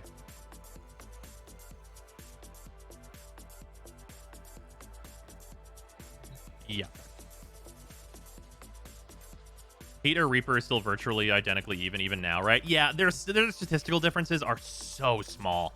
Like if we just like bring this up and like show what's different about these two weapons, like we're talking a very small difference in attack speed. Reaper Prime has more crit, and then the combo duration, don't consider this because it doesn't really matter because you're going to be using the arcanes anyway. Same critical multiplier. Different damage. Damage is on the side of hate. It has higher damage by about 15%. 15% higher damage. A little bit less status though. So like a little more crit, a little less stat, or a little less crit, a little less status, about a 15% increase to damage. A little slower. Like it's so similar. Like we're talking about very small parts of difference here. Like it is not like they're very interchangeable. Like if you're using hate instead of Reaper Prime, it's not usually going to be noticeable. You show the build again for sure.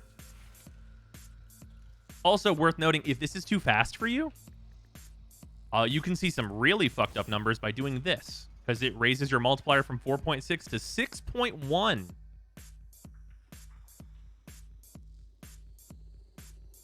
Why aren't you using Drifting Contact? Oh, you just use one of your, if you're mainly using a melee weapon, you equip one of the dexterity mods, or both dexterity mods, to your primary and secondary weapons. I'm in the middle of the screen. My bad. I forgot to move back. Here we are. Here you go.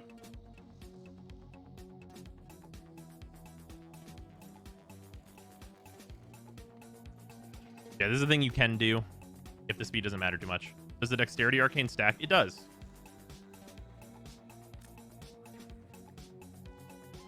Yeah, for this, I definitely... Also, if you think the combo duration is too short, which it's not on this, the 10 seconds is more than fine, because you can self-reset. So, one of the advantages to the hybrid build is even if you have no enemies, I'm just going to show how this works. Keep count of my like combo counter here. I'm just going to get the max combo. All right, I'm at 12x. Let's fucking just kill you guys. Nope. Last one off screen.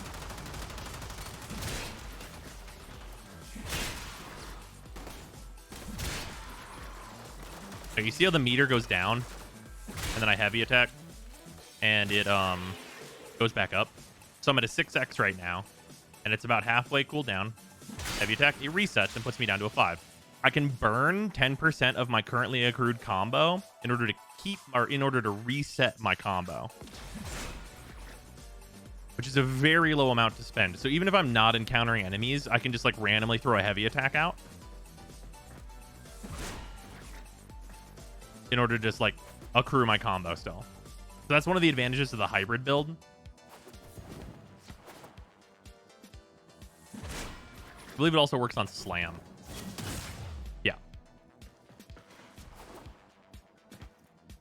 You have mystery booster packs? I do not. Those are very expensive.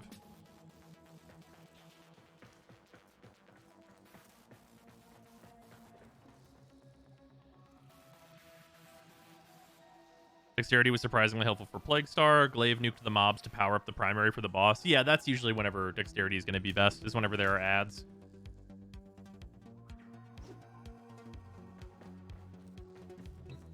What about TSR? We ran out of those as well. Right now we are on Midnight Hunt. Any good claws left in the game? Actually, kind of. You have the fucking Keratinos.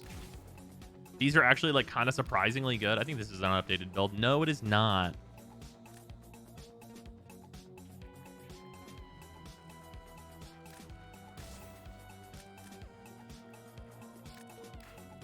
Oh shit, this needs another Forma.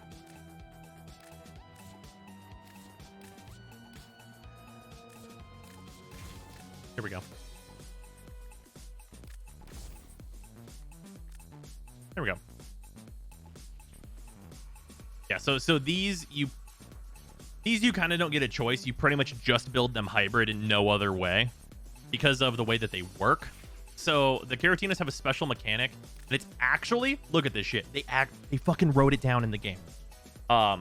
Whenever you do a heavy attack at max combo, they extend their range and slam radius for 3 minutes, so they become gigantic.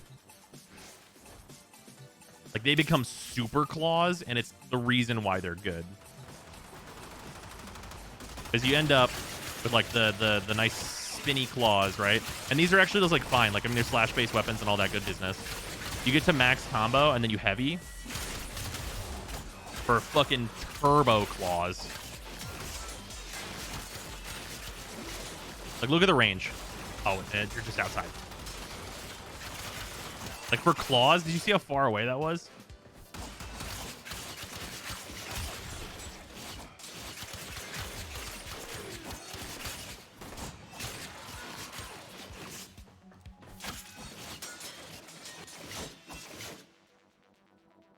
Yeah, you get to be fucking old stick fingers.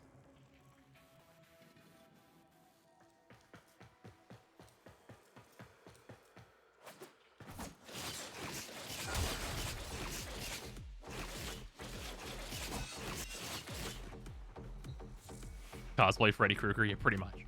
I forget if a different stance is actually better on the actual multipliers and guaranteed statuses, but Vermilion Storm builds up your combo the fastest. I forget which one of these is actually best in terms of. I'm gonna look it up actually. I haven't looked at this in a while. It's been a fucking hot minute. I might do a video on these because they're just like the good claws.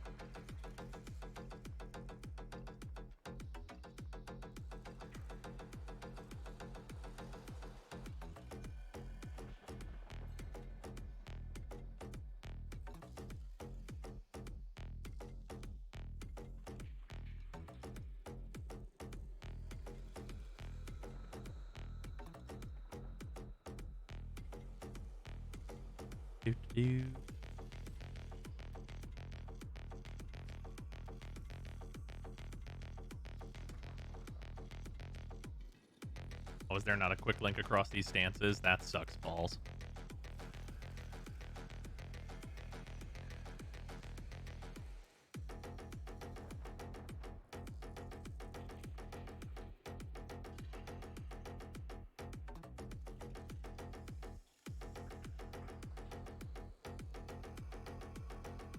Thoroughly re-examine these. This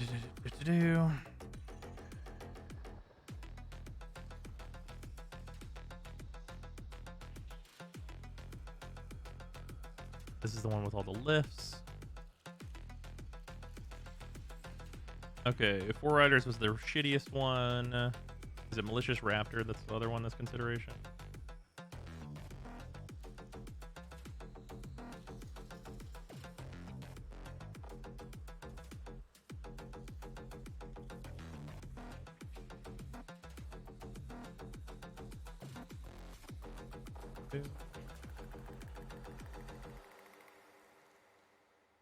Yeah, it's Malicious Raptor that has more slash procs associated with it because you have the while not moving combo, the blocking and moving combo, and wall blocking combos all have guaranteed slash procs in them. Yeah, so it's malicious. Malicious Raptor is overall better for your procs. Do we know how Warframe makes money? What cosmetics and just selling platinum? One's pretty cut and dry, I would think.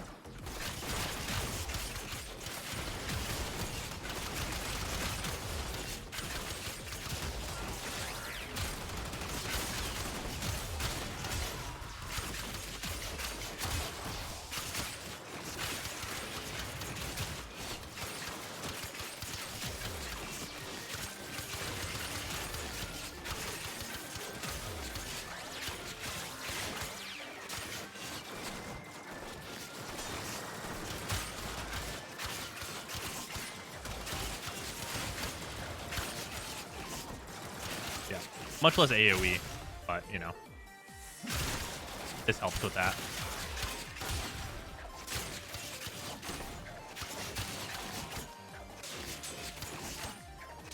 It's more like single target damage.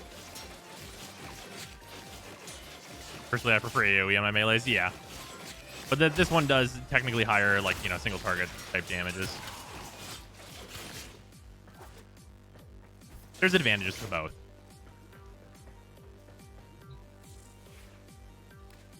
We request a song. Not if it's DMCA-able.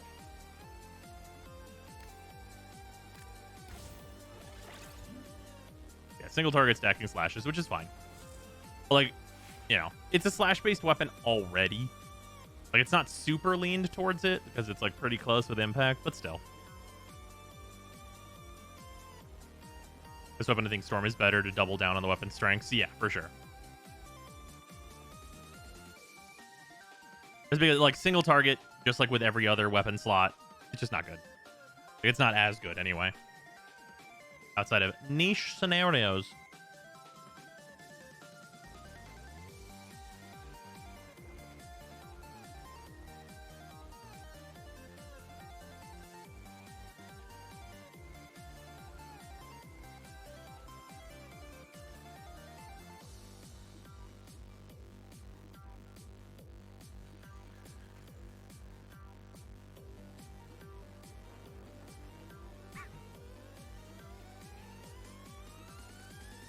Not everyone is doing level cap disruption. Yeah.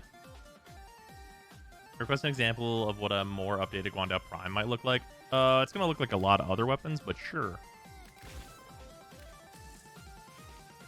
I think I was middle of upgrading this one, actually. Because it needed more Forma with the new build, right? Because I used to just use this, but I wanted to switch to Twirling Spire.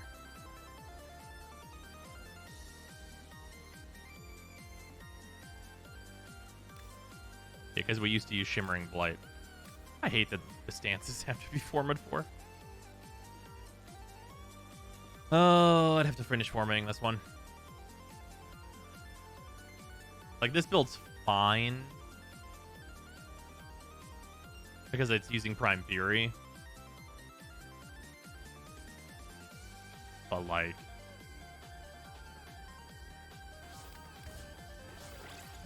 yeah, I mean...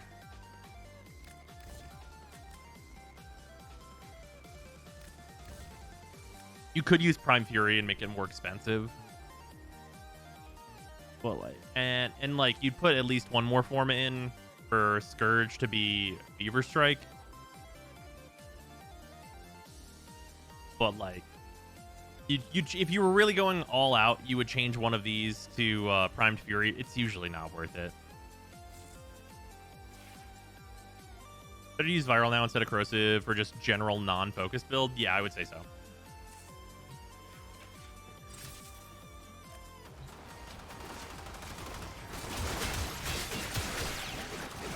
Twirling Spire's movement feels way worse. Okay, counterpoint. The damage output is so much better.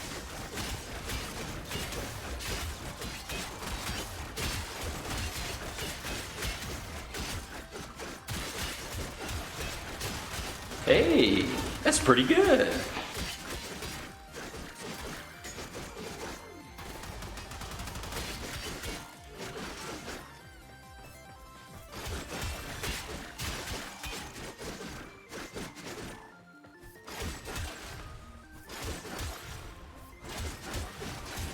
Also, I personally like this stance. This stance also headshots, which can help. Yeah, this isn't like the walk forward Guandao stance. Oh, did you have a command for the TCG player link yet? I actually do not. Be extremely useful though. Thoughts and feelings on viral versus Weeping Wounds Heat? I mean, if you're gonna do Weeping Wounds Heat on most weapons where you would do that, you should go Weeping Wounds Slash, because it'll give you more room in your build. Doesn't flow as much, but it also feels more weighty, I suppose. Yeah, I mean, it depends on what you're trying to do. Personally, I think the Twirling Spire is better. And, like, you get, like, a lot of movement because of this move. And you still get, like, the spin for whenever you're in combat.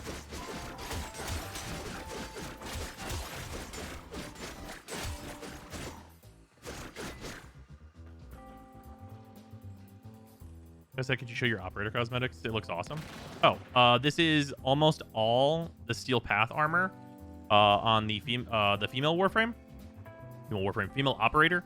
The male armor looks completely different. Warning. And the arms are one of the Prime Access armors.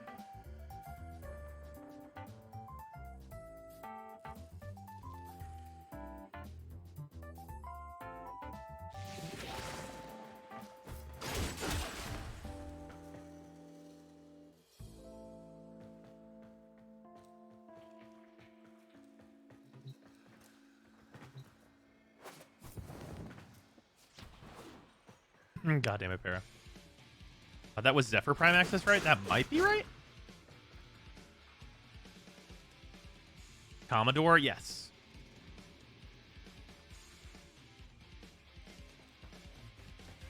Also, yeah, for anyone, like, obviously we have crack packs and things as usual that we're about to get to. If you are buying TCG anything, I have an affiliate link now. It'd be very much appreciated if you use it. It's in the Discord, or it's !TCG player now. Thank you, Para. Oh, this is so long. Para, did you just copy paste my thing that I put in the Discord, like explaining what's up? That's very long.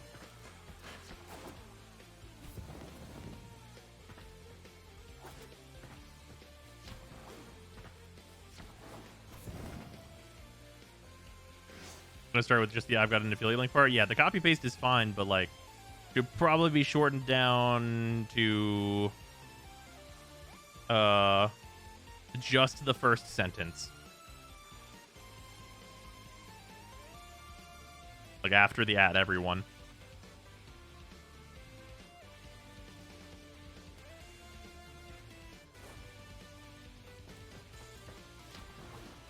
Very nice, Para.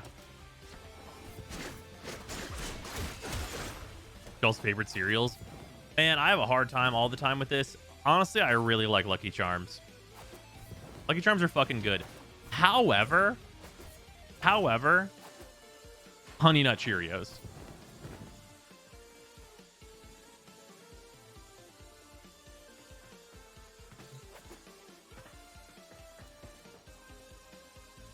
Like, Honey Nut Cheerios are the thing that I feel like I could eat every single day and not feel bad about it.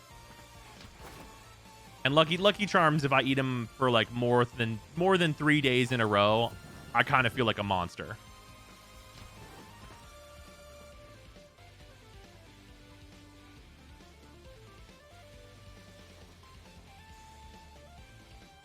Yeah, Honey Bunches of Oats is pretty good.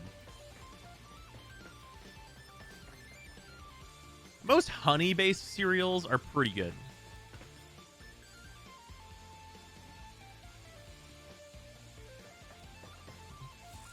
Like, there's a, I think it's a honey Lucky Charms variant. Sarah likes that one a lot. That one's very good.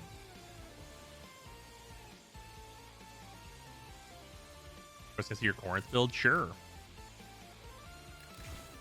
Pretty sure this is up to date. Oh, right. This uses this bullshit, though. What's the thing that replaces this again? Is it just a cold mod? I think it is. Yeah, just replace this with Chilling Reload. It'll be very similar.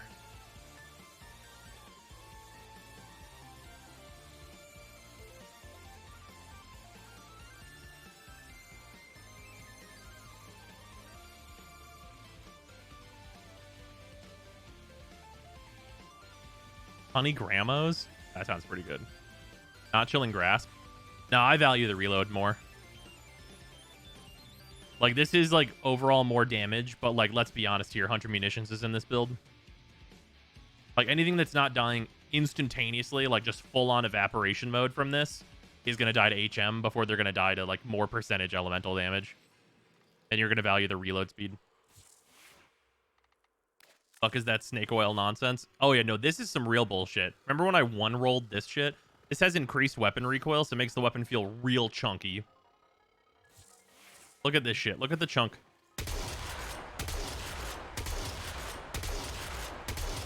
Fucking Doom weapon. Fucking return to call. It's like it talks back. Looks so satisfying. It is. It's one of the Rivens that I have where I'm like, this negative improves the feel of this weapon considerably. Inject it into my veins.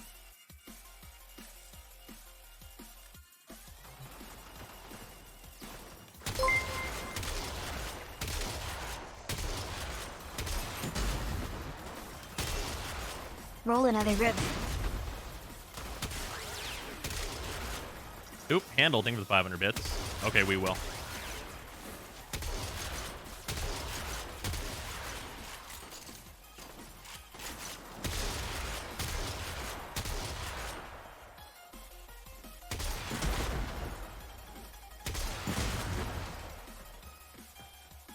What's cover?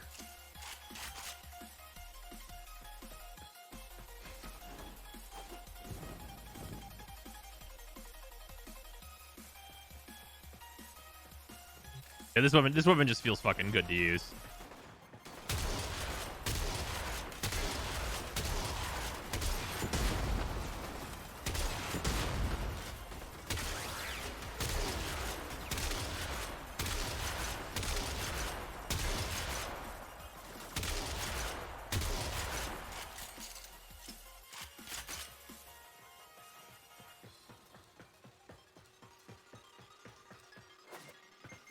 I hope they continue to power creep Rivens out of existence. I fully agree. Yeah, honestly, like legitimately for this weapon, I know that the stats on this are like nonsense bullshit, but very often the reload speed will be better than the shit that's on this. That's not the cold damage.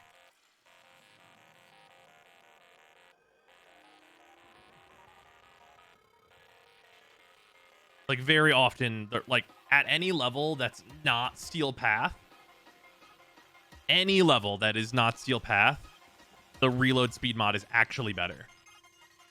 Because the amount of damage that this is kicking out is just so far and away beyond what is necessary. And even in Steel Path, it's like, I'd honestly probably be better off with Punch Through.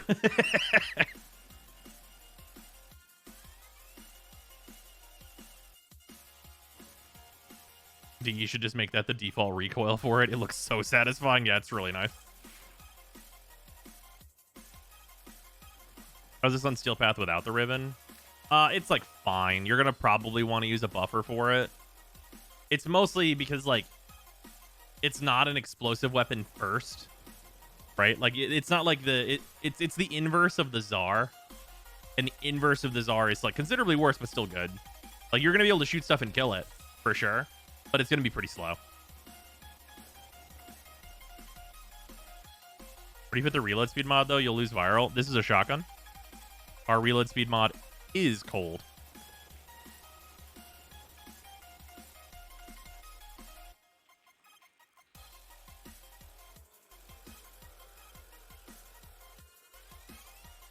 Also, this is a 5 cost mod, so this also lowers like the investment level of this weapon.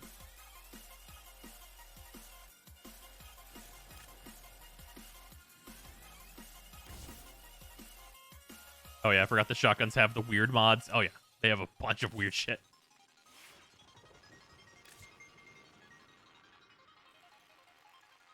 Oh, also, as a reminder to everyone, the Phantasma Stonks have risen again.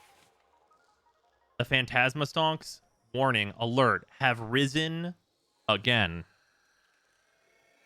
The Phantasma now works on all the enemies that were made able to be, like, affected by status normally, like sentience. So if anyone has forgotten what this does, I'm just going to show it again.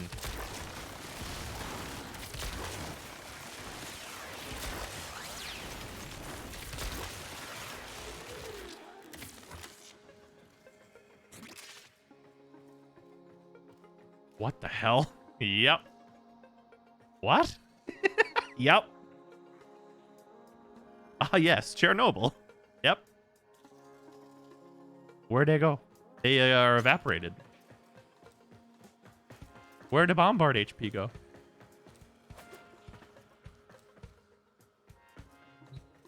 What's the build on that universal reconstructor?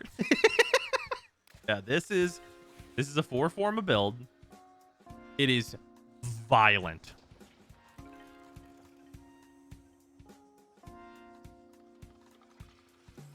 This is a violent weapon. Notably, this is not a crit build. How important is acceleration? Not super important, but it increases the range of the weapon significantly, so it's very nice. If you want to fit this in here, you don't need to rank 10 it. Rank 8, more than fine. Way more than fine.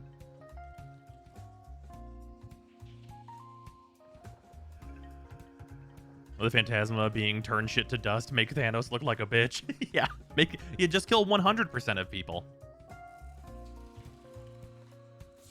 Oh, you know, it's a test I haven't done since the sentients were made vulnerable to this.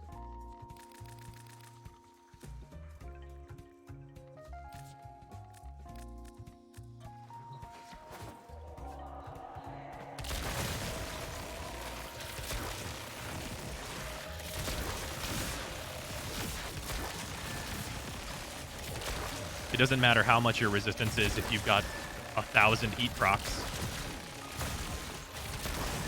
I'd like to see you resist this, you fucking peons.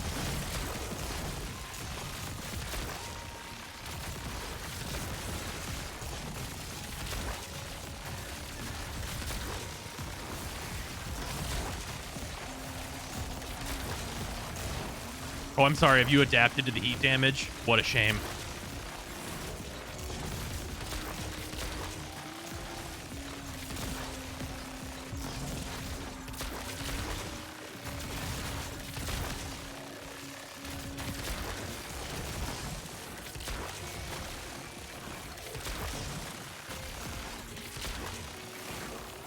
I'd like to see you adapt to being sent directly to hell.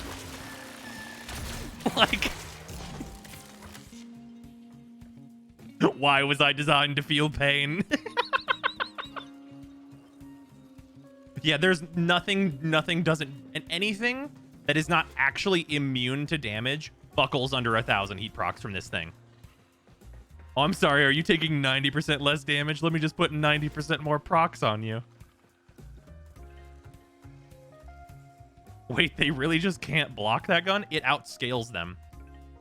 They literally do what we do as Warframes, and they go, I turn on 90% damage resistance, and we go, I'm sorry, this is a level cap bombard?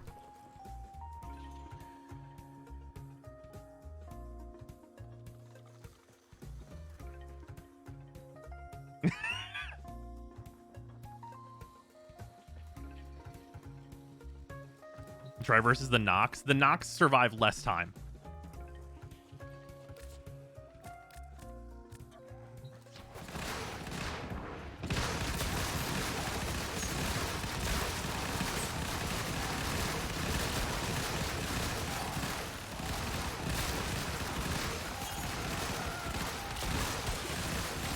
It's mostly because they're fatties.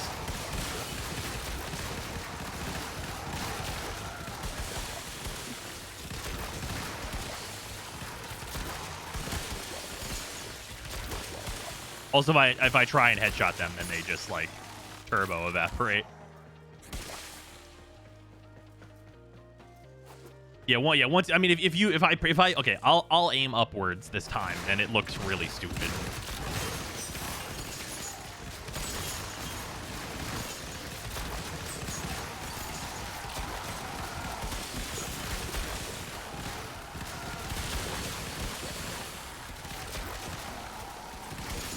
Working at the car wash.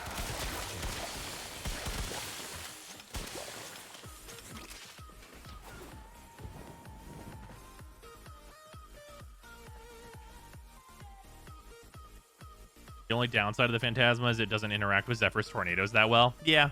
I mean, not everything can, right? Burns ammo? Honestly, not really.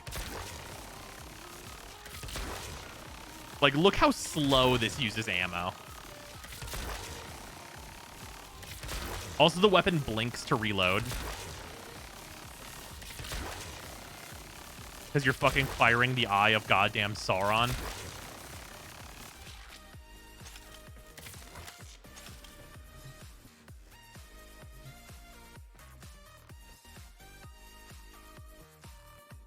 Also, like, if we're talking about any kind of a... Okay, let's do, like, min-spec synergy with this.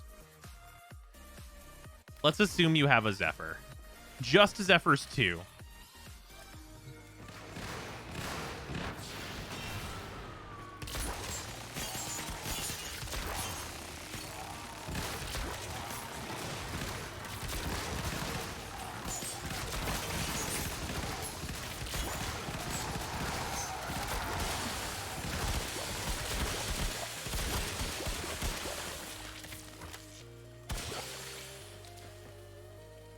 Like, we don't really need to put them in the tornadoes.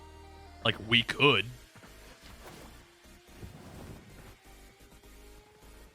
This is how the elephant's foot at Chernobyl was made.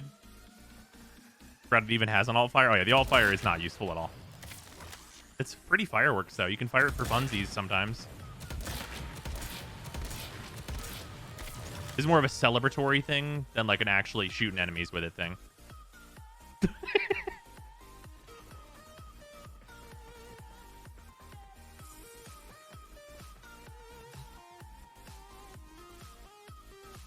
Kills lower level enemies slower than the primary.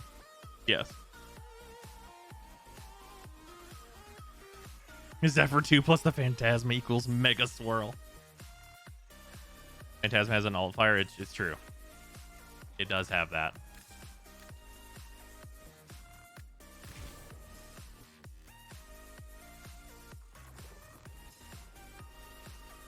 Are we sure we're the good guys? Do we want to show what the Phantasma does in Steel Path? Because it's, like, super gross.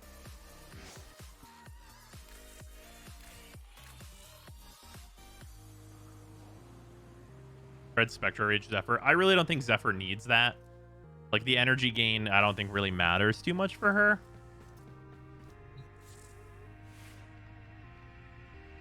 All right, who am I bringing? I just need a weapons platform. Let's do Nezha. Nezha's a weapons platform as fuck.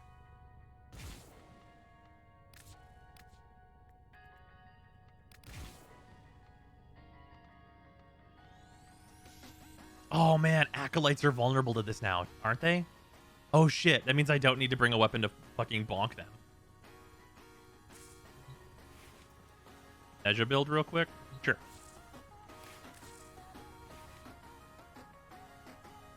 Aren't they? I thought they did. Didn't they change that?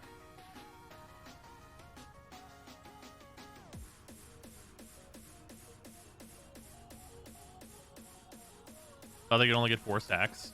I'm pretty sure they changed it, didn't they? I thought they did. Maybe they were going to. We'll find out.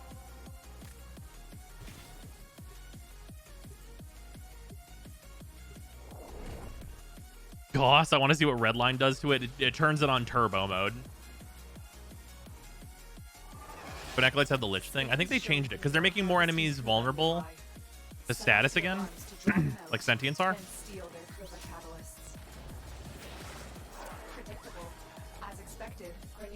Who the fuck showing up? Sending modified life support capsules. Use these to sustain your environment or attach Kuba catalysts to begin harvesting.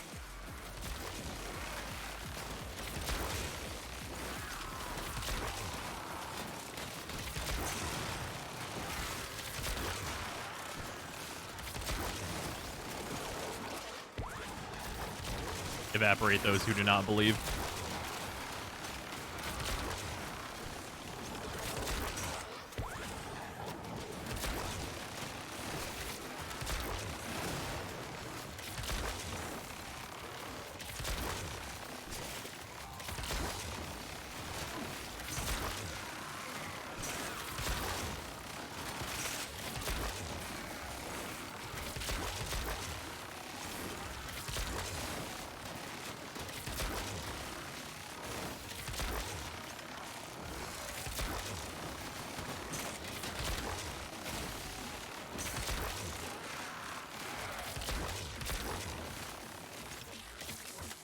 Makes Steel Path look like E Prime on Earth. Yep, it really does.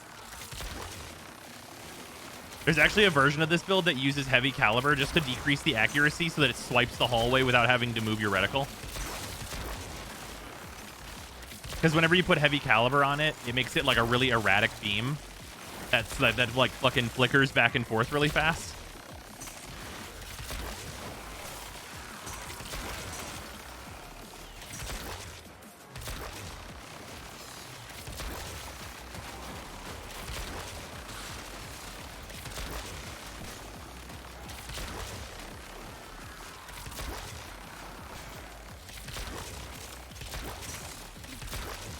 You guys remember whenever we were like using Nidus on Steel Path and it was like turbo slow?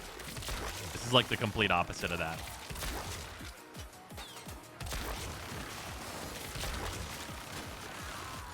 You guys want to see something really fucked up?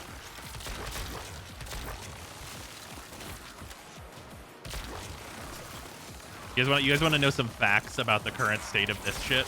More fucked up than this? So the way Bane mods work with this is they double dip into it with the heat procs. So they get applied twice. And Rhino's Roar works the same way.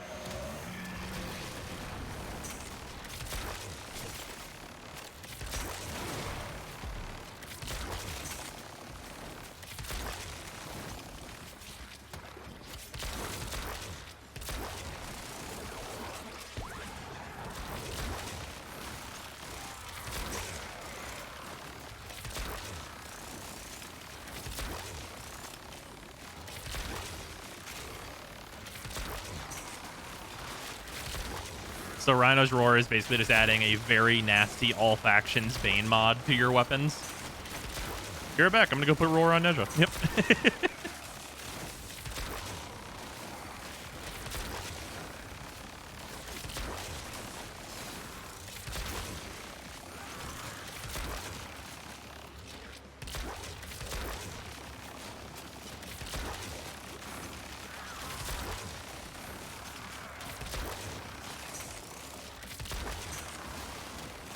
I like how sometimes it just like flashes a health bar and it's just like 45 heat procs have entered the chat.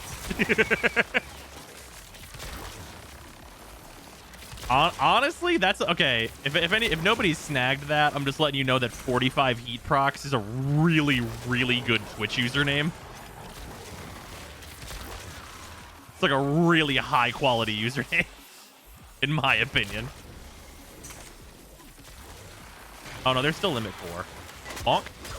Bonk, bonk, bonk, bonk, bonk, bonk, bonk, bonk, bonk, bonk. Bonk, bonk, bonk, bonk. Bonk, bonk, bonk, bonk, bonk, bonk, bonk. This is why we have Sylvaina's friend.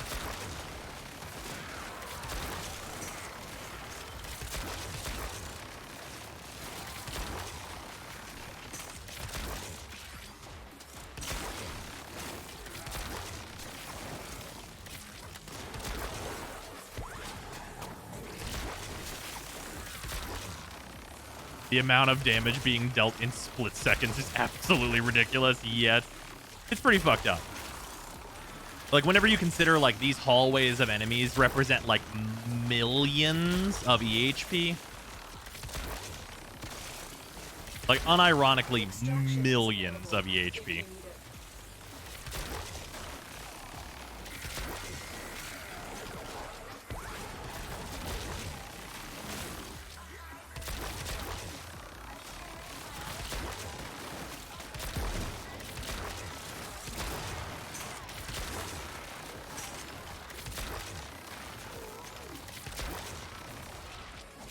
I had to do it, goddammit.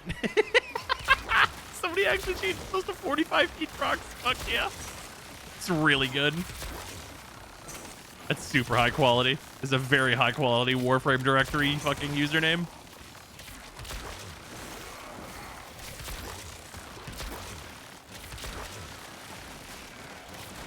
I 5-headed Genshin by doing 5 pulls on the weapon banner instead and got a Yanfei constellation without touching the child banner. That's big brain. You beat the fucking system.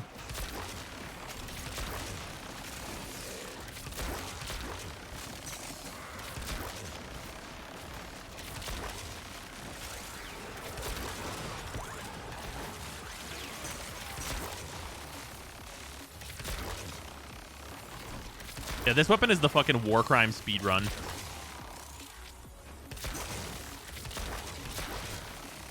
Oh, I have no trigger discipline right now, so I'm like running out of ammo. I've literally just been holding left click like this entire fucking mission.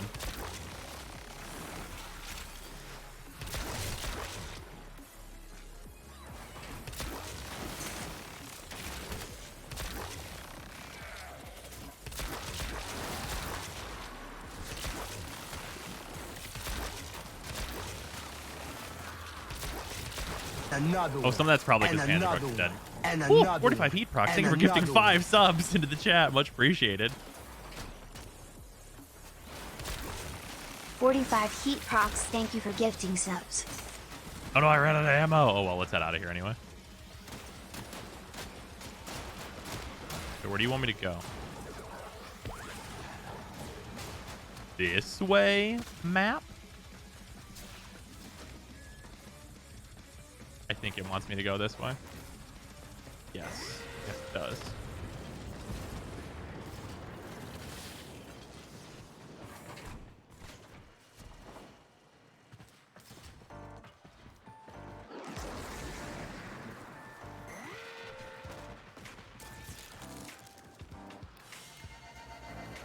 Active heat procs will inherit the damage of the highest ones, so doing this, then proccing with something like melee equals delete. Oh yeah, you could, I mean, that's so unnecessary, but you can do it, yes. Critical life support levels. Extraction is your best Game, where do I go? Hell, no. Where's the exit? Hell. Any good secondaries for Steel Path, Looming, for something to back up the Corinth? Okay, whenever you say backing up the Corinth, do you mean it kills acolytes, or do you mean like it's another good weapon? Because in terms of it kills acolytes, I think we settled on the Sepulchrum and the Mushroom. Prefer Mushroom.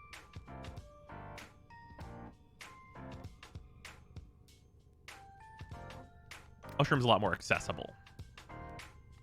Well, maybe. It depends how you look at it. Also, the Catabolist is the secondary version of the Phantasma.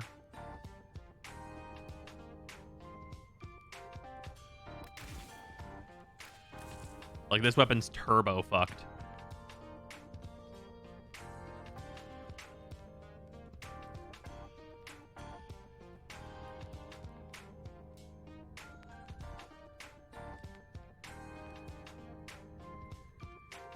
Yeah, the Catabolist is a really good weapon. If you have like a primary like the Kuvazar, so the Kuvazar is hilariously powerful. However, there are some things in this game that can survive it, such as the fucking floaty bubble things, like the ones that drop units on Deimos. Those will survive a Kuvazar.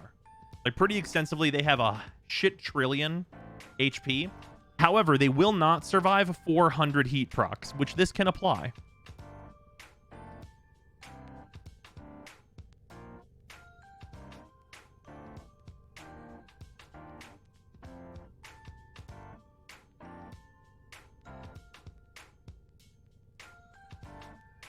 Sold. The Silva, please. It's this. Even the right build. Oh yeah, this is the Prime Fury one.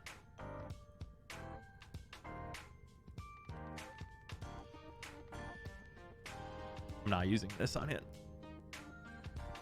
I could be using this dumb bullshit. You guys are lucky I'm not a snake oil salesman. I'd have like an extra 25,000 platinum. I'm so fucking lucky when it comes to these stupid fucking things.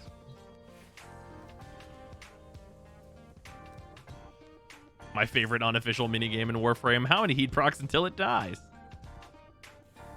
Also, I said we would fucking roll a Riven.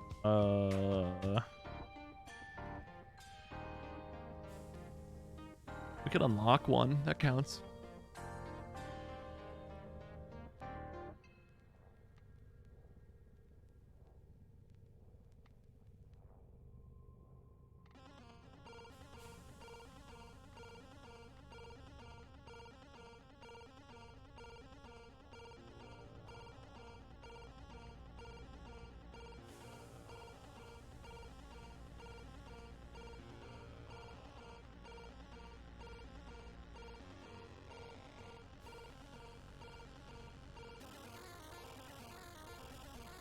So much nonsense in here.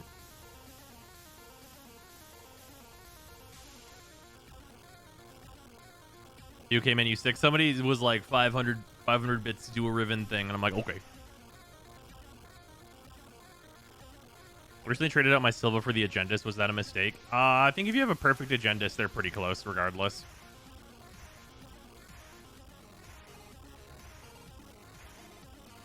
Those Rivens, yeah, I've collected a lot.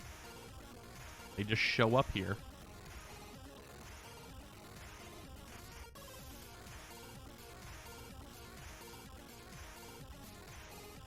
One of these things am I opening? I think if I type in Riven here, yeah, there we go. It just shows all my veiled ones. That's a lot cleaner.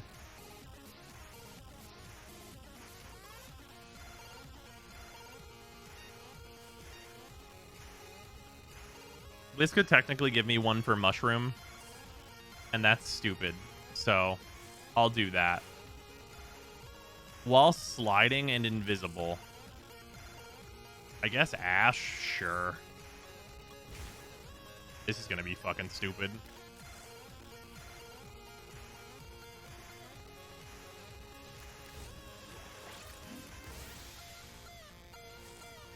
I need you to know this is gonna look really fucking stupid. Like, really fucking stupid.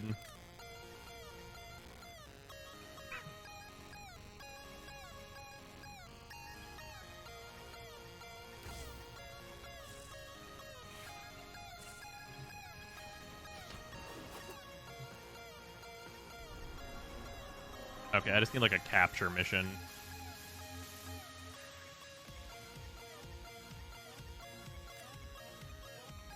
That'll do.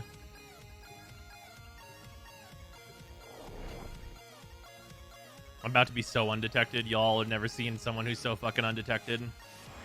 With your luck, it won't be Mushroom. I mean, I really don't mind if it isn't. Idle to enemy operations is here. Find them and capture them.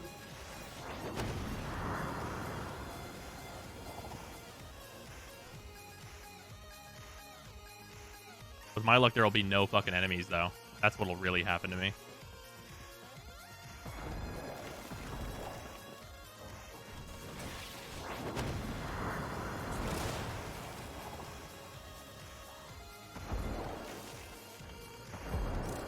We did it.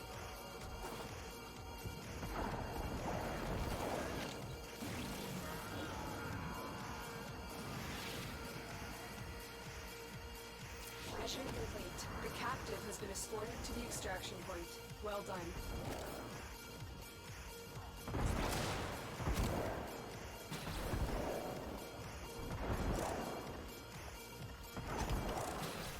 I don't need to slide anymore. I don't know why I am.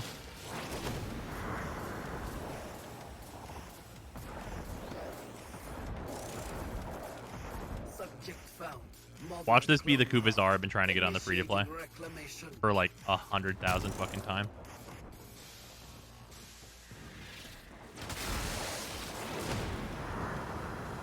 I'm so ready for it to be. Oh, it's an Ogress. Okay.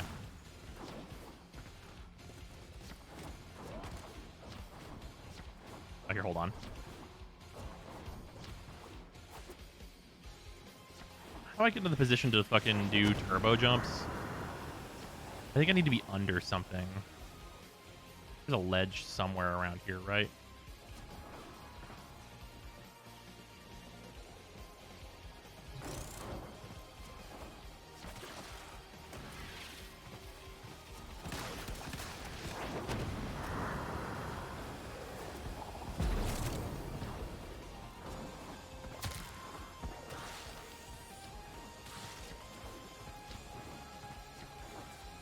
Yeah, I could use stairs. This is fine, though.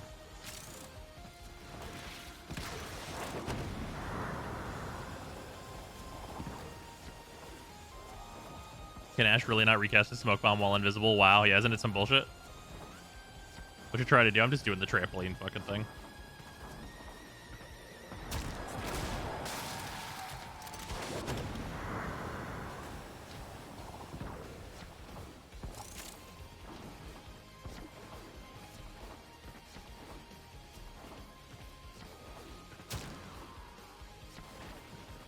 Hey dreamers, we are up and ready to party.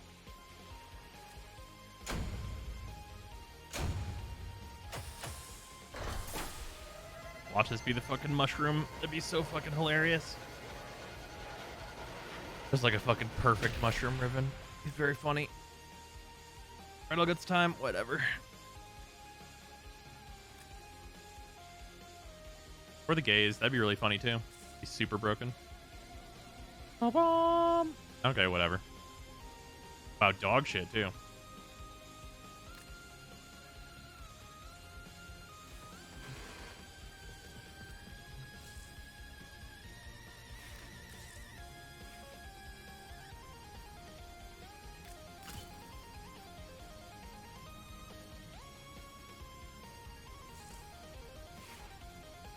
Spoilers for Ribbon if you want it. Nah, I don't trade ribbons and stuff. If I get them, then they happen, but I don't trade them or anything.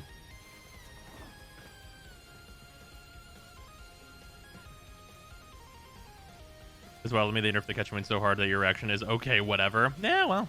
I mean, they made it have no fucking range. So, like, you know. They made it so the weapon, you shoot it, and it's a melee weapon. So I'm like, okay. And also mushroom exists now. I love your shelf corner so much. Yeah. It's very good. I enjoy.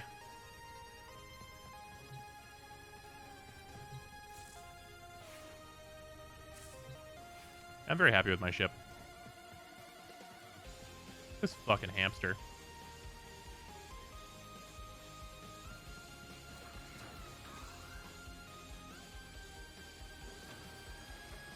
Oh, you know what I haven't done? I haven't entered my QTCC codes. What are those? It's QTCC 1, QTCC 2. Are we on the third one? Or no?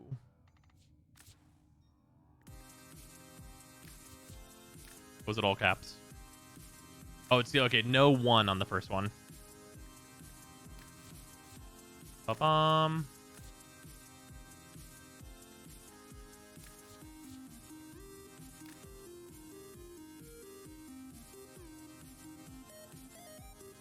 This one happy hamster. He's doing good. They nerfed it, then released a bunch of barrels that basically fulfilled the same fuck this entire direction playstyle. Yeah, pretty much.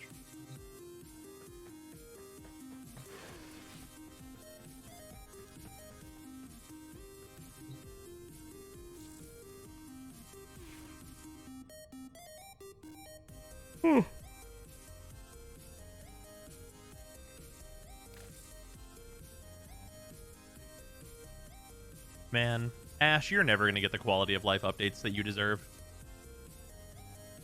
Should I say them? Should I just put them into the ether again? Do you guys want these out in the universe again? For those of you that have not heard the things that will make Ash good. The very basic changes. I'm feeling ethereous. Yes. You're going to make me sad, aren't you? I am. No, but do it anyway. Got done getting my Kuba Cortec. Nice. Kuba Cortec is super fun. No, I don't want to be sad.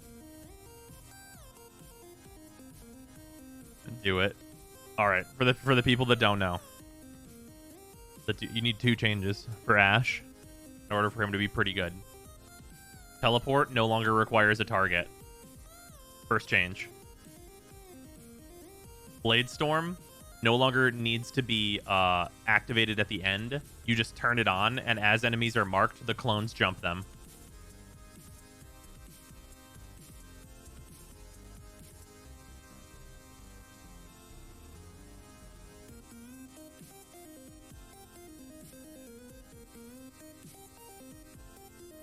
Fuck, that would be so good. Yeah, it'd be really good. I'm sad. Why are you like this? Now I'm sad. Yeah, there it is.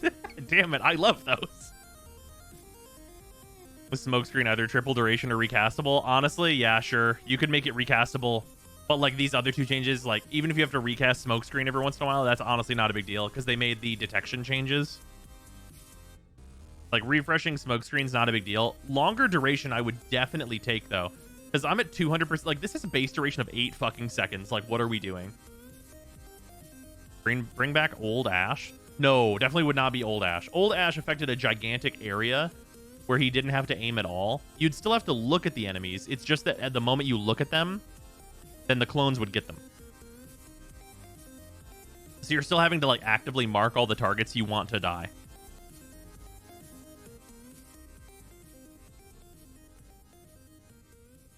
The really big change would be teleport not requiring a target, because you would be able to fucking zoom. Like Ash for speed purposes would be slightly better than Nova, and that says a lot. Be badass. Like you would feel like the goddamn Hokage. That's what you'd fucking feel like as Ash. And that's what everyone wants from Ash, right? You want to feel like you're a goddamn Naruto ninja. Like, who is playing Ash and doesn't want that exact bullshit?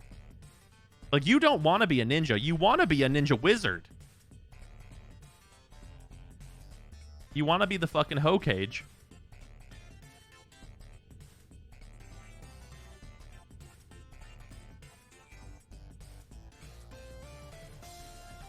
Be fucking Naruto's dad.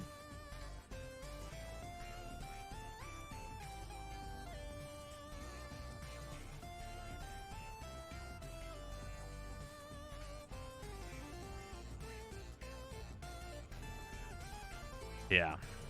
Honestly, that's probably, like, legitimately, that is probably, if they did that with Ash, Ash would probably shoot up to be, like, in my top 5 favorite Warframes.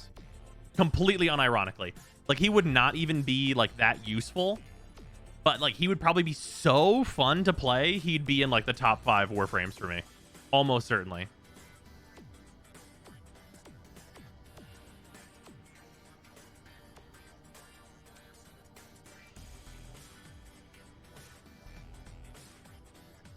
Because, like, you'd just be doing fast as fuck, boy. Zyme, do you buy the MTG bundle boxes? Do you mean the set bundles? Because I usually don't buy the... Okay, so... I usually buy boxes because boxes are ratioed. And if anyone wants me to explain what that means, I would love to. Teleporting instantly on command is fun, turns out. Yeah, that shit's badass.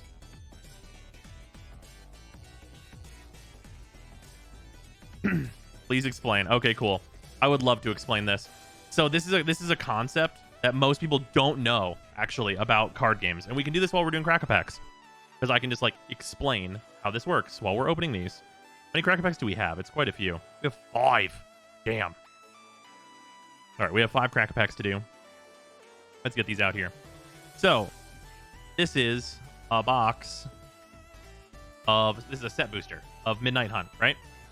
So, in a full box of Midnight Hunt, generally speaking, you are going to get 4 to 6 mythic rare cards. And notably, so far, we are at 3, which is good. We're at 3 and we're about halfway through the box. So this is probably like a 6 box. Like, oh, ideally. It might be like a 4 or 5 box, but like, generally speaking, in a full box, you're going to get 4 to 6 mythic rares. And those make up the large amount of value of a box. So, like, if we're looking at, like, Ren and 7, I think Ren and 7 is, like, $30 right now, which is, like, about a third of what this whole box is even worth. And there's definitely rares and stuff that are worthwhile, which are guaranteed at least 1 per pack in set boosters, right? So, in a set booster, you have 24 packs, and you're guaranteed 24 rares absolute minimum. And mythic rares are ratioed. So I'm going to get at least 4, almost always, unless it's like a misprint box, which is very unlikely. So because I know that, the box has a more predictable value than a bundle. Because if a bundle contains 10 packs, it's like there's no real ratios to them. Or at least they're not predictable ratios. Because some people open a bundle and they get 6 fucking mythics. And some people open a bundle and they get 0 fucking mythics. So I prefer the predictable nature of knowing that I'm going to get some mythics and I'm going to get some good pulls off of, like, the rarer cards in the set, as opposed to, like, the complete randomness of having no idea. Which is also why you normally will not see me ever buying blister packs. Blister packs are basically, like, the cardboard, like, in case, like, 3 packs of these. I generally will not buy those. I will almost always, if you see me buying cards, it's going to be singles or it's going to be a full box. Ren and 7 not sleep though. He's not gonna warp. He's not foil.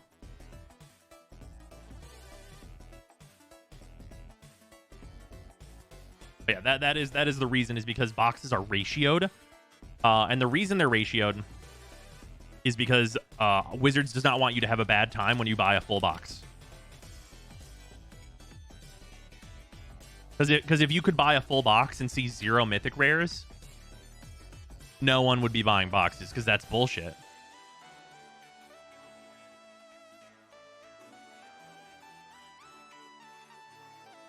Like, they want to reduce the amount of feel bads that people have. And because of that, the boxes are more... That's also why you have estimated value of products. The estimated value of products like takes into account things like that, where like, you know, you take like the average value of a mythic rare based on how many mythic rares you're expected to get, and you get like your estimated value through that stuff. Defenestrate, the meme card, the meme removal. Bundles seem to have changed. They have set boosters now, not draft boosters. Yeah, that's true. And set boosters are generally like higher quality packs than draft boosters, but it's a whole thing. Turn to Nature, Centric Farmer, Vivoni Dawnguard, Dawnhard Wardens, Visions of Dominance, dope. Yeah, and this is one of the other nice things about set boosters now, is that there's some commander cards, like they're in like the uncommon slot that you can get. Visions of Dominance is a really cool one. I love the lore of this card. This is my favorite art in this entire set, I think, because this is a baby Gitrog. It's a baby Gitrog monster, because this is the Gitrog monster. The effect is not very Gitroggy. It's just like a give it a counter and then double counters on it. So it's a counters matter card, which is cool. But I love the art on this. Visions of Dominance. It's a little baby Gitrog. And then in the future, he will be to Gitrog. It's fucking super fun. Thingblade Brigand. Tireless Hauler.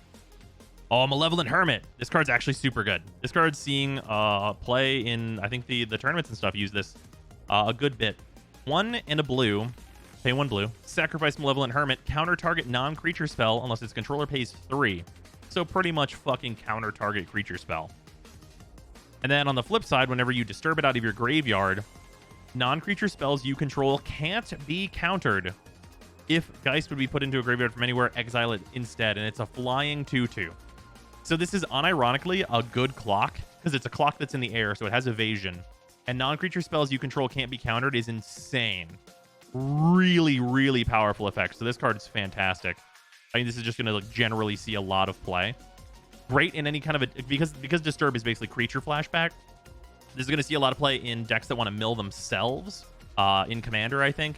And just the effect is just really good.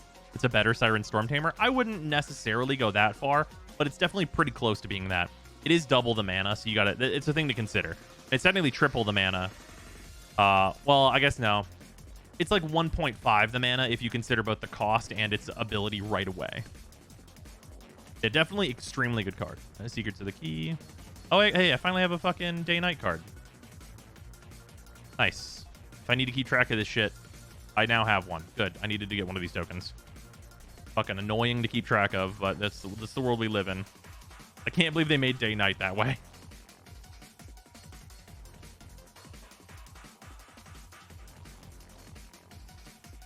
The Hermit is super good. Malevolent Hermit is a great card to pull. I think Malevolent Hermit is like a $5 card, too. It feels like having Mystical Dispute back, but better. Yeah, kind of. Fuck is this? Oh, it's one of the signed cards. What art is this? Arlen the Pack's Hope. Oh, is this her, the non-extended border version? Looks cool. I love the colors on this. Is one of the artist's signature cards. Occasionally, these are actually worth something, because the signature cards are like 1 or 2 per box as well. Those are also ratioed. Plains.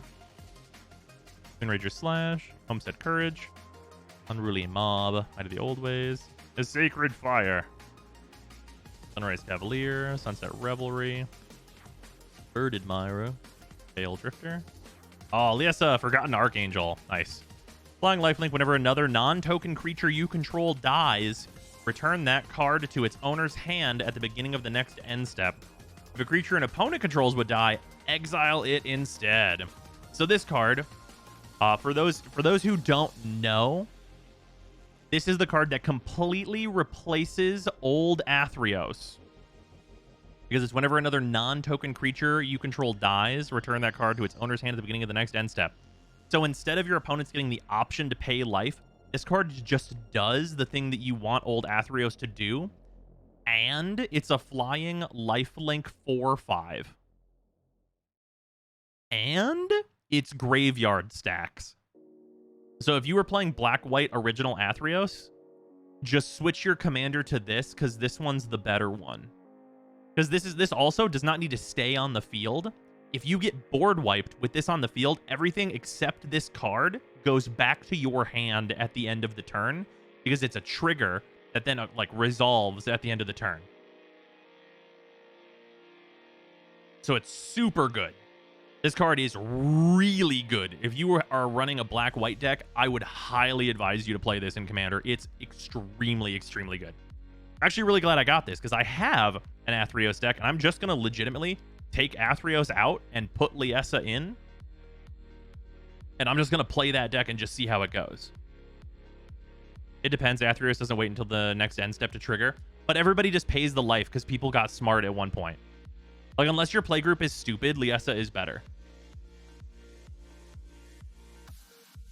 Novice Occultist. And we have... Oh, yeah. This is a smart thing to put on the list. Night and Day. Target creature gets -1/-1 until end of turn. Creatures target player controls get 1/1 until end of turn. This is just on the list for this set because of the flavor of Night and Day as a combined card. So that's cool. That's fun. It's a fun one to have. Yeah, Liesa's great. What a fantastic card.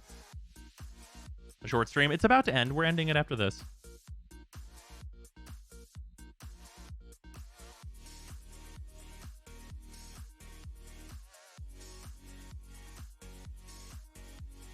Oh, I'm expecting a new Audric. Audric is on Vanquish the Horde, and I bet he's going to show up. I actually was thinking about whether Audric might replace... Oh god, what the fuck is his name? Gideon. I think Audric getting his Spark, that might be really cool. That could happen. Like, Audric as a Planeswalker sounds fucking badass. Because, like, we've all been asking for better white cards, and Audric is, like, 3 different white cards that are good. So, like, him becoming, like, a really good white Planeswalker, I could absolutely see happening. Cool for Dominance, Gavoni Trapper, Clearing Cathars, Carded Fire, Purifying Dragon, Candlegrow Witch, Fireside Infiltrator, Covert Cutpurse, Cigar to Splendor. I don't remember what this card does. There's a battlefield. Note your life total. At the beginning of your upkeep, draw a card if your life total is greater than or equal to the last noted life total for Cigar to Splendor. Then note your life total. Whenever you cast a white spell, you gain 1 life. Oh.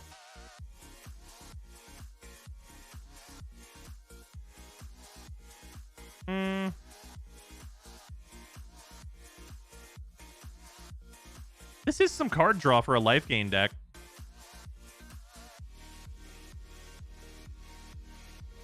Yeah, also Audric is just an absolute fucking Chad.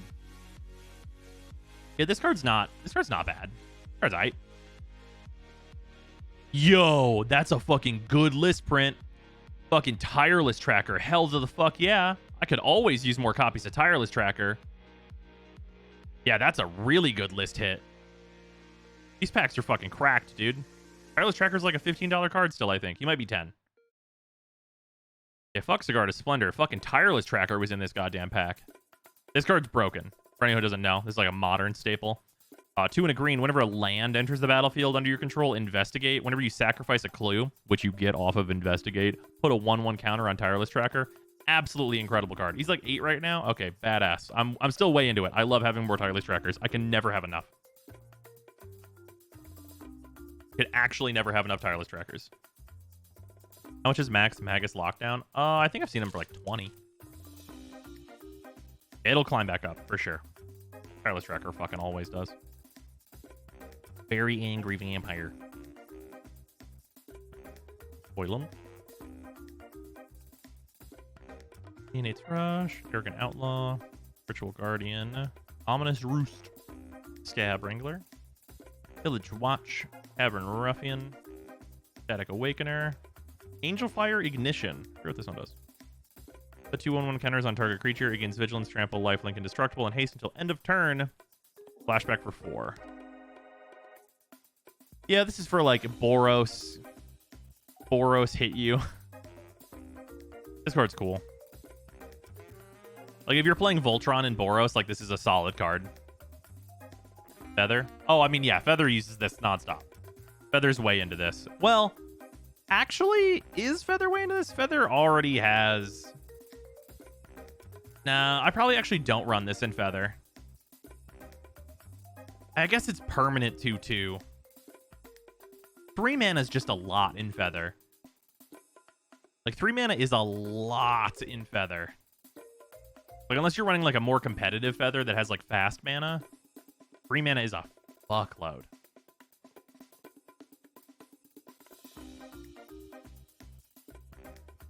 You could consider it, though. Maybe. A foil Evolving Wilds. It's a nice Evolving Wilds print. Very nice. I'd actually use that. I cast spell and hit face. Well, yeah.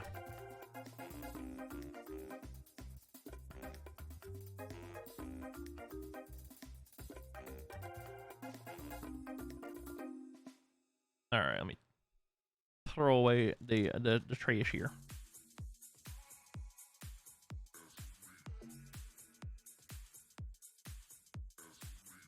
Other Evolving, didn't know this set had it. Yeah, Evolving gets printed all the time, which is nice. Always going to be a super cheap budget card. Yeah, hey, as a reminder, hey, I get to do this now in chat. Oh, is it not? Oh, there it goes. Oh, it's just TCG. Oh, okay. I bet I mixed it up. Yeah, if you guys are going to buy cards, including boxes and stuff, you buy them through TCG Player, which is where I buy pretty much all my stuff for the singles and everything like that. I have an affiliate link now. So if you're going to buy a bunch of cards, if you do it through that, it helps support the channel, and I'd appreciate it. That just happened today. So we have that going now, which is awesome. I appreciate anyone who uses the link. It's very helpful.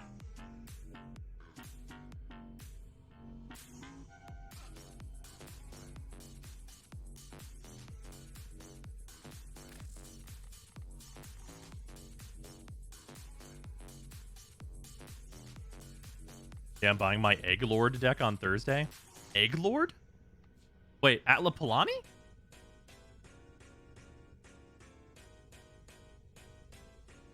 It works on From the Vault stuff as well. Yeah, and anything that you can buy on TCG Player, it works on, to my knowledge.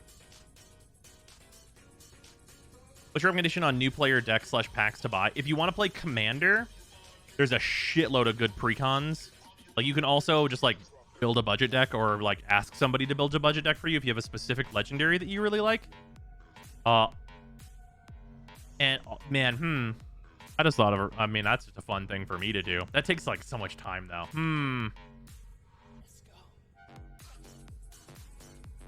Okay, chat. Well, I guess there's limitations on that because like if people okay, I was just thinking about a thing.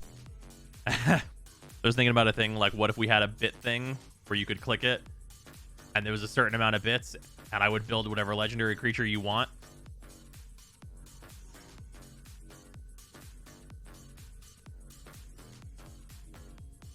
That might be fun. That sounds fun.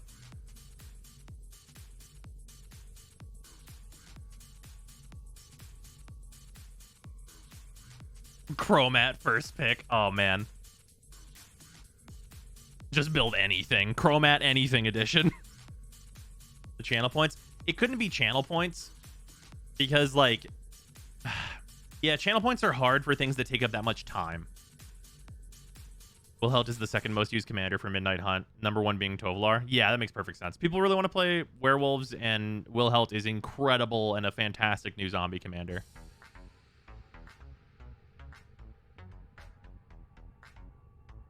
Yeah, it would need to be like 500,000 channel points for sure.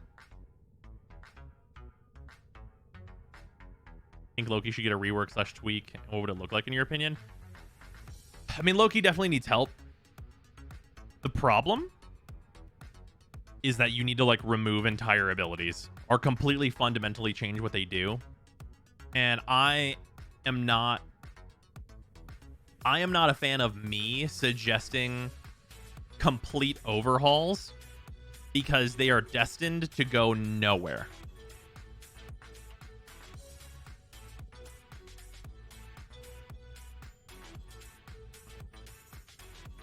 Oh, Tiamat deck time, bruh. You Tiamat combo.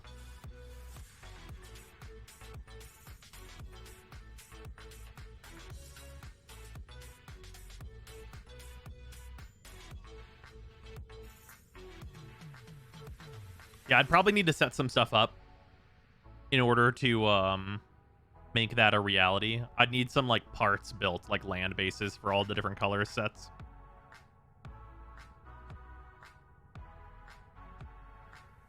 Chandra Nissa Gruul deck, but only girls. Okay, the problem with that is that there's no Chandra and Nissa like partners that you can make as the commander.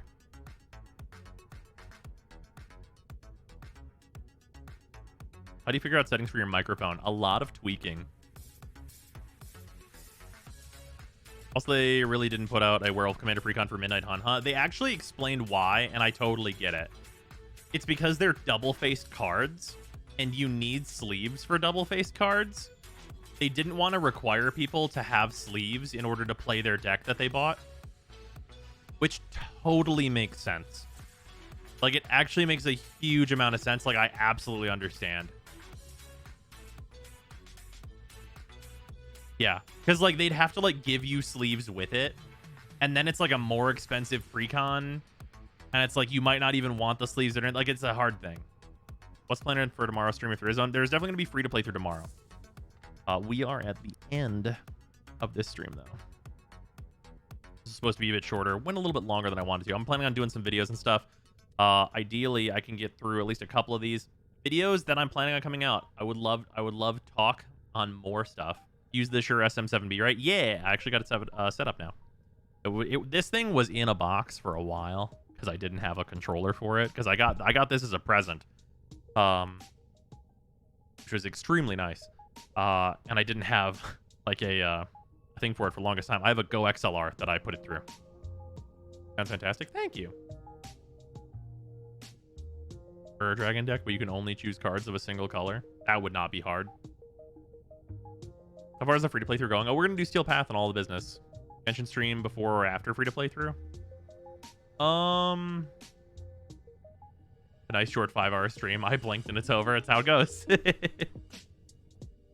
yeah, okay. For video stuff that I'm planning on doing though, would love opinions on this. Got a Nidus Prime video. Obviously, we're doing that. We formed him up, so we have Nidus Prime things that are there to talk about. I'll probably do like, you know, a little bit of Steel Path business on him. Here's the boy. Strun Prime. So why would you use? Because it's like worth that. And then we're gonna do a video on why the Magnus Prime is so dog shit. Why is it so dog shit? And then updated build for the Stropha, because people reminded me that I need to do that. And then why is the Ghoul Saw dog shit? And then the Keratinos build, which I might not do that one. That one I might skip on. I might do Keratinos. I might do Keratinos. I might not.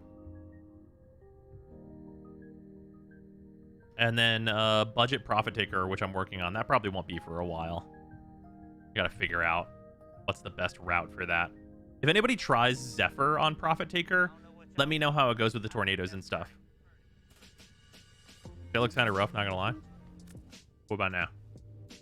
This is how he looks most of the time.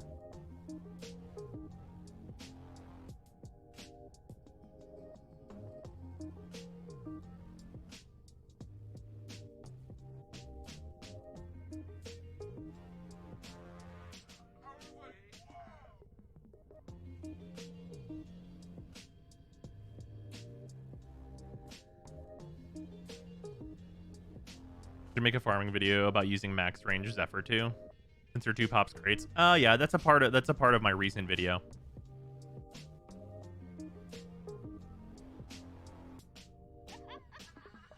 I wanted multiple eyes, extra mouths, and an odd number of arms. Yeah, that's fair. Why you wouldn't use? Yeah. I mean, the videos on like why these things are bad is mostly going to be talking about like why it's just not, weapons are not worth it. What's the fucking MR of this Magnus Prime dog shit? I'm so ready for this to be like MR 12. Fucking 14. Imagine being a higher MR than the Trumna and being this fucking gun.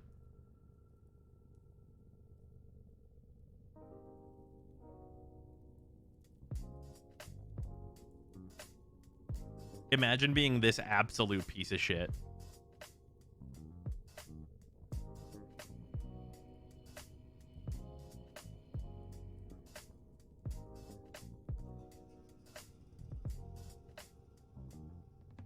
Oh, thank you, Optics. MR assignment is arbitrary at this point. Yeah, they're not even trying with some of these. I should do a video. Shit, we might do this on stream tomorrow because it's also like probably a really fun YouTube video of taking like the spread of what weapons are at what MR and moving them up or down.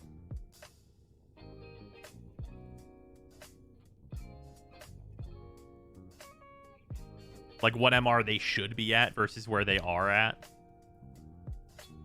Oh man, you know, I could set that up on Tier Maker.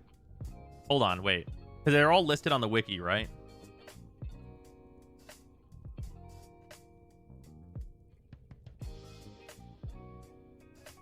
One sec, let me do this real quick. I'm just gonna go look and see if this is possible.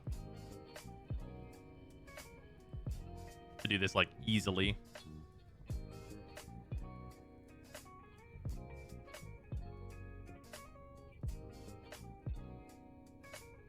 Oh no, there's too many on this list. Unless there's like... Okay, oh man, no, the list is too big. There's too many.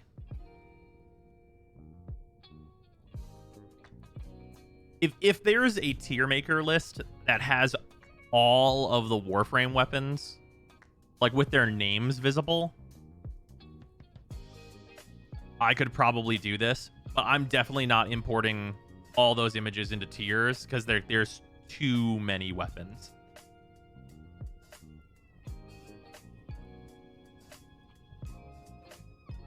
Like this is 100 weapons like per section.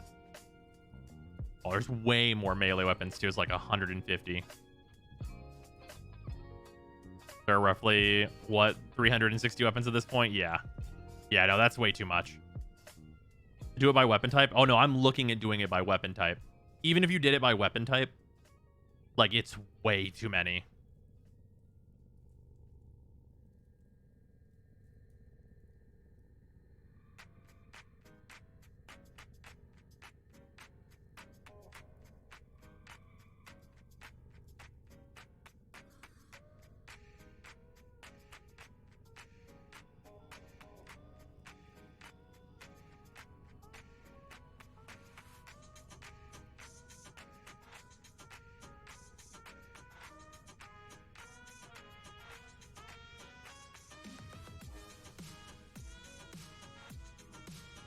I could take a few from each category and make a custom one. Well, the whole thing would be to like look at it and like the totality of like fixing it across what MRs things should be available. Right? Like that's what I would want to do, is be like, this is where everything is right now. And then just to move it to where it actually would make sense.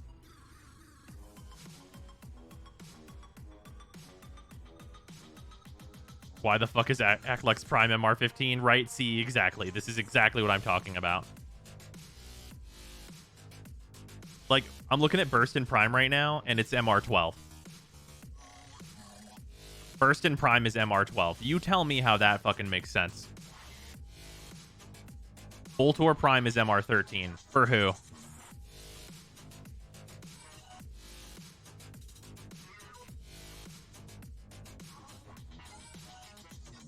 Honestly, I could probably... Wait, what if we just took the actual, like, wiki? The wiki, like, big tier list of what it is, and then just shit-talked all the stuff that's at hilarious MRs.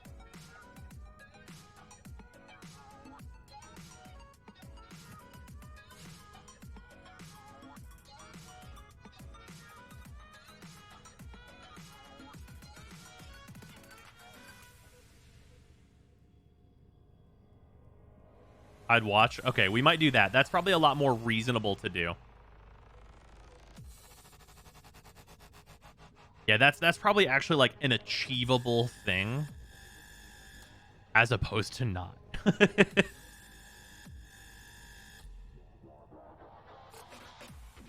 Man, imagine being the Strun Prime at MR14. Like, what's it like to be at a higher MR than the Kuvacomb? Like, obviously the Kuvacomb doesn't even have like a true MR requirement, but like, what's it like?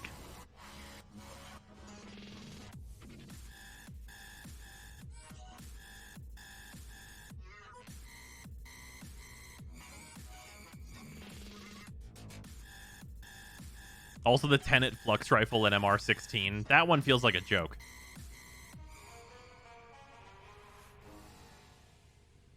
Proboscis Ceranos MR15. Okay, that one just makes sense. You can't convince me that one doesn't make sense.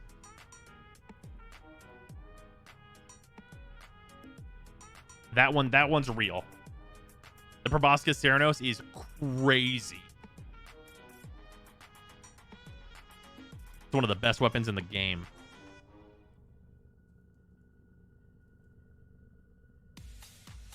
Like, if that one was like MR12, then I'd be like, okay, why is this so low?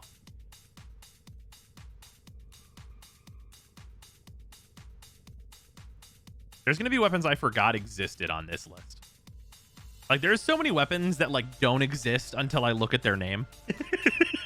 Like, can I, like, actually for real, they do not exist until I look at their name.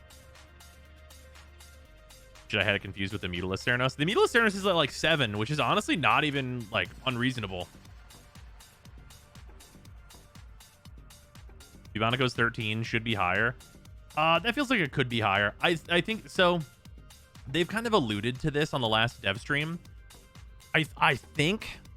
Okay, chat. I just want to. This is what I think. There's no confirmation here whatsoever. Based on what they've been acting like on the dev stream, specifically the last one, I think that we're headed towards an MR squish.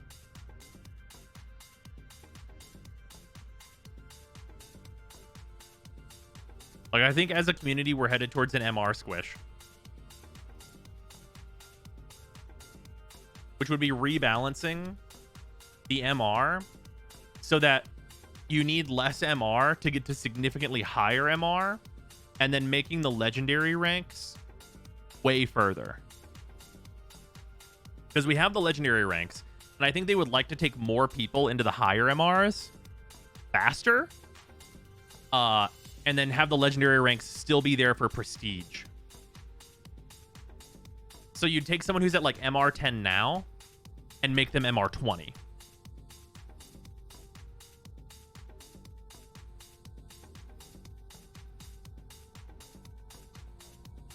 Do you think they'll up affinity gains to help with that? Well, I don't know that they would up affinity gains. I think they would lower affinity requirements. Because you'd still have like all the prestige of being super high MR, right? Like, I have everything. I did all of the farm. Like, you'd still have that. And by pushing everyone up, you make life way better for your lower MR players and your new players. And you make life just as good, if not better, for your high MR players.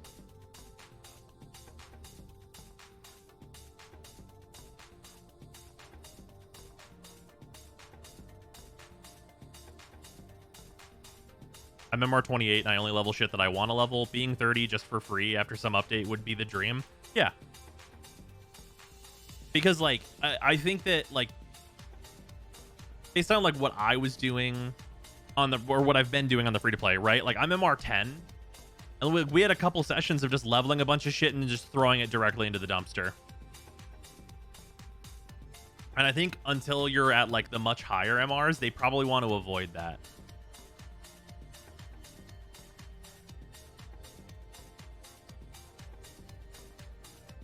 Other than Prime Lich Sisters and some really good weapons, is there a point to our armory being so big? I mean, it's a toolbox game. So you definitely want it.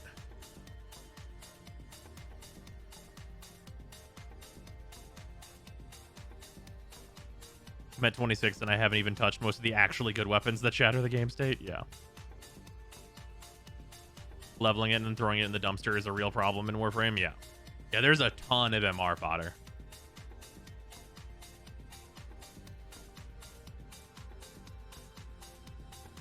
Ideal stats I would want on a Tatsu Ribbon. The good ones. I mean, on Tatsu Ribbon, you'd like a good stance. Actually, you'd just like to remove the stance. Don't run the stance. Don't put the stance in the slot, and it's a better weapon. So do that, and then you just want like regular stats. Like you want crit rate, or rather crit damage, elemental damages, attack speed. All those are all good. Just all the normal good stats. How would that affect the daily caps and other things like that if the MR squish happened? Well, so they've actually already done a daily cap squish where you get way more daily cap front loaded, and it's made the new player experience about 100 quadrillion times better. So it wouldn't actually really change that because you get less increase of daily standing cap as you get to higher MRs now. So it's going to change very little in that regard, actually. Because as an MR10 player, I have 21,000 available like per day rep, which you compare that to me being MR fucking 31, and I have what, like 31,500 or something like that. So it's only 10,000 more, and I know it's only 10,000 more. It's 150%, but I have more than triple the ranks in MR, which is like an exorbitant, like an exponential increase in amount of MR farmed as compared to that MR10. So like they really have fixed a lot of the early game like rep stuff. It's made it a lot better. Later, Macho. Yeah, I think an MR squish would be really interesting for the game overall. I should make a video talking about this.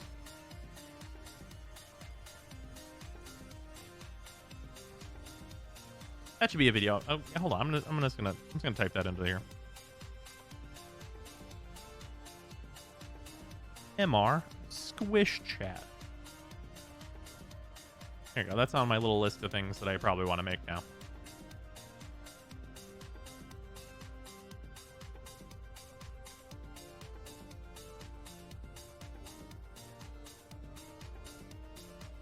It's also just import a list of weapons into Excel for tier list-esque.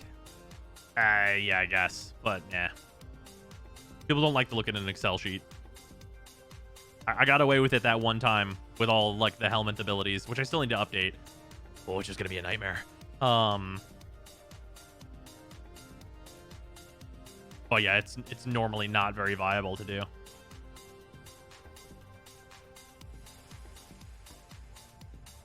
happened to the short main account stream?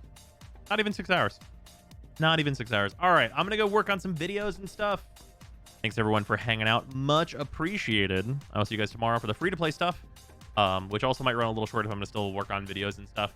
But we have the Sea-Doo on the main account now, or on the non-main account now. That's the thing. Oh, yeah, the helmet spreadsheet. I was going to resub so I could read that. Fair. Yeah, I need to update it still, but it's still there.